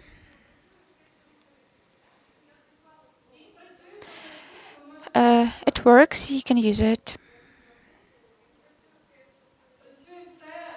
It works. Maybe there was some technical note, but it works. All the tools that I indicated are available on our site. Are there any other questions? Please. It's a provocative question. This catalog of Ukrainian businesses, do you have any data about the conversion of those who got registered? I saw the success cases mentioned, but how many of them you can describe? Well, we had information about the beef situation before the full-scale invasion and after. We did not provide any contacts of companies in the catalog so that foreigners reach out to us directly, and we keep negotiating with Sweden, but I can say that it's mostly about nutritional sector. Before the full-scale invasion, there were other sectors like machinery, construction, etc. Thank you very much. I would like to mention that today's event is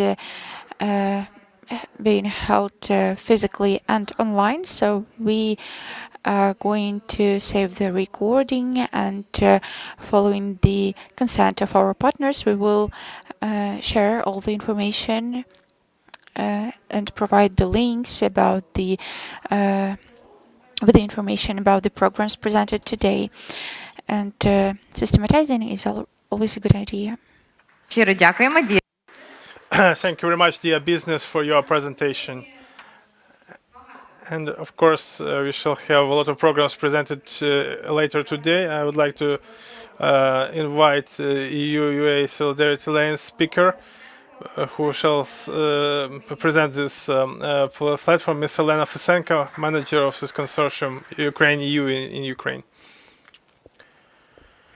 Today you were told about the grant programs, actually some specific tools, both public format and some international tools. I would like to present to you the matchmaking platform. The platform was initiated and started up by the European Commission after the full-scale invasion of Russian Federation to Ukraine started. The logistic problems became apparent, the exports and imports of agricultural products, and that is why the European Commission was one of the very first to come to the rescue to Ukraine. They elaborated the rescue plan, the solidarity lanes, and within the framework of this plan we have a number of initiatives running. Our initiative is very particular, but it's very useful. I would like to dwell a little bit in more detail on it. What are the solidarity lanes? This matchmaking platform basically created a bit too much the international platform and system. It aims three main areas. First is helping export and imports of agrarian products. We pay a lot of attention to exports and imports of agrarian products, of grains, of various types of oils. And on the platform we have representatives of various adjacent sectors who help export and import commodities. This platform, in fact, has been operating for 1 year already. It now has more than 1,000 entrepreneurs registered on it. To be more precise, about 1,100 enterprises. And it is very good that many Ukrainian manufacturers, about 500 Ukrainian agrarian producers, have signed up for this platform and registered on it. It has actually split up this way, Ukrainian producers of agricultural products register, and on the European side, various logistics and insurance companies register, various consultants who help conduct this process. As you can see, this platform works in automatic mode. There you have currently collected the representatives of companies of 42 countries around the globe. It is very satisfying that not only Europe is represented, but countries of other continents. And in the system, we have a lot of filters. It can be applied to help you find your international partners. We'll also have a marketplace.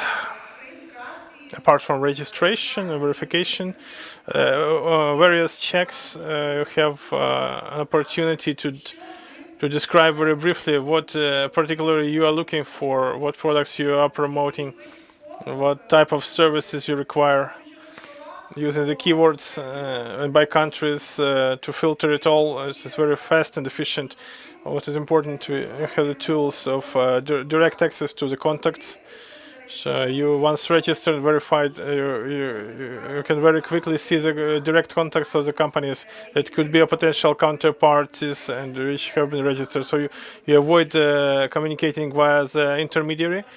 In the business, you need to be in the right place, in the right time, at the right time. This platform is very helpful in this regard. So here we have represented the producers, transport, logistics companies, distributors, procurement companies, buyers, representatives of various agencies, public and international.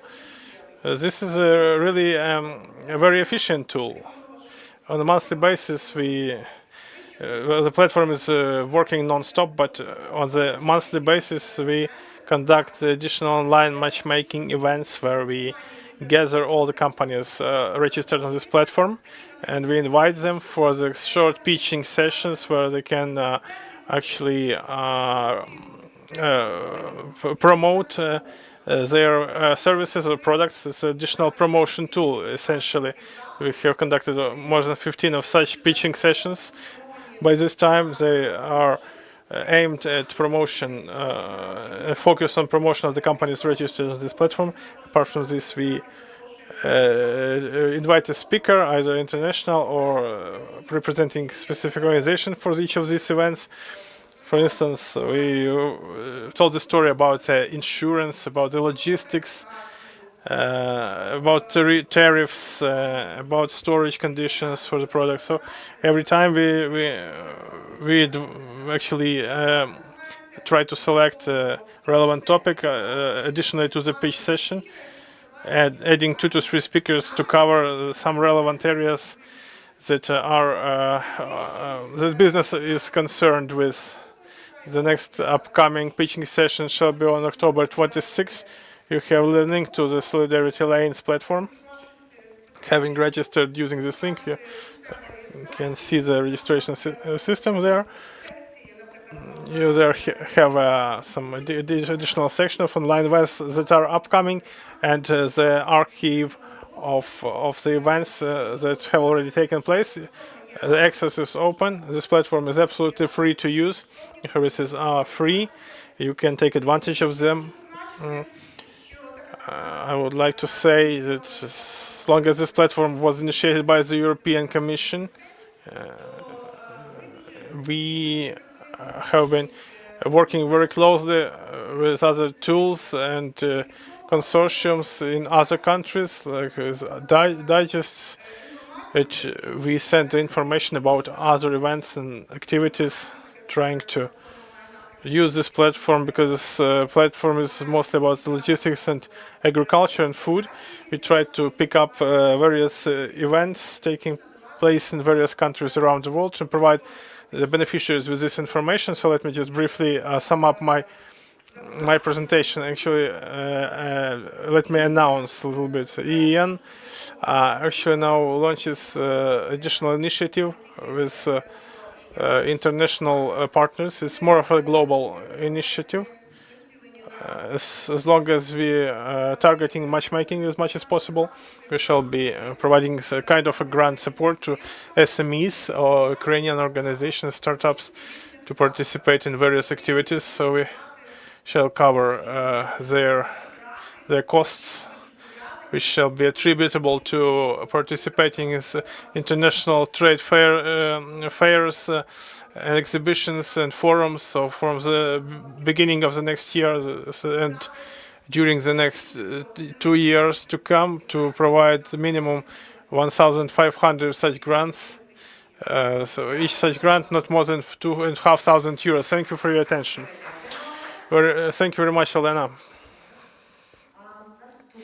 The next program that shall be presented, I must say these are our lasting partners, the CCI, Ukraine's. We are making the business barometer survey with them to be published at the end of the year. Mr. Vladlen Sisun, the project for relocated companies, micro and SME enterprises of Ukraine. Thank you very much. Colleagues, let me say hello to you. My pitching shall be rather tailored and specific. It shall be targeted more on the SMEs and entrepreneurs, but on to the colleagues of the donor structure and business associations. I'm a coordinator of strengthening business associations. This is the second stage of this project already. The first stage was working in years 2015 to 2020, when we having support of financial support of Swiss government. We picked 7 business associations, among which there was industrial associations, one CCI, and we piloted several hypotheses. One task was to learn why, having lived 30 years of independence of Ukraine, the Ukrainian business still features a very small number percent of enterprises united in business associations. How we build upon this community? The first stage was successful. We developed the capacity. Now we are in the second stage of this project, and it unites already 30 organizations. We have 12 sectoral associations, 6 regional associations, and some universal business associations. So now we already planned for stage 3. Here there shall be a very interesting insight for those representing the business associations. We want to cooperate not with particular business associations, but with the entire range of the business associations. Why do we pay such attention? The UNDP program pays such a big attention to the business associations, because we go back to some rather provocative foresight deliverables that Mr. Pecker was talking about. So there was huge attention paid to the very important prerequisites for Ukrainian business to move under the scenario. This tiger in the embroidered shirt was unity and associations. So our experience shows that when we were working with Polish experts, they had huge experience working in Ukraine. They paid attention to one single fact. In Ukrainian mental culture, there is some dislike for the collective work, for cooperation. So something that was one source of inspiration in West Ukraine, now it's more of a negative factor. Sometimes people do not want to unite into associations. But getting closer to today's conversation, the UNDP was one of the first to start a wide-scale grant program in Ukraine from the 15th to 20th year on the territory that's under control of Ukrainian government in East Ukraine, in Lugansk, Donetsk, Zaporizhia regions. They released more than 2,000 grants, and here may I draw your attention to this fact, colleagues, especially from donor associations from Dia.Business Ministry of Economy that in our observations, we have proven fact that the survivability, so to speak, the sustainable operation of micro business who receives the grant and which are in the part of the business associations is fivefold higher probably than for this business entity to be operating on its own. Because if this long-standing enterprises get a grant, they're more likely to fail than those who are part of the associations. So in the East we have Mr. Anufriev, who represents the CCI, one of the first CCIs we supported. They actually admitted actively the SMEs and powerful small businesses. We had very powerful partners, the Civic Association, Diia Plus, Cooperation Plus. They actually collected around themselves most of the grantees, and we saw this unique result that actually strengthening each other, they were able to ultimately grow. So, colleagues, what do we offer? If you represent a business association, please contact us. We have very restricted support in financial terms, speaking about this year, but we have very powerful technical expertise behind us. Why we concentrated unique competences and skills to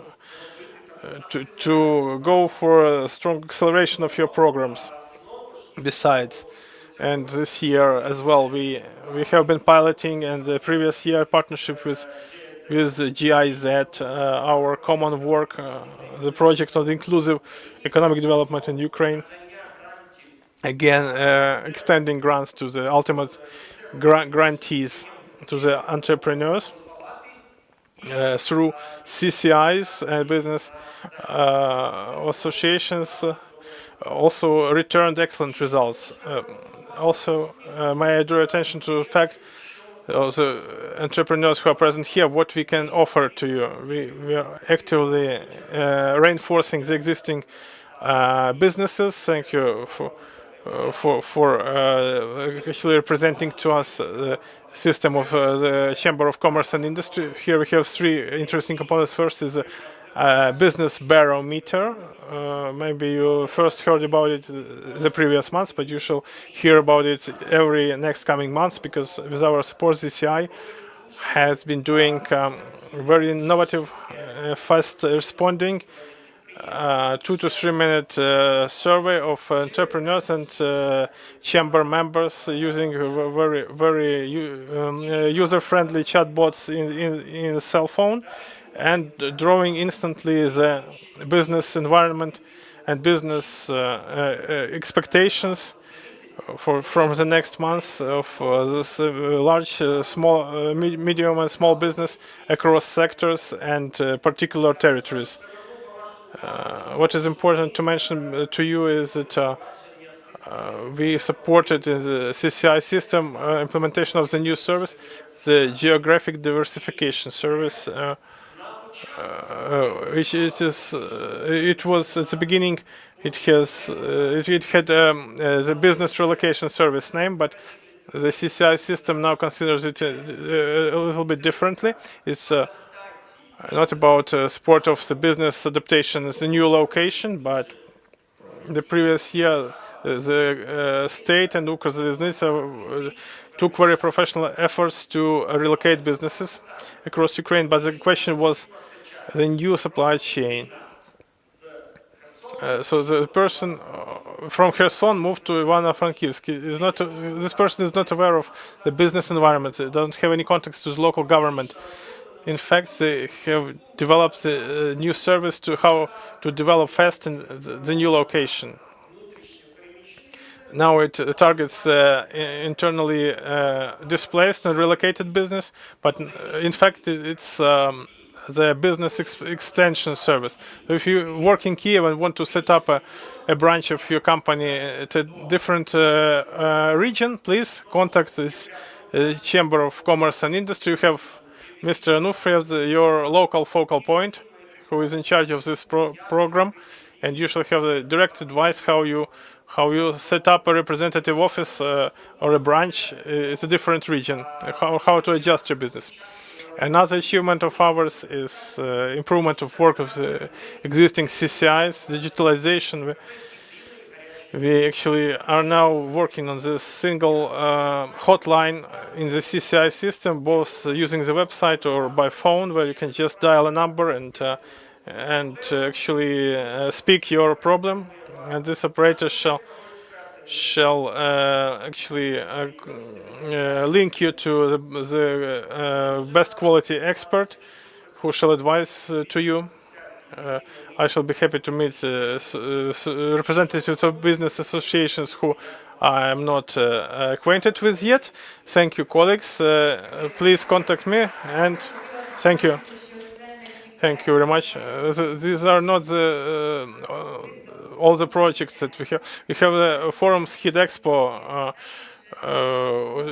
implemented together with UNDP, also a forum of SME, which we are doing with UNDP. So thank you, UNDP, for this information. According to the plan, we have our online participant, Ms. Nadine Ortvik, the project manager for product development, GIZ, private sector cooperation. Have you connected? Hello, everyone. Can you hear me? Yes, we can hear you and hope to see you. Yes, I will Yes. quickly share my Super. screen for my presentation. Give me a sign once you can see it, please. Super, everything is fine. Leverist. All right. Then hello, everyone. My name is Nadine Ortvik, and I'm a project manager for product development at GIZ in the sector project private sector engagement. And I'm honored to introduce Leverist to you today, another digital matchmaking platform operated by GIZ on behalf of the German Federal Ministry for Economic Cooperation and Development. Let me quickly guide you through the agenda of my presentation. First, I will talk about Leverist in general, explain its basic functionalities, and give an overview of the successes we have achieved so far. Following that, I will talk specifically about the Ukraine B2B matchmaking initiative, which we introduced in response to the war.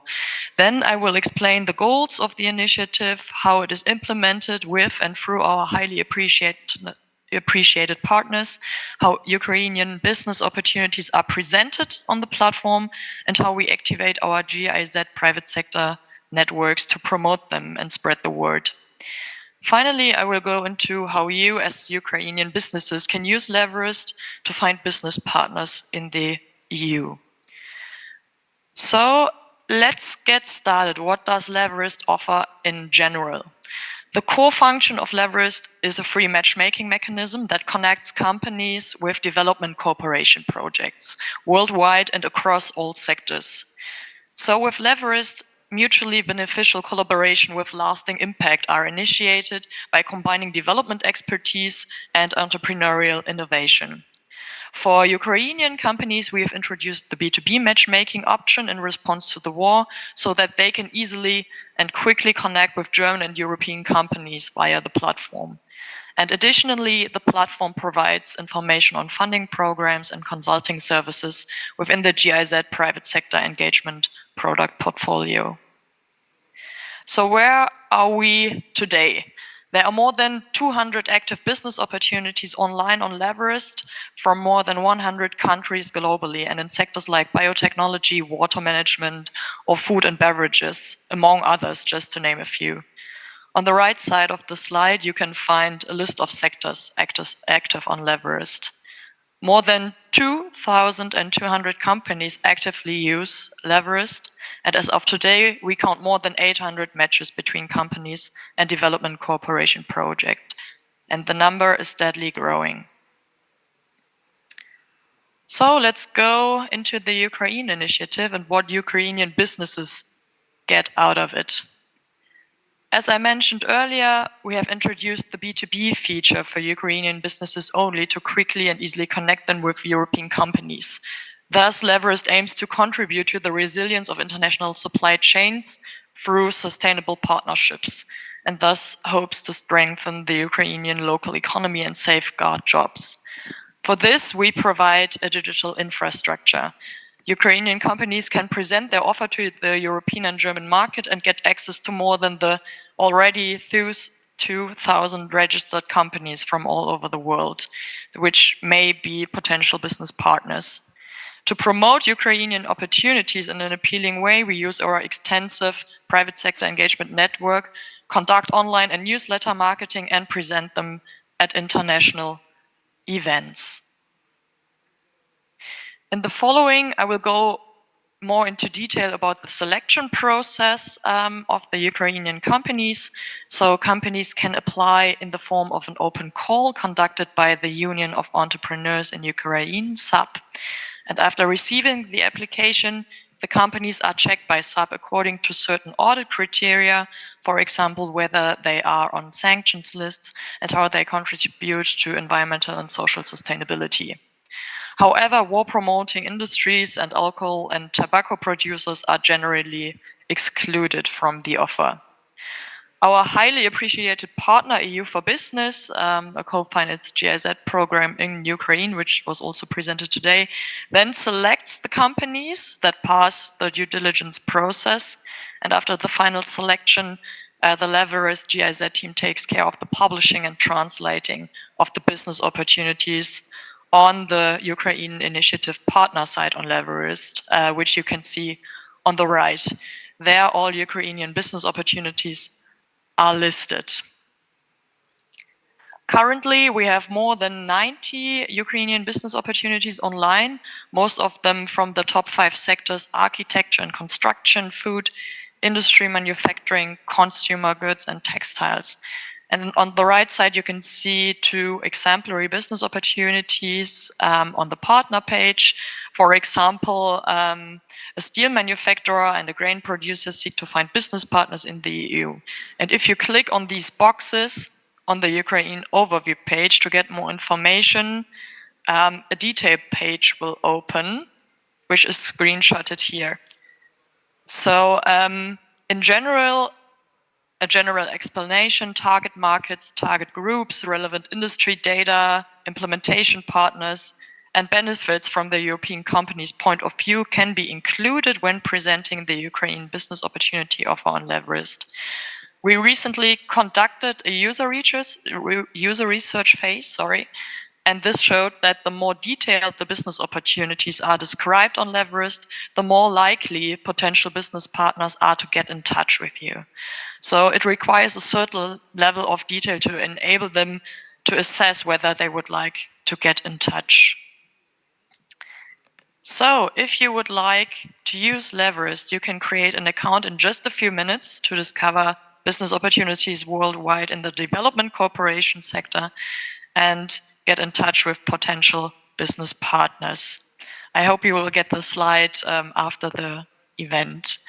And in case you have any questions regarding the process, please feel free to contact us at any time via the email address shown here, leverest@giz.de. And please also feel free to follow us on LinkedIn or subscribe to our newsletter to stay up to date. Thank you very much.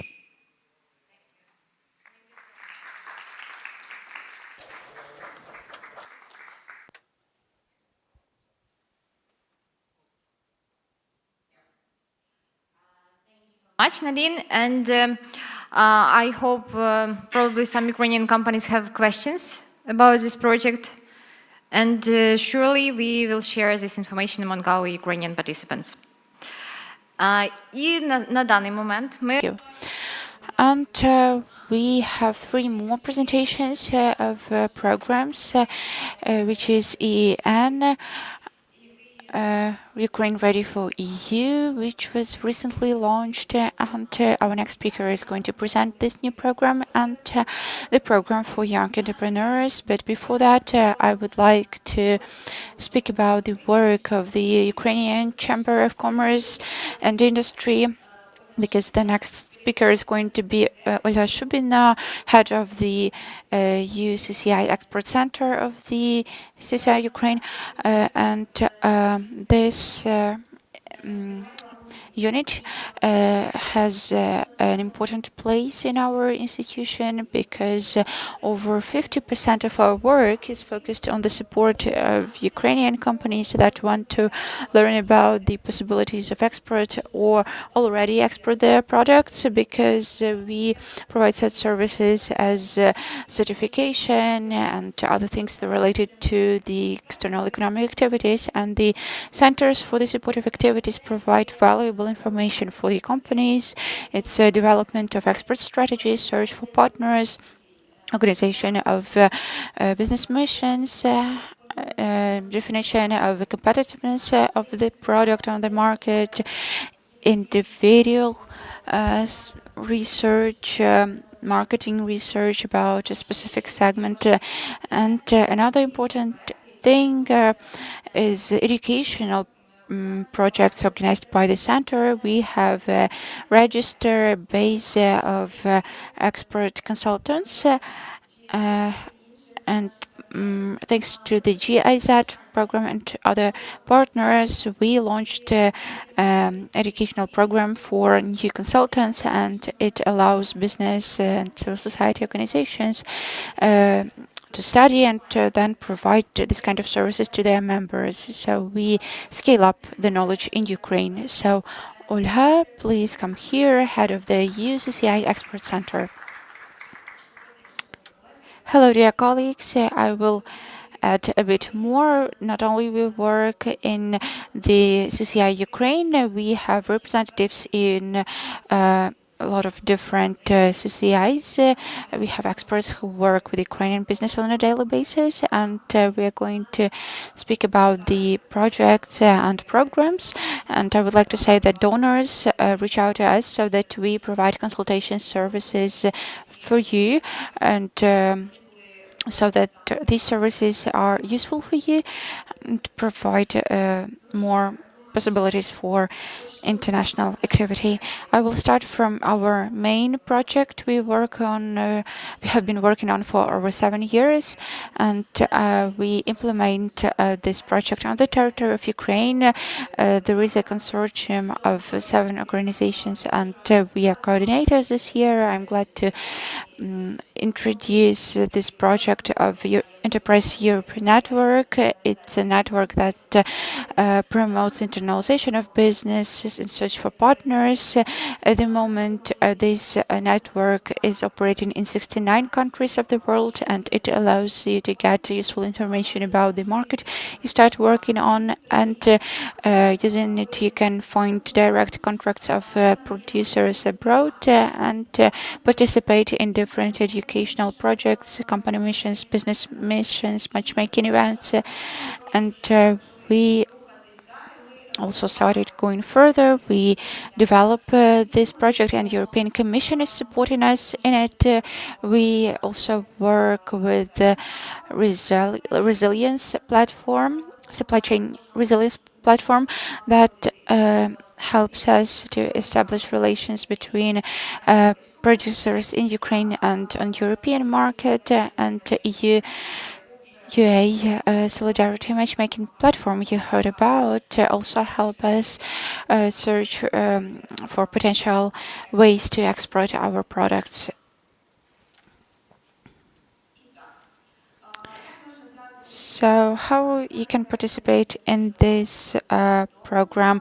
As I already mentioned, this project has been working on the territory of Ukraine for some time. We already provided services to over 20,000 companies, and to get this service, it's preferable to contact the manager of this project. There are 8 organizations with the relevant officers in every organization. You can see all the information on the slide, and we will share all the information after the event.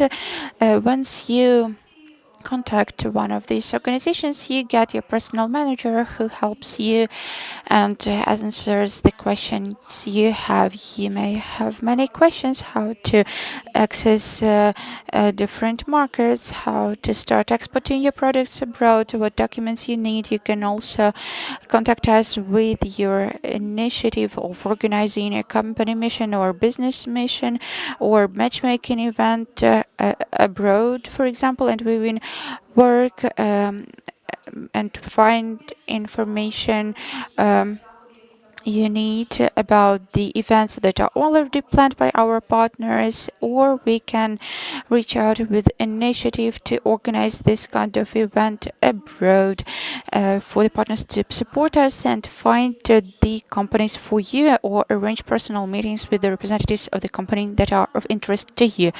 What is the platform aimed at? As I usually say, this platform is a huge list of proposals and requests.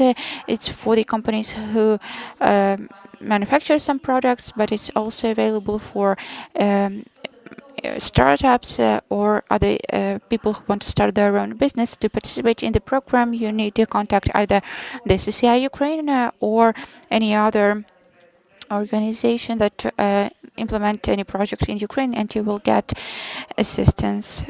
And I will briefly describe every project because today we announce a new project called Ukraine Ready for You, which is quite a big and interesting project that will be of interest for every company that is going to access a new market and get coverage of their expenses for some services. Our previous speaker already mentioned it, Olena Vasenko, and I will provide more details about it. Within the single market grant, we got an opportunity, of course, thanks to the European Commission, to implement this project on the territory of Ukraine. At the moment, we have an opportunity to help 1,500 companies to cover the expenses related to the access to a new market. For example, you need some kind of certificate, or you want to get a European trademark, or you need some specific consultation, or you participate in a company mission and you would like to cover the expenses for traveling and accommodation of your representative. Everything is possible thanks to this project. We are going to launch a platform. You will be able to register and provide your personal details. After verification, your company will be able to get compensation of up to 2,500 euros for accommodation and traveling. Everything will be accessible. We are going to start this project in November 2023. So in 2 weeks, we are going to launch this project in Ukraine. It will be fully available for the companies after December, starting from December 2023, and the companies will be able to participate and provide the documents for reimbursement. The project is quite interesting. I think it will be helpful for our companies. We know that it's a complicated period, and we will help our companies to participate more actively in different trips abroad, get different additional services that are not free for them, and they will be able to cover their expenses.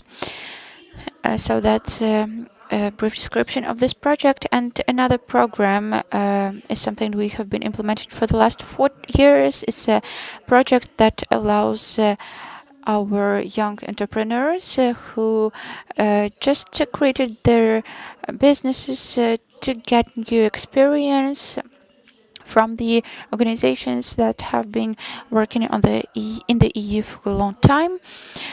We keep continue implementing these projects. And I wanted to mention that all the projects are implemented on a free basis. The company gets consultations free of charge. Erasmus for Young Entrepreneurs is a transborder experience exchange program, and if you want to get direct assistance and training, when not only you get additional knowledge but an opportunity of practice, you can contact us through the general website. You can find there the contact details of organizations who support this project in the territory of Ukraine, and you will be provided assistance. Somebody will help you to register on the platform.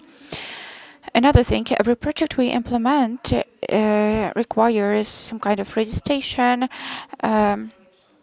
and selection. And if it's Erasmus for Young Entrepreneurs, there are some platforms that allow you to register, submit your business plan, your CV, so that we can review it and offer you an exchange of experience in another country with the partner you need, the partner who will help you continue working in Ukraine and develop your business in Ukraine. And live up to the challenges which we face due to the war, because we all know that this period is quite difficult for all of us, and we want to implement the European ideas, the entrepreneurial culture we can find abroad, and we are already on this path, and you want to get something in addition.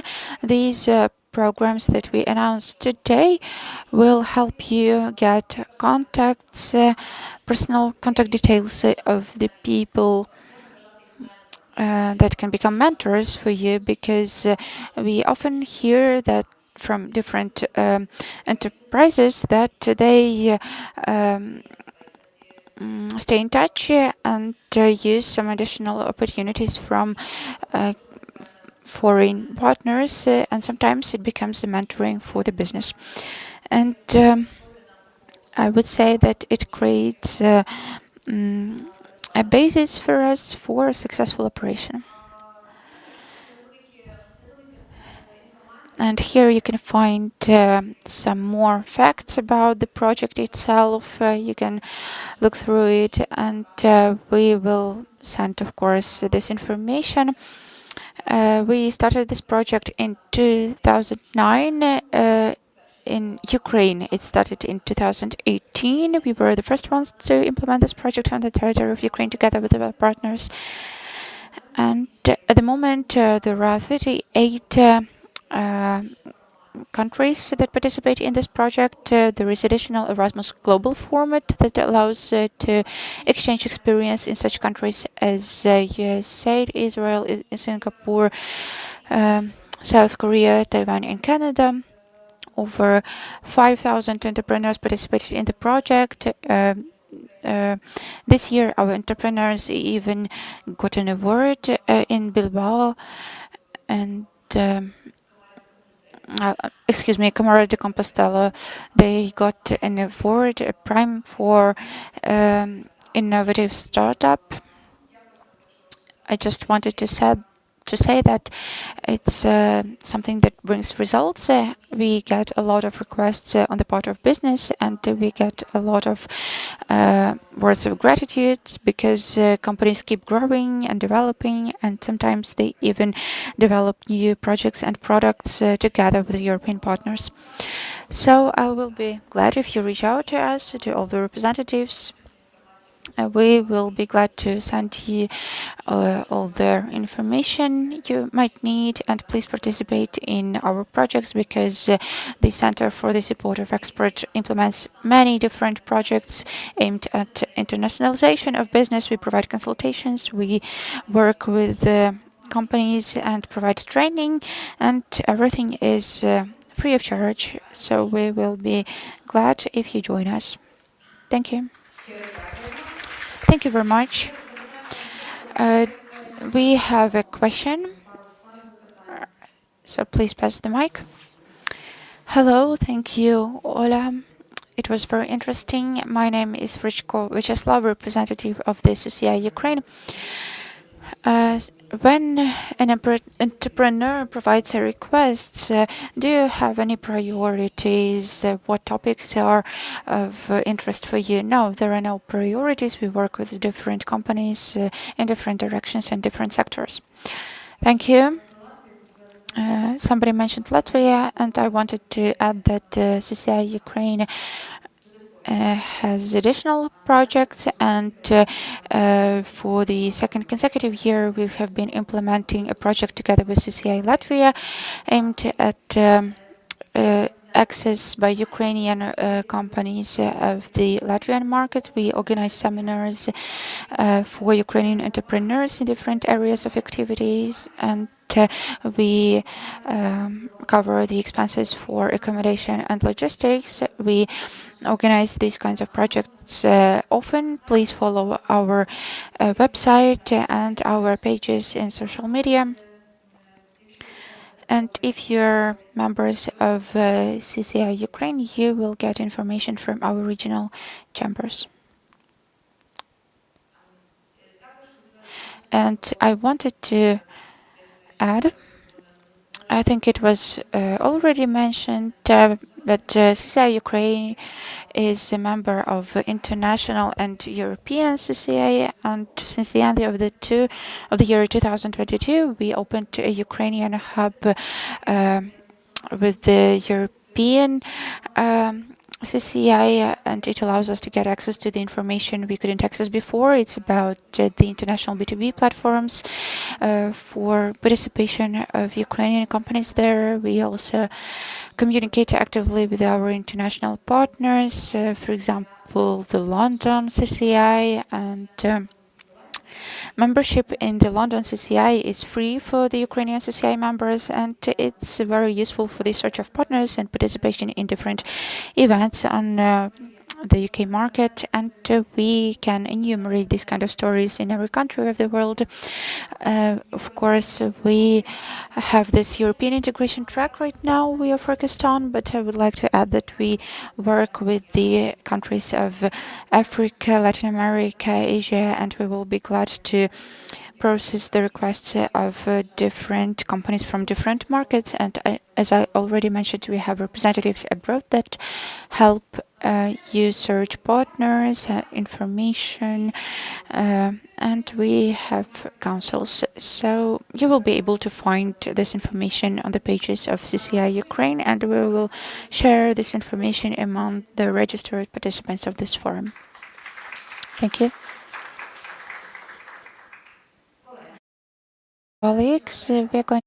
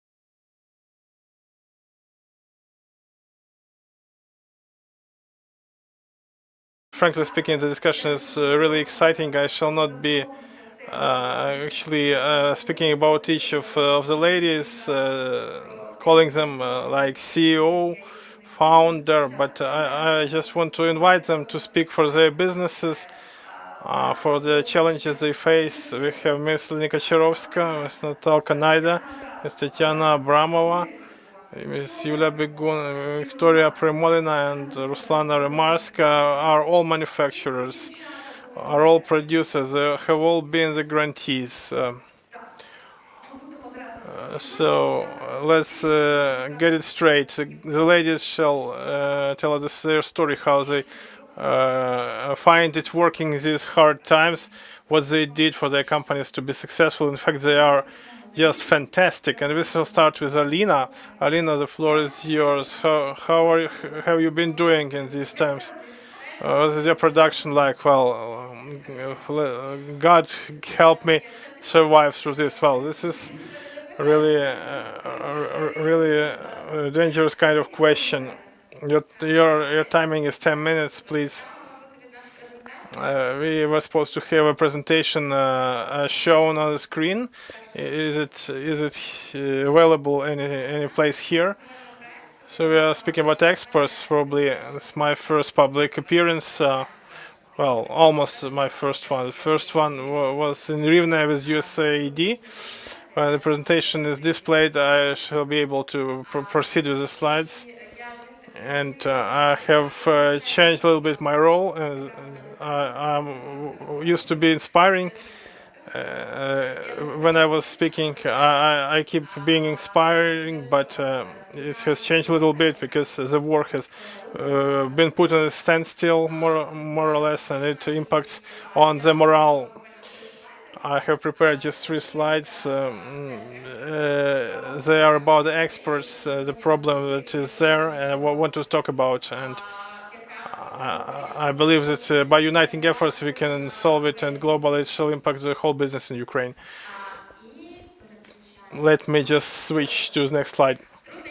The difficulties of exports, it's international transaction and the complexity of B2C payments. I see the greatest challenge here. My company faces trust. It's pretty obvious, but Ukrainian companies are not trusted. When they visit our websites, it's not a classical type of export. Sure, that's a B2C payments, B2C exports. Let's call it this way. When the guys visit our international website and want to buy our products, and at the same time they mistrust our platform. Besides their mistrust towards our program, what keeps your trust in any international website? Two factors. The first one, what you see there, the PayPal or Union Pay button, and you trust it because this is the transaction partner. So these 2 buttons are the markers of trust. The website is secure to use. We do not have these buttons. The first challenge. So PayPal in an online store equals to trust. Now about figures. Some statistics. We lost the orders worth about $25,000 because the people were unable to conduct a financial transaction using a trusted payment agent. So this is about all. Why they canceled their payments? I don't know who is behind the suspension of payments. Why they would not allow PayPal to operate in Ukraine? Because they do not want to lose the money, the commission fee. That they wouldn't like PayPal to be operating here. I don't know what is the background of this process. I'm not in charge of this, but I understand that when PayPal is finally admitted to Ukraine and globally financial transactions shall be running seamlessly on our website, and actually Ukrainian business shall get additional credit. Just let PayPal work in Ukraine. So why people were unable to buy? Because the 3D secure option were not available, the cards of the buyers. a lady from Japan wanted to buy an item from our website, and she really had to take photos of her payment card, hiding some figures on it, and provide some personal data to it. So it was a hell of a job for her to actually do to just buy an item. Well, I support you. I worked in the tourist business. They were really particular about this payment. As long as the system was very difficult and actually required them to provide personal data, they wanted to pay cash. And this was because the procedure was too complicated and bulky. Well, of course, this situation changes, but very gradually. And the image of Ukraine, when millions of Ukrainians actually relocated to Ukraine, to Europe, they see that the people look fine. Of course, they thought that Ukrainians were living like the medieval times, and that is why they do not trust us. I saw a morning show. Reese Witherspoon featured, so they include the news about the war in Ukraine on set. They actually depicted a Kiev-based apartment in such a manner that actually it was very ridiculous. Many people consider us Ukrainians as a very poor and underrated country, but in fact, the USA program, when they brought our producers to showrooms, to the fashion weeks, to Paris, our products were very competitive and our quality was very high. And now let's speak about our production. We are the fashion company. We produce shoes, clothes, and accessories.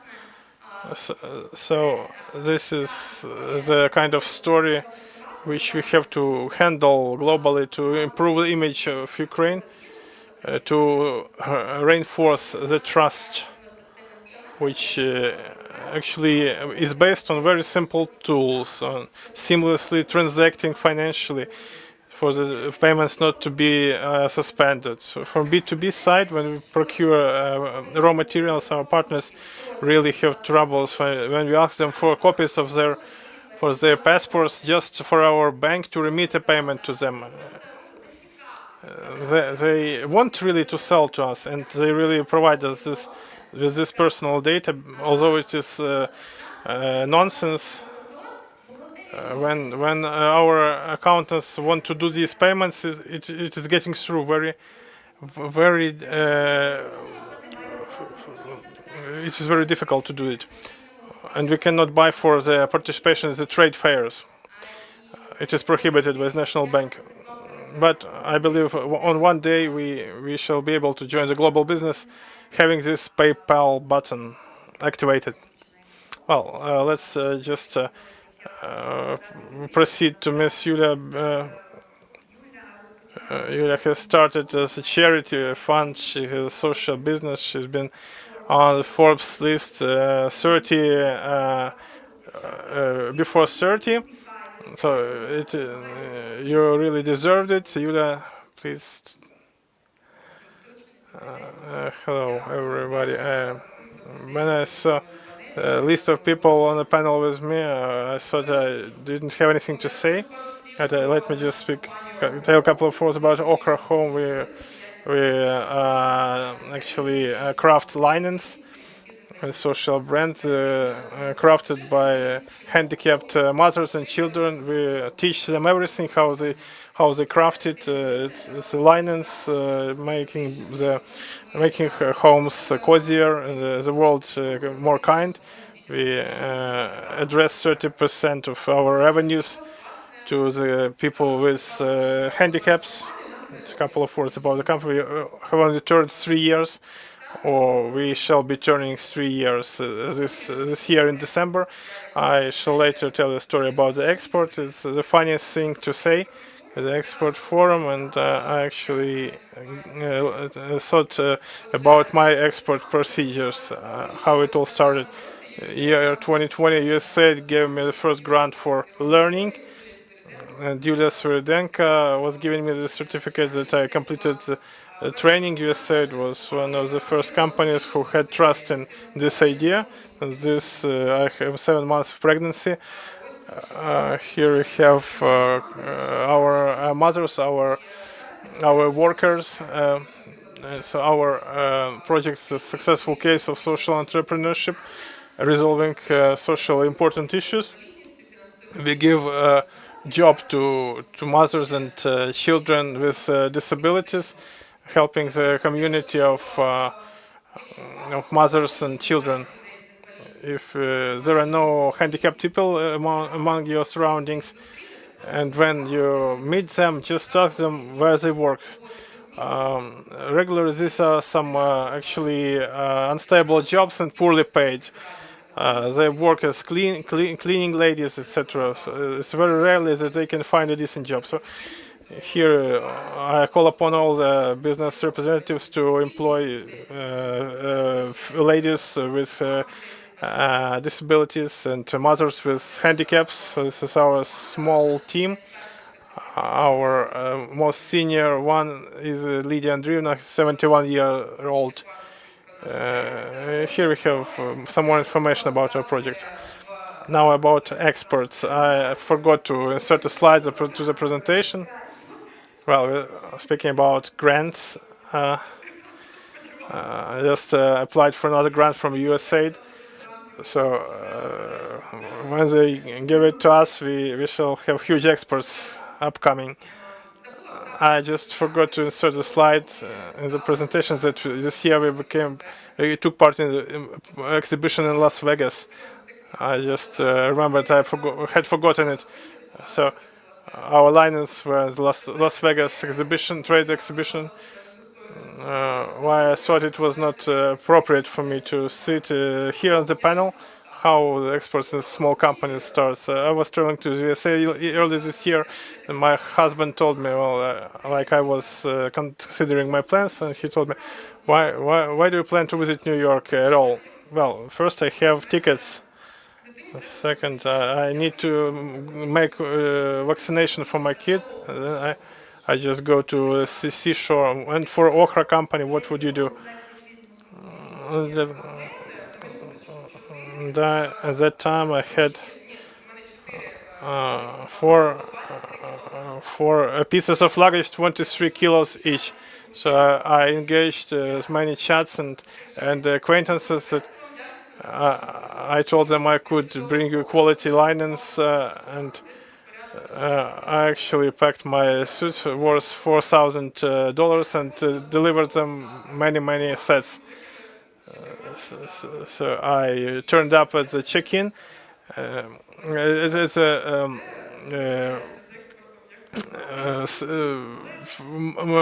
mail station, and actually this is how I started my exports. Of course, we have some orders from the USA, from the UK, from countries across Europe, but it was our first very serious kind of business and delivery. Personal delivery by CEO. So when I was just actually taking these luggage pieces along, they told me I was on the Forbes list. So, like Yulia, for your small company, it's very difficult to enter the export framework. It's a difficult road to go. It requires a lot of efforts and more long-lasting steps. Well, our global problem when we just started Okra, we were positioned like we made this site using USAID grant money, and so the first grant you had Okra business founded, and I actually hope for it, and Our biggest mistake from the beginning was that, well, at that time I didn't understand at all how to sell. I didn't have any business education, how to trade it on the internet. I actually only had my Instagram page set up a year later after Okra was founded. My SMM specialist urged me to do this, to show our brand, and I started my Instagram account. But with the very first steps, the lady I thought we would be partnering in this project, we thought we would be oriented Instagram and Etsy. Etsy to be the primary platform, but then we just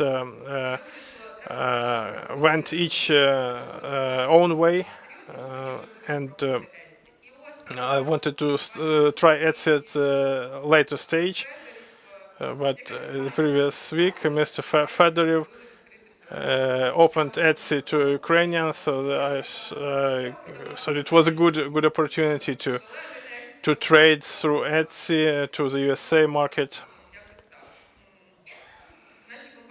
So our company is 3 years old. Some kind of weird slide from, I wouldn't want to be on this presentation, but we became quite a prominent social brand. But I always have reiterated that our lineups were high quality, not just crafted by handicapped mothers and children. So this is a small export by such a minor company. In fact, each company has its own path to follow in terms of export development. I want to stress it. I was picking the speakers, wanted to show people who are big enthusiasts of their idea. Some like shoes, making shoes. We shall now give the floor to Natalia. Her design, her environmental friendliness, her openness and business transparency are things that truly inspire. Natalia, please. I have only question. Where did you take this dreadful photo of me? Well, here you are. You look better than that photograph. I hope so. Natalia Naida, Mafana Frankivsk. I can tell you briefly for our history dating back to 2019 or 2022, because there were two different stories. 2019 it was different environment. What do you do now? You do dresses? What types of well, we used to make dresses. We shall be doing them. Fremior is a 5-year-old company. I position myself not like a brand, but rather like a company, because I want to work on this scientifically meaningful entrepreneurship and to develop this sector deeper. We started developing clothes using our own brand. It was not a very successful story because year 2019 we all were exposed to coronavirus pandemic, and our strategy failed of actually reaching out to multi-brand boutiques. All small boutiques closed down. They appeared to be very badly prepared, and we were not ready to partner with large boutiques, which is why we have changed our strategy a little bit since 2022. We have reoriented, pursuing some sleeping accessories, some for the army. We are now suing the fire resistant uniform for Ukrainian Air Force. We try to split our production 20 to 80, so 80% non-commercial project and 20% we try to do fashion. To do some export products as well. So for me, export is about It's about tax code, external trade, paying customs duties, income, inbound, outbound, work with VAT, and people who are employed by the company officially. By the way, I had inspection by the state labor service.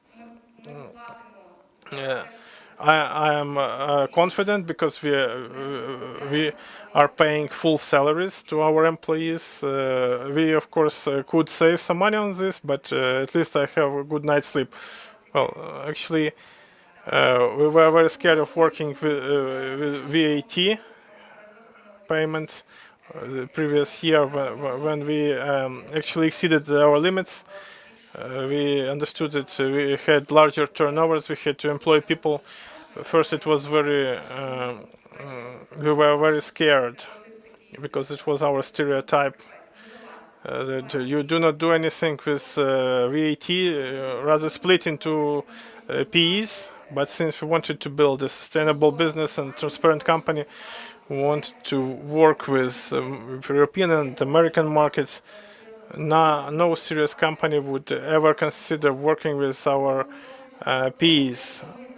As far as foreign trade is concerned, we now changed the strategy, but we continue working on our brand and actually releasing the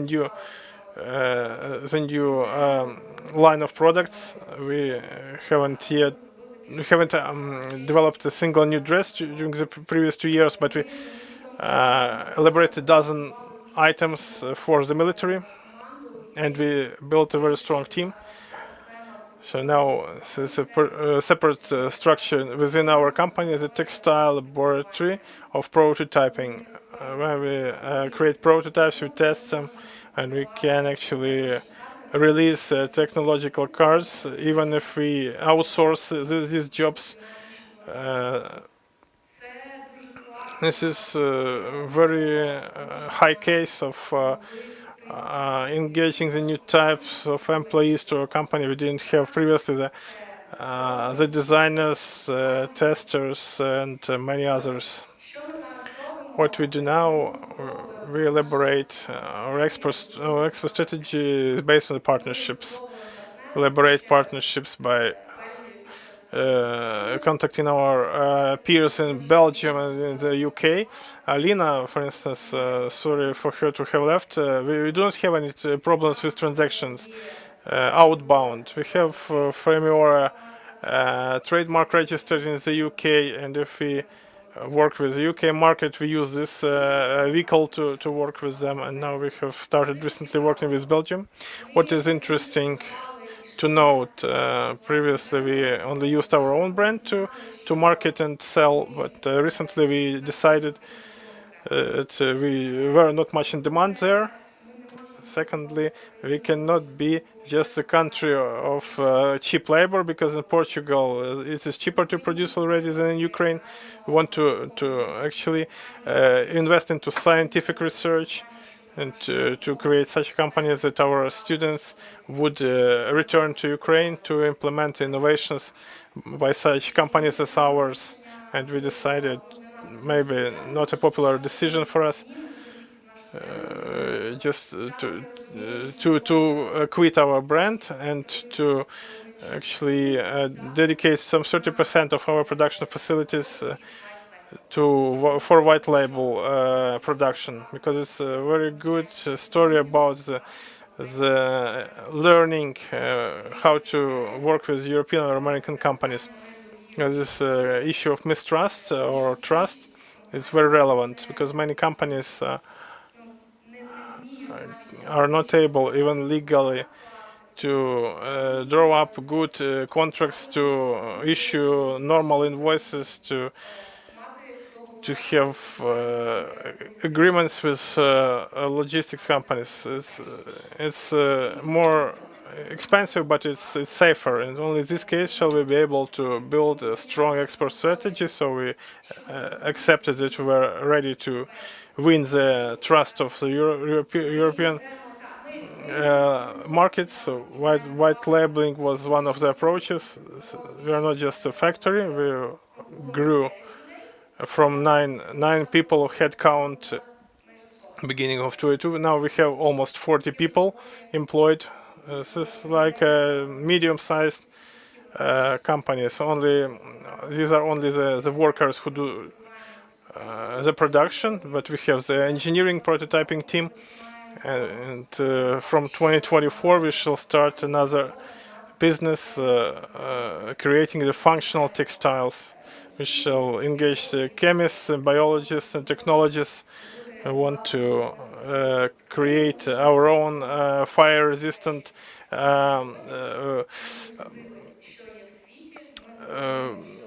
material, because we learned what functional textile, rehabilitation textile, anesthetizing textile is. So in this regard, we have been lagging behind.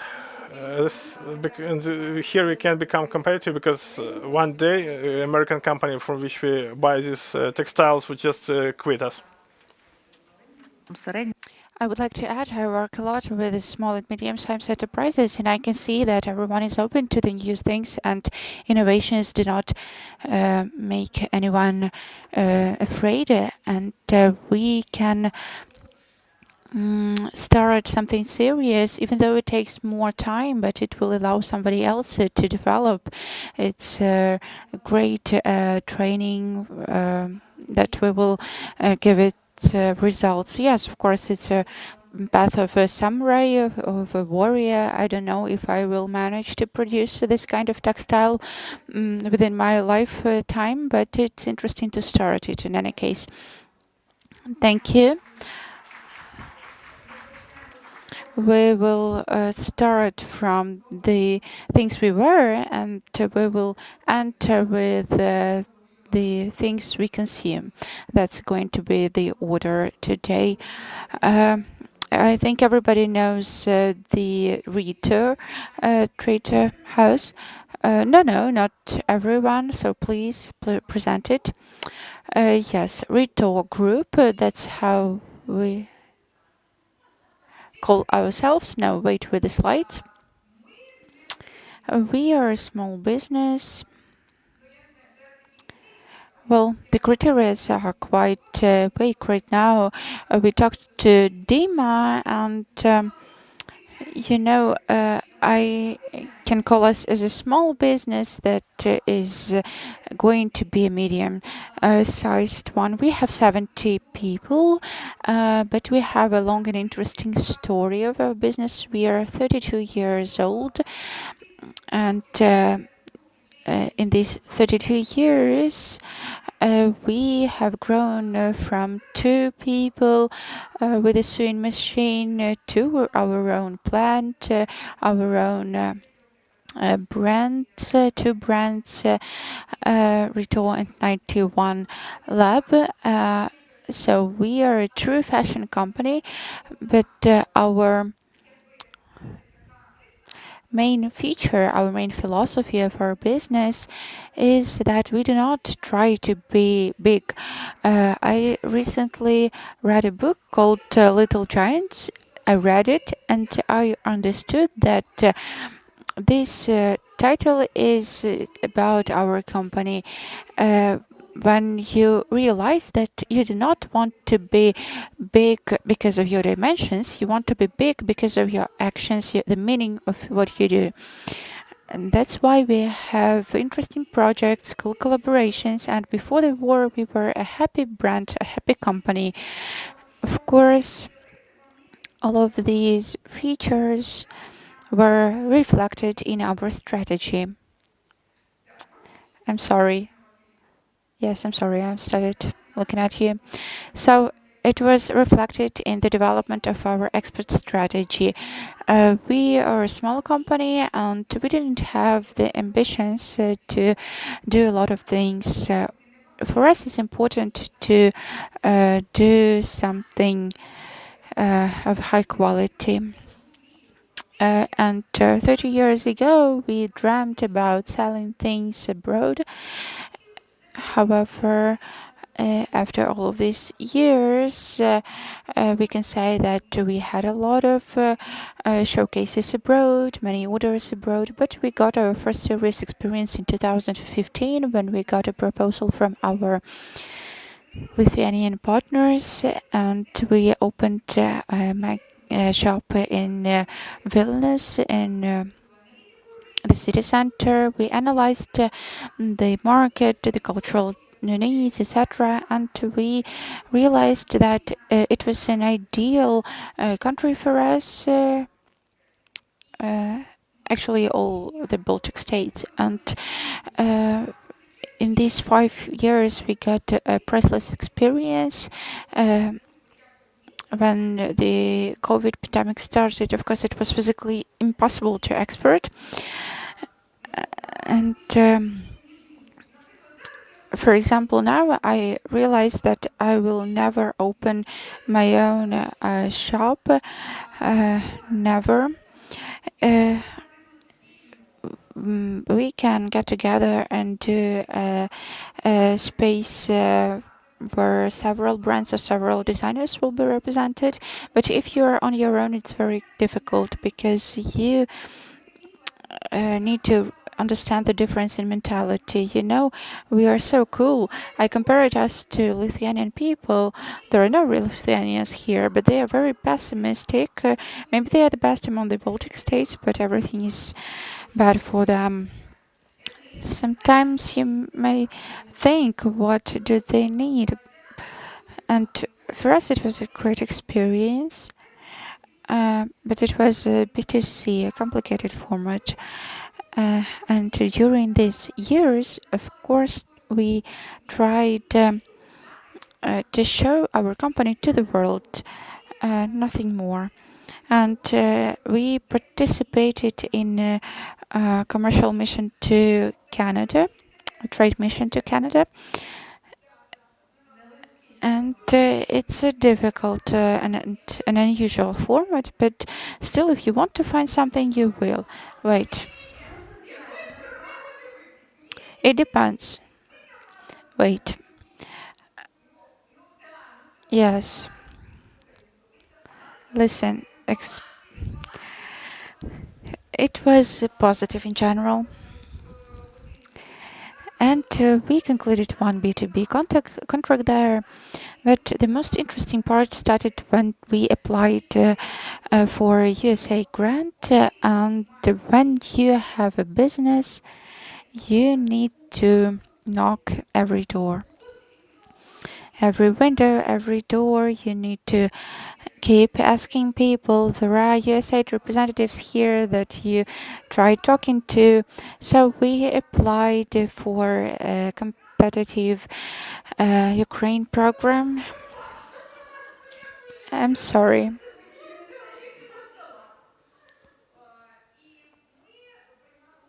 So we participated in 2 showrooms within the framework of New York Fashion Week. And to be honest, it was a very useful story for us. We established some B2B contacts, and another showroom happened when, in the end of February, when the big war started, and we were surprised that our Instagram page was full of requests, full of orders. In March and April, we had so many requests from people who were writing they wanted to support Ukrainian business and order something. And even despite the fact that Ukrainian Post, for Ukrainian Post, it took months to deliver things. When people got to these things, they wrote us with the words of gratitude. And there was, I will be quick. One of our clients was from Italy. She is an owner of Italian shop, and even now we keep cooperating with her. And when we restarted our activities during the war, of course, every business changed, and fashion industry changed too. And even before the war, it was important for us to promote Made in Ukraine. Then we realized for us it's very important to promote designed by Ukraine. So all the latest collections, we please show the pictures. Thank you. And all of these collections were devoted to the fact that they had to be in Ukraine, they had to promote Ukraine, and this collaboration with the Primachenko Family Foundation happened. It's written that Ukraine needs to be prosperous and happy, and this collection was very successful not only in Ukraine and not only among the people of Ukrainian descent abroad, and it was ordered and sold abroad. Please continue with the slides. So, excuse me. This is the collection inspired by the Krivolab art, our artist. The latest collection was inspired by our Ukrainian clothing of the beginning of the 20th century from Hunchar Museum. So we understand that not only we need to demonstrate modern trends and modern colors, we understand that this collection and this clothing needs to be full of Ukrainian identity. So that's designed by Ukraine. That's it. Thank you. Let's continue.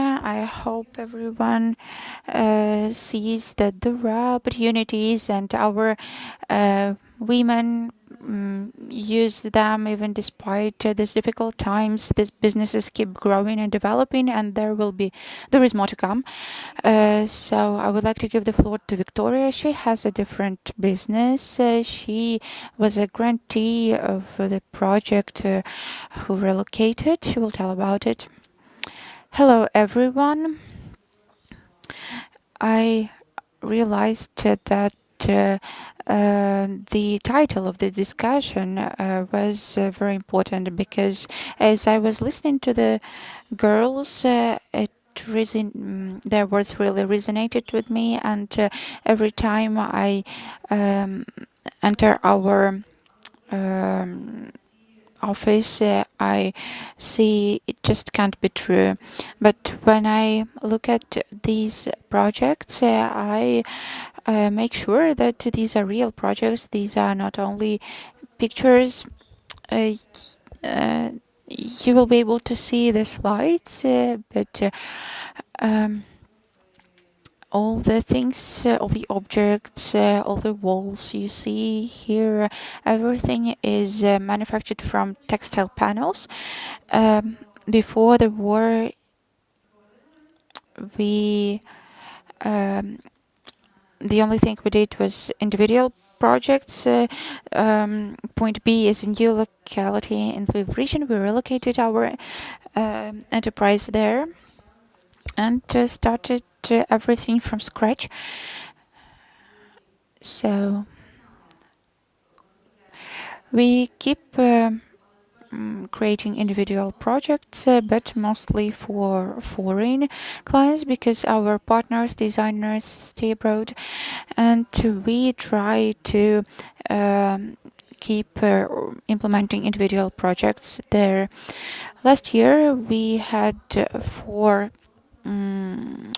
supplies to Milano and London, and if Elena has troubles with payments with her clients, we faced similar difficulties. We were not fully paid because the payments were being verified for a long time. It took a long time, and it's been a year. We cannot take the money. They keep repeating the promises. And recently I read that flexibility is the strength of a woman, and she can develop different diverse strategies. So I keep looking for new approaches, and I hope we will get paid. But that's a huge experience for us, and I hope it won't repeat. But that's our experience.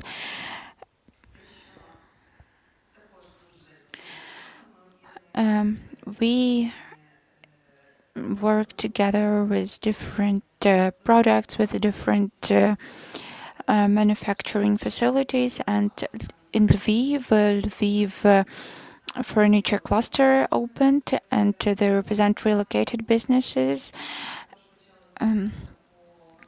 We are in Lviv. They started organizing furniture hub. We get together there, and we have joint plans to start our activity abroad and participate in exhibitions, projects. What else? Yes, and we used grants. We are not afraid of grants. Yes, one should not be afraid of apply for a grant. We should realize that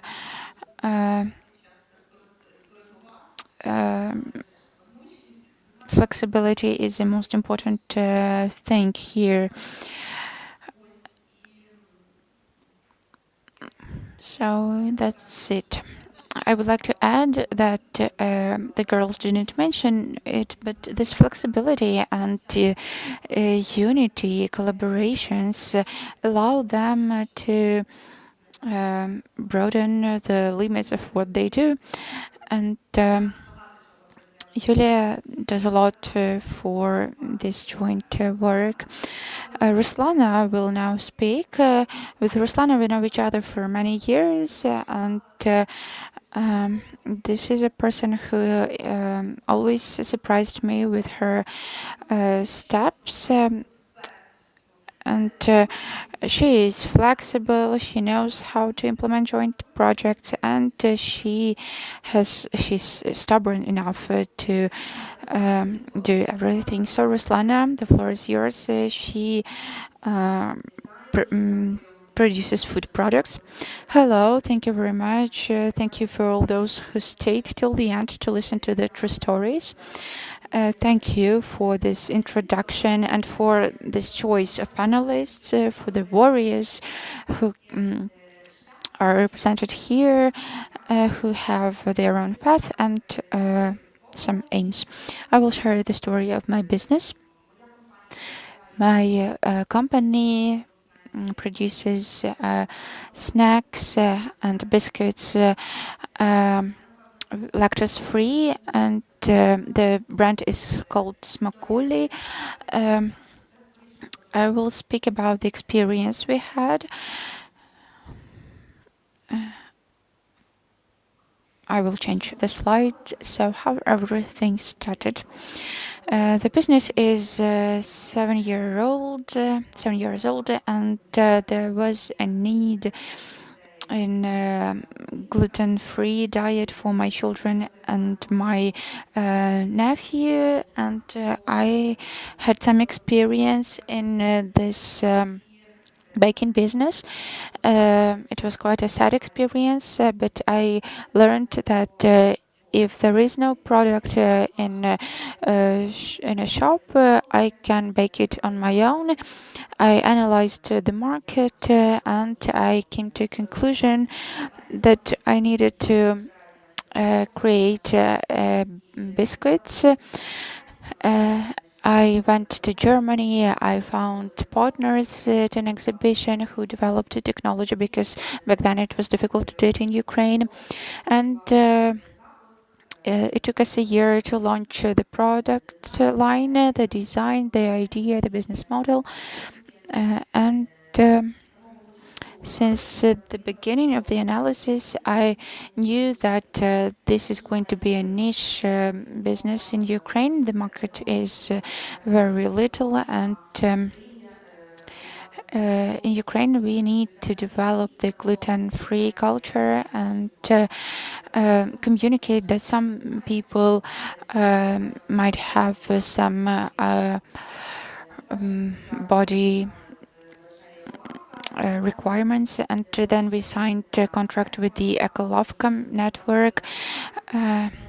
And at that time, I thought I was smart enough because I had a background in international economics, and I thought the steps I planned were right, were correct, because when you come to a client abroad, they will ask you about the product.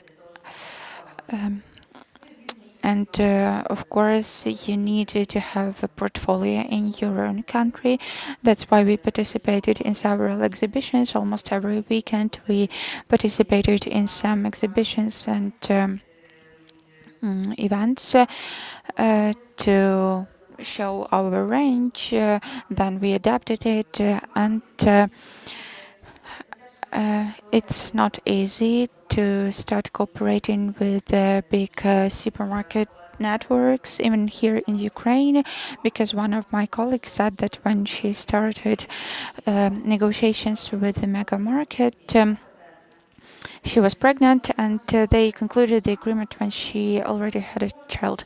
When the product is new, and especially if it's a niche product, nobody really trusts you, and they offer you to present your product in 4 shops, let's say.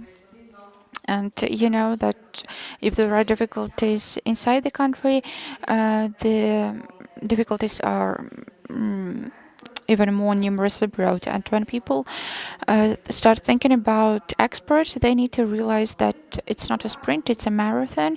It's not about going to one exhibition and concluding a $1,000 contract. I would like to speak about some mistakes on this path to export, because in 2018, it's been a year since the creation of the company, and I started promoting our projects abroad. And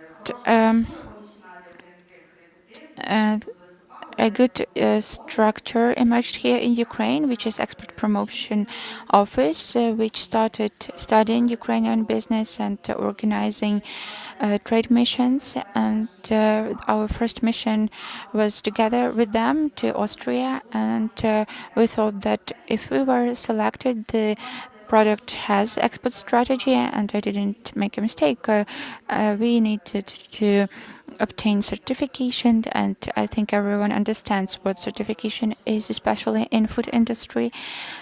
So it was called we will start working where we can. I analyzed the demand, and the main criteria were as follows. The countries where ISO 2000 can be taken, the countries where food industry is developed, and I also conducted an analysis of supermarket chains and analyzed whether they have gluten-free products represented there. And I will continue my story and speak about Canada. At some point, I started my studies. There was an expert academy. I had a goal. I submitted 10 or 11 applications to the competitive economy program, but it didn't work out. There were some mistakes here and there, but actually I was rejected every time, but I kept doing what I had to do because I had to develop my business. And then I saw this expert academy program, and they said everyone who defends their plan would get financial grant. And it was very ambitious to think that I am a certified specialist and know everything, because it was new, and I learned a lot of new things. We analyzed the market correctly. The strategy changed, the focus changed after this training. And we focused on one market, and only this year we achieved some results here. If you remember this first packaging, you can see it here. That was the packaging we took to the United Arab Emirates, and it was very funny when people couldn't read what your brand is about. So these are small things, but we had to change to the Latin alphabet, and actually it was my child who invented this title because he couldn't read the title in Ukrainian correctly. And that's how we changed the title to the Latin alphabet, Smakuli. After the training, we developed a new expert strategy, and when the girls spoke about the difficulties of export for clothing, for bed linen, I would like to add that, in my opinion, once again, I can only speak about my sector, but not only we need a PayPal button for export, we need a bigger list of things. We need to certify our production facilities, we need to certify the product, we need to certify the packaging you use, because it's also about the contact with food. We need to register a trademark, we need to register in the context of the United States, because we started focusing on the United States. We need to register our program according to their system, getting special codes, getting two kinds of codes, and you need to find this access point there. So there are a lot more requirements for food products, and this chain to the result is longer, because not only you go to exhibitions, not only you search for the buyers, you need to make sure you need to convince people that you can be trusted, and you need to sell your products under different trademarks and not under the private label. And nobody knows that there is a foreign brand produced from the Ukrainian tomatoes. And these are the lessons learned from our export activity. The war stimulated us to start exploring export, because before the war, when I was telling my colleagues, let's get together, let's go to different exhibitions together, we didn't implement it, but the war became an impetus, and we are living in the time when we fight for the attention of clients, customers, in supermarkets, etc. So the products need to not only to correspond to consumer trends, they need to be innovative. We need to have a clear export plan, because without it you can make a lot of mistakes, and they cost you money. And we need to promote our products. We need to knock at every door, search for opportunities, and keep going, because even if we fail, the success will come to those who keep trying. And after the start of the war, I initiated a cooperation.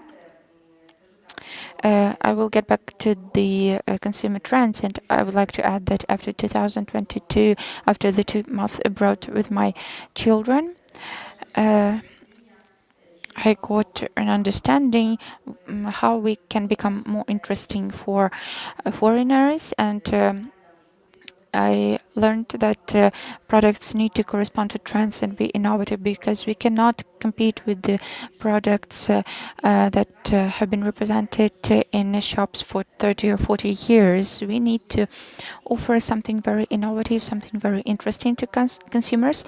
And in 2022, we launched a line with authentic Ukrainian ingredients, which is snack biscuit, snack with a prebiotic, because we need to have something unique to compete in this area, and that's another innovative product we presented in the US. It's snacks of the future. Snacks that are favorable for digestion, and I hope that soon this product will be represented in the United States in the famous chain. Then I would like to say a few words about our alliance. It became a point of growth for us, and in 2023, the first export to the United States happened together with the alliance. In September, we held the first presentation in Chicago, called Test of Ukraine Day. We showcased our brands there. We showed to the world that we can create great end products, not only transport raw materials, and as food producers, we tried to communicate that we will not compete with big companies, but we will compete thanks to high quality of our brand, represented by a specific creator or the whole family of creators. And in the end, I would like to show a very inspiring video that impressed buyers in the United States. Could you please turn it on?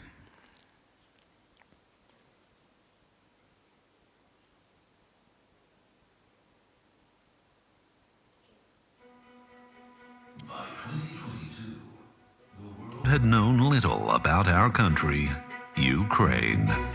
Actually, it was completely unknown to some people. Someone heard about it because of Chernobyl, someone because of football and Andrei Shevchenko, and someone knew about Ukraine thanks to boxing and the Klitschko brothers. The business world knew Ukraine mostly as a supplier of metal and raw materials, including wheat, corn, and oil. However, in 2022, Ukraine became known to the whole world because of the war, and it became a symbol of freedom and courage. Some Ukrainians went to the front lines to defend our lands and fight for freedom. Those who remained became volunteers and have been helping the army and other Ukrainians suffering from the war since then. We are doing everything we can, each and every one of us in our place, in education, local government, medicine, and business. Everything to help our country develop no matter what. We are those brave people, producers of food products, who want Ukraine to be recognized for quality products only. We grow and process vegetables and produce organic canned products, jams and sauces. We grow fruits and berries, and we make them into useful sweets, snacks, and drinks. We produce cookies, chocolate, and seasonings that are sterilized by steam. We grow grapes and make wine. We produce dry soups that have recently fed more than 50,000 internally displaced persons. Moreover, we use NASA cooking technologies to make cheese snacks and functional foods. Behind each of these productions, there is a specific face of the owner or the entire family who work daily to improve their products. They carefully grow each and every vegetable, fruit, and berry. Believe it or not, they meticulously select raw materials and ingredients, control quality, implement international food safety standards, develop technologies, monitor trends, communicate with the consumers, learn and adopt the standards of conducting international business, and develop in order to boldly offer the world a taste of Ukraine. Ukraine is delicious. Taste Ukraine. Дякую. Thank you. Хочу сказати. It's truly inspiring video. I believe there is more to come because such alliances shall be forthcoming. I would like, on behalf of all ladies, to address you, everybody. Search for opportunities. There is a number of them. Just keep your face. Keep applying. It's not only worth it to write an application. You need to actually implement it with the right KPIs to report on it, and to consider this aid as extra fuel for business.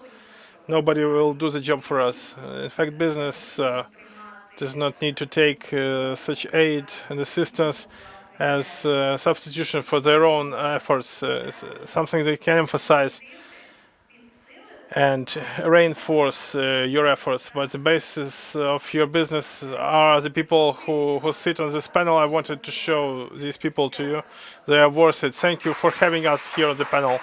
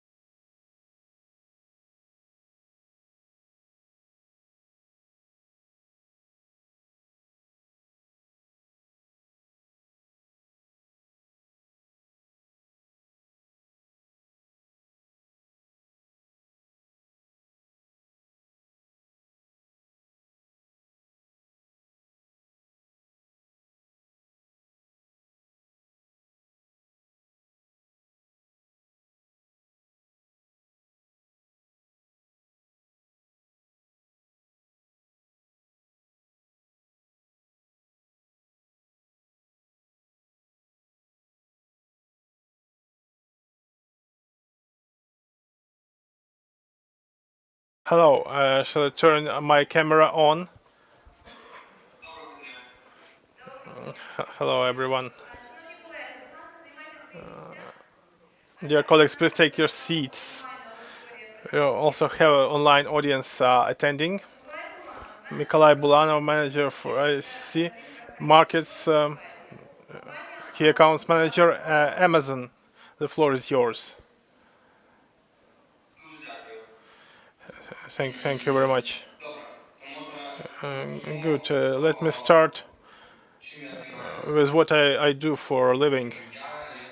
I'm a key account manager for ICC, head office Amazon in Luxembourg. For Amazon, my key target is to support fulfillment by Amazon as part of Amazon proliferation in the European region.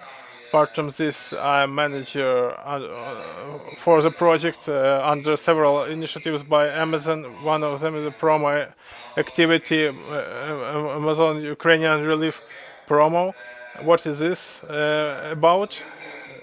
It's a great effort and devotion both on my part and it's part of the team that we implemented this activity and initiative. It is about all the Ukrainian firms that register on Amazon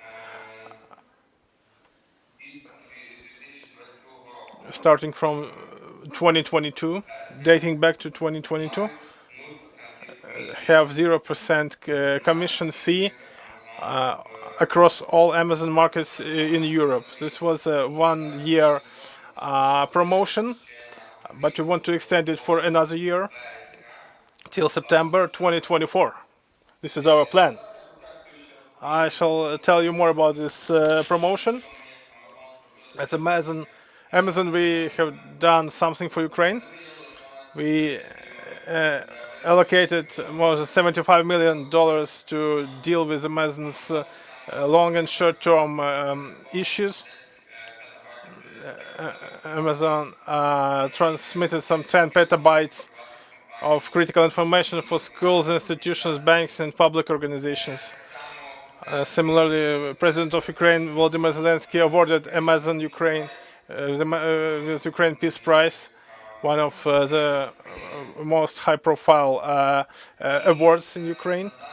And currently, we deal with, among other things, with donations and charities. As Amazon, we have extended more than 800,000 items worth more than $2 million.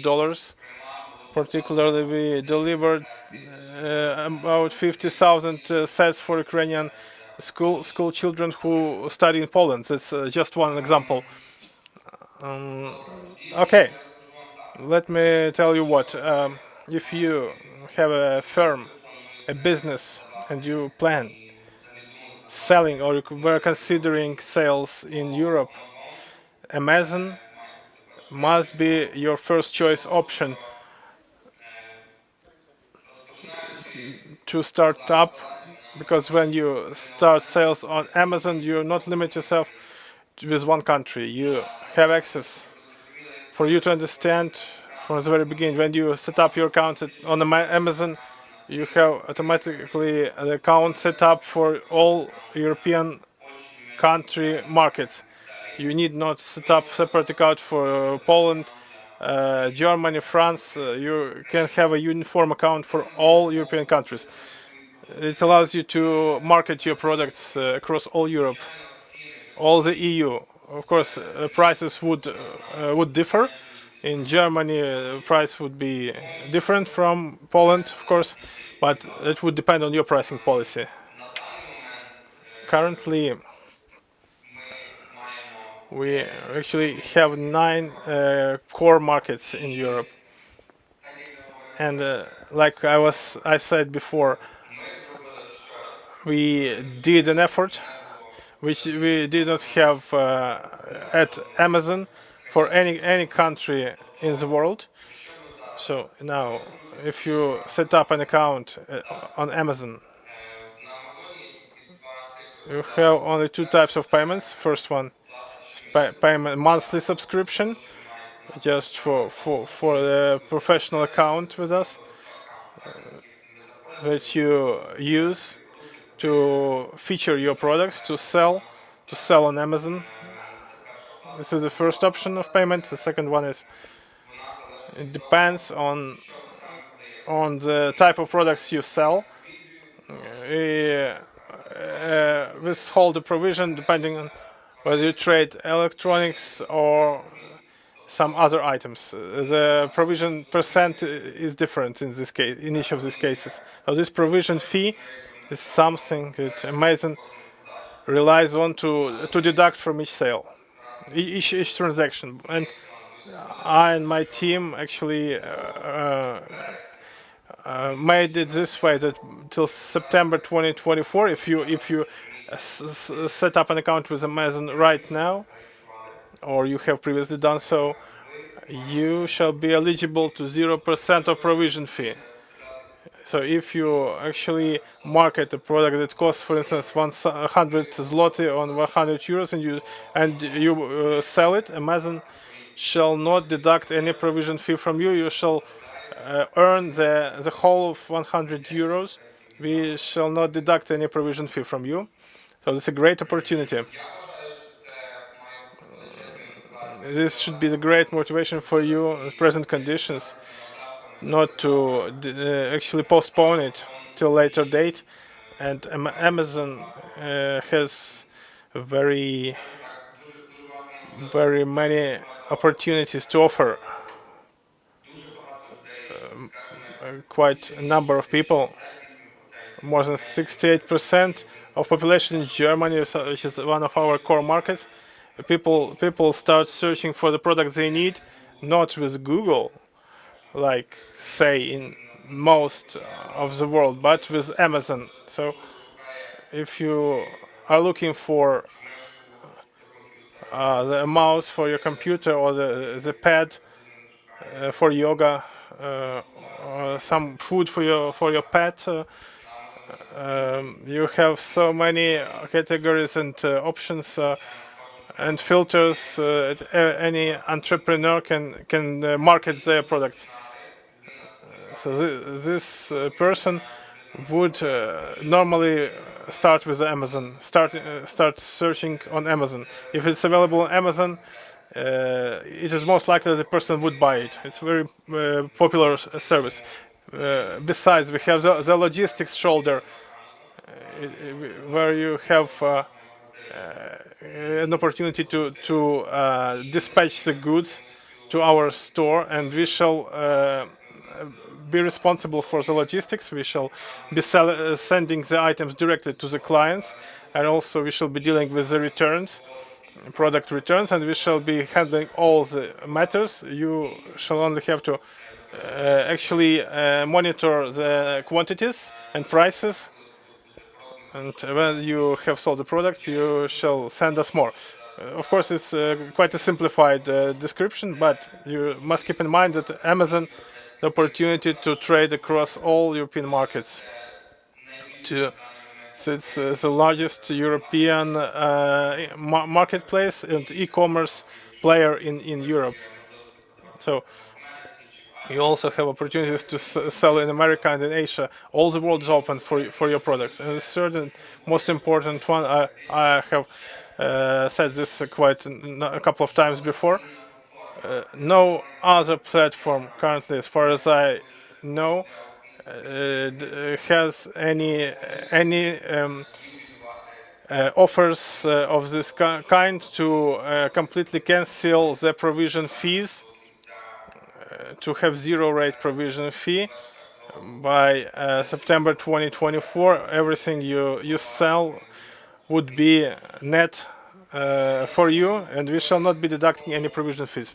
So in this very brief and actually quite short story that I told you, why Amazon is a good option to start with. Of course, we are working on a couple of other initiatives which we want to do to help Ukraine. It's not something that we have already done and actually put an end to it on every single day. And I try, and my team tries to help you as much as possible. I hope you take good advantage of the opportunities where we invest our time and our desire to help Ukraine. There are more than 300 million of active client accounts on Amazon worldwide. 300 million people worldwide, across 180 countries, across many regions. We have about 200 localizations and locations worldwide where you can sell. More than 50% of the firms trading on Amazon, they do exports.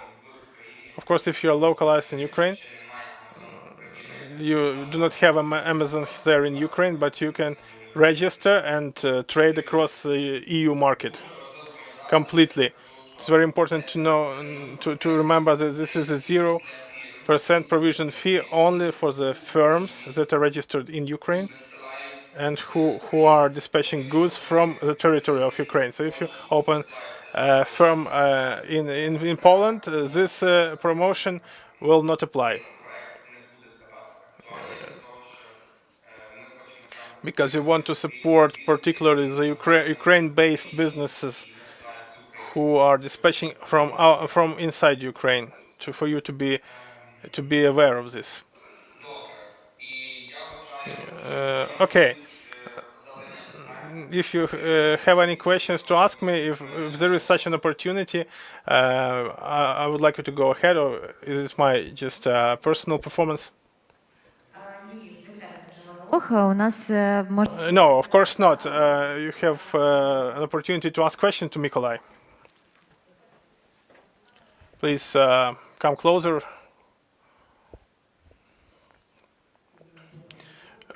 Hello, Mikolai. Very exciting story that you told us. Tell me, please, what are the practical terms and conditions for Ukrainian SMEs to start communicating Amazon platform? Contact you directly or some interim platforms? It's a very good question, sir. Let me tell you what, from my perspective, the easiest way to start is to start your journey with Amazon from Polish market.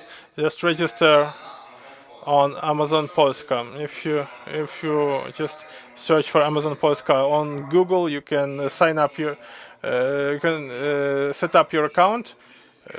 You can switch to English if you do not speak Polish. Fortunately, we haven't localized into Ukrainian, but step by step we shall complete it. So I would suggest if you know English just a little bit, start registration process with Amazon Polska. Setting up an account with Amazon Polska, you shall have this account proliferated and propagated across all European nations.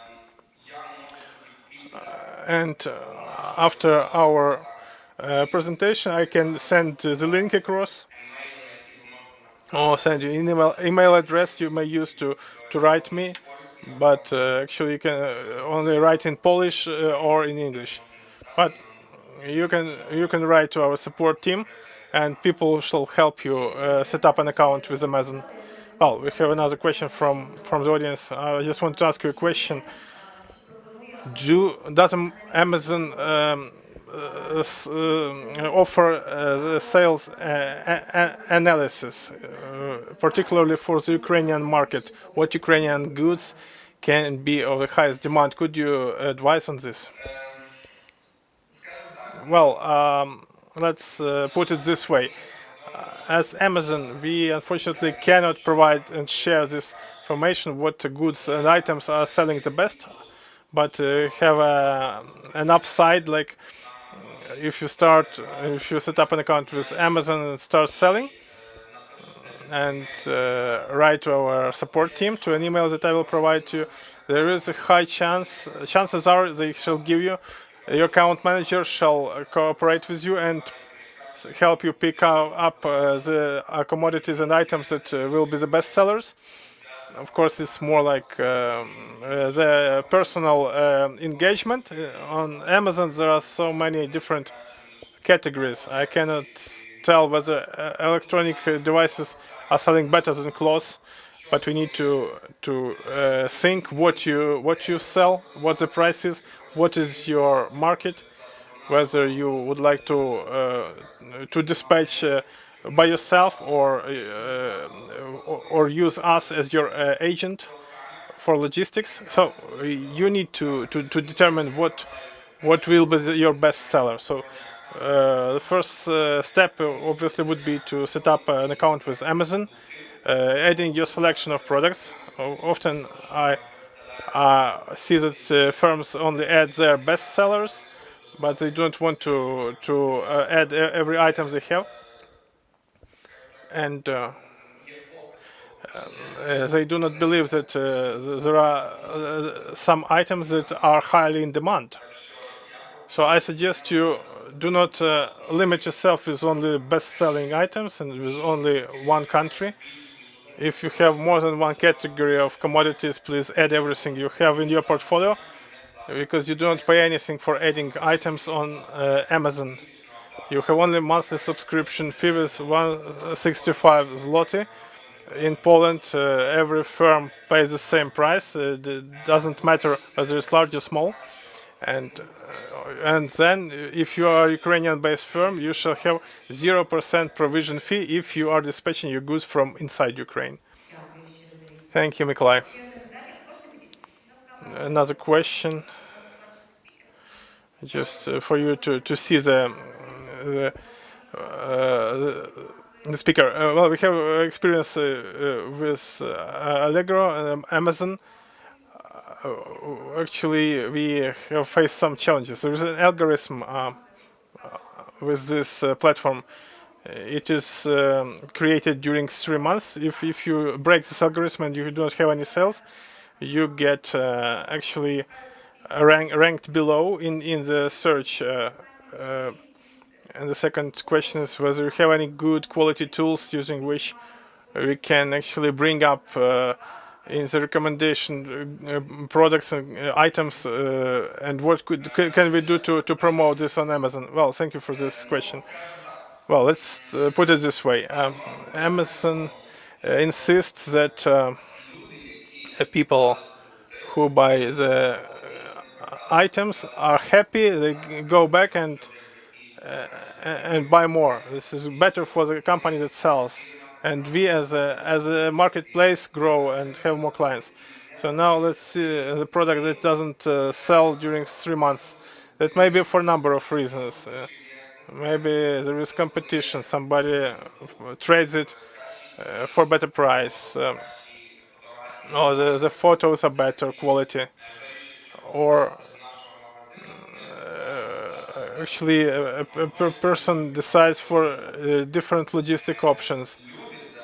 So the people are a lot more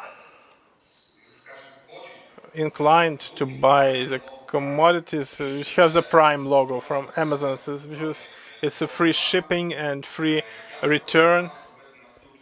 I would suggest doing the following. If a product stops selling for 3 months, I would consider actually 3 components. The first one is how the situation looks like with your brand name.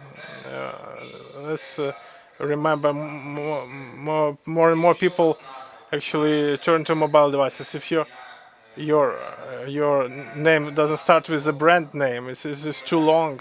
Remember that only 80 symbols can be visible on the mobile phone. If your product name starts with super, new, beautiful, our algorithm shall actually degrade it in terms of search rating, because we make listings which show us what kind of product it is. You can see those ratings reports, and you shall see how many people actually use their laptops to actually enter Amazon, and how many people use mobile phone. This may be because a competitor appeared who better described this product, and you want this product to be successful and visible for the people better, because we want to uphold the quality and transparency on Amazon. On the other part, I would like to consider the competitors, whether anybody offers similar product for a lower price. If anybody does this, what is their shipment terms? A couple of days, or whether you can ship faster, and if you do not use shipment to our store, you may want to consider it, because most of the people who buy from Amazon, they buy with Prime to have free shipment.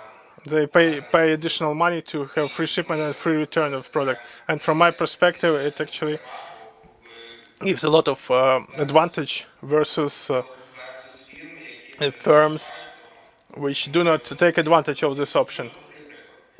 Simple question. A product costs 10 euro, the shipment is 5 euros.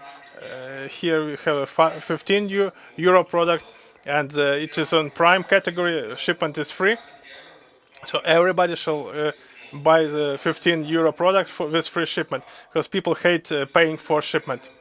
They like to have free shipment. So I would like you to consider whether you can ship to our store, whether it's competitive versus Allegro, because we consider various platforms and pricing policies. If you have various prices on Amazon and Allegro, something is obviously wrong. So this is also, you need to consider bullet points and the photographs on white background with good resolution. And if you don't have an account manager and you have an account, please consider employing one. So I shall give you an email, and probably you should have an account manager appointed by us, and he shall advise what you need to improve, because I cannot tell you anymore. Just a brief question. Tell me, please, can I consider the statistics of the decision-making tree, how client behaves on Amazon, and to actually compare it to the statistics? Висилає. When you told about the free shipment from your warehouse, whether you have this kind of statistics. Well, for you to understand, the people who have Prime subscription, they actually enable the Prime filter by entering Amazon and Prime. In Prime, they just wouldn't simply see your offer. You need not have the statistic. If you have free shipment option, then another person who has is in Prime, it can be more visible to this person, but it's not 100% sure. Many people offer unique products. They don't want to sell them to us. They also earn big money. I do not want to generalize. Just describe to us your case per email. Because every case is different and has its unique products. Дякую щиро. І, будь ласка, якщо можна поширити інформацію цю електронну. Could you please share this information electronically, and could you please send the presentation in of course, as I promised, I will send the presentation and the email with information following our today's meeting. So, as promised, I will send everything to the organizers. Thank you very much. Thank you for your time and for the valuable information for Ukrainian entrepreneurs. I will repeat Mykolai Bulanov, Key Account Manager, ISS Emerging Countries, Amazon. Thank you very much. Thank you. Goodbye. And I would like to conclude saying that we end our today's event, but tomorrow we will have a follow-up. Today we held our event in hybrid mode, but tomorrow we will have an expert school delivered by the Ukrainian Post online, and it will be supported by the USAID Competitive Economy Program. So you will get all the additional information by email you indicated during registration.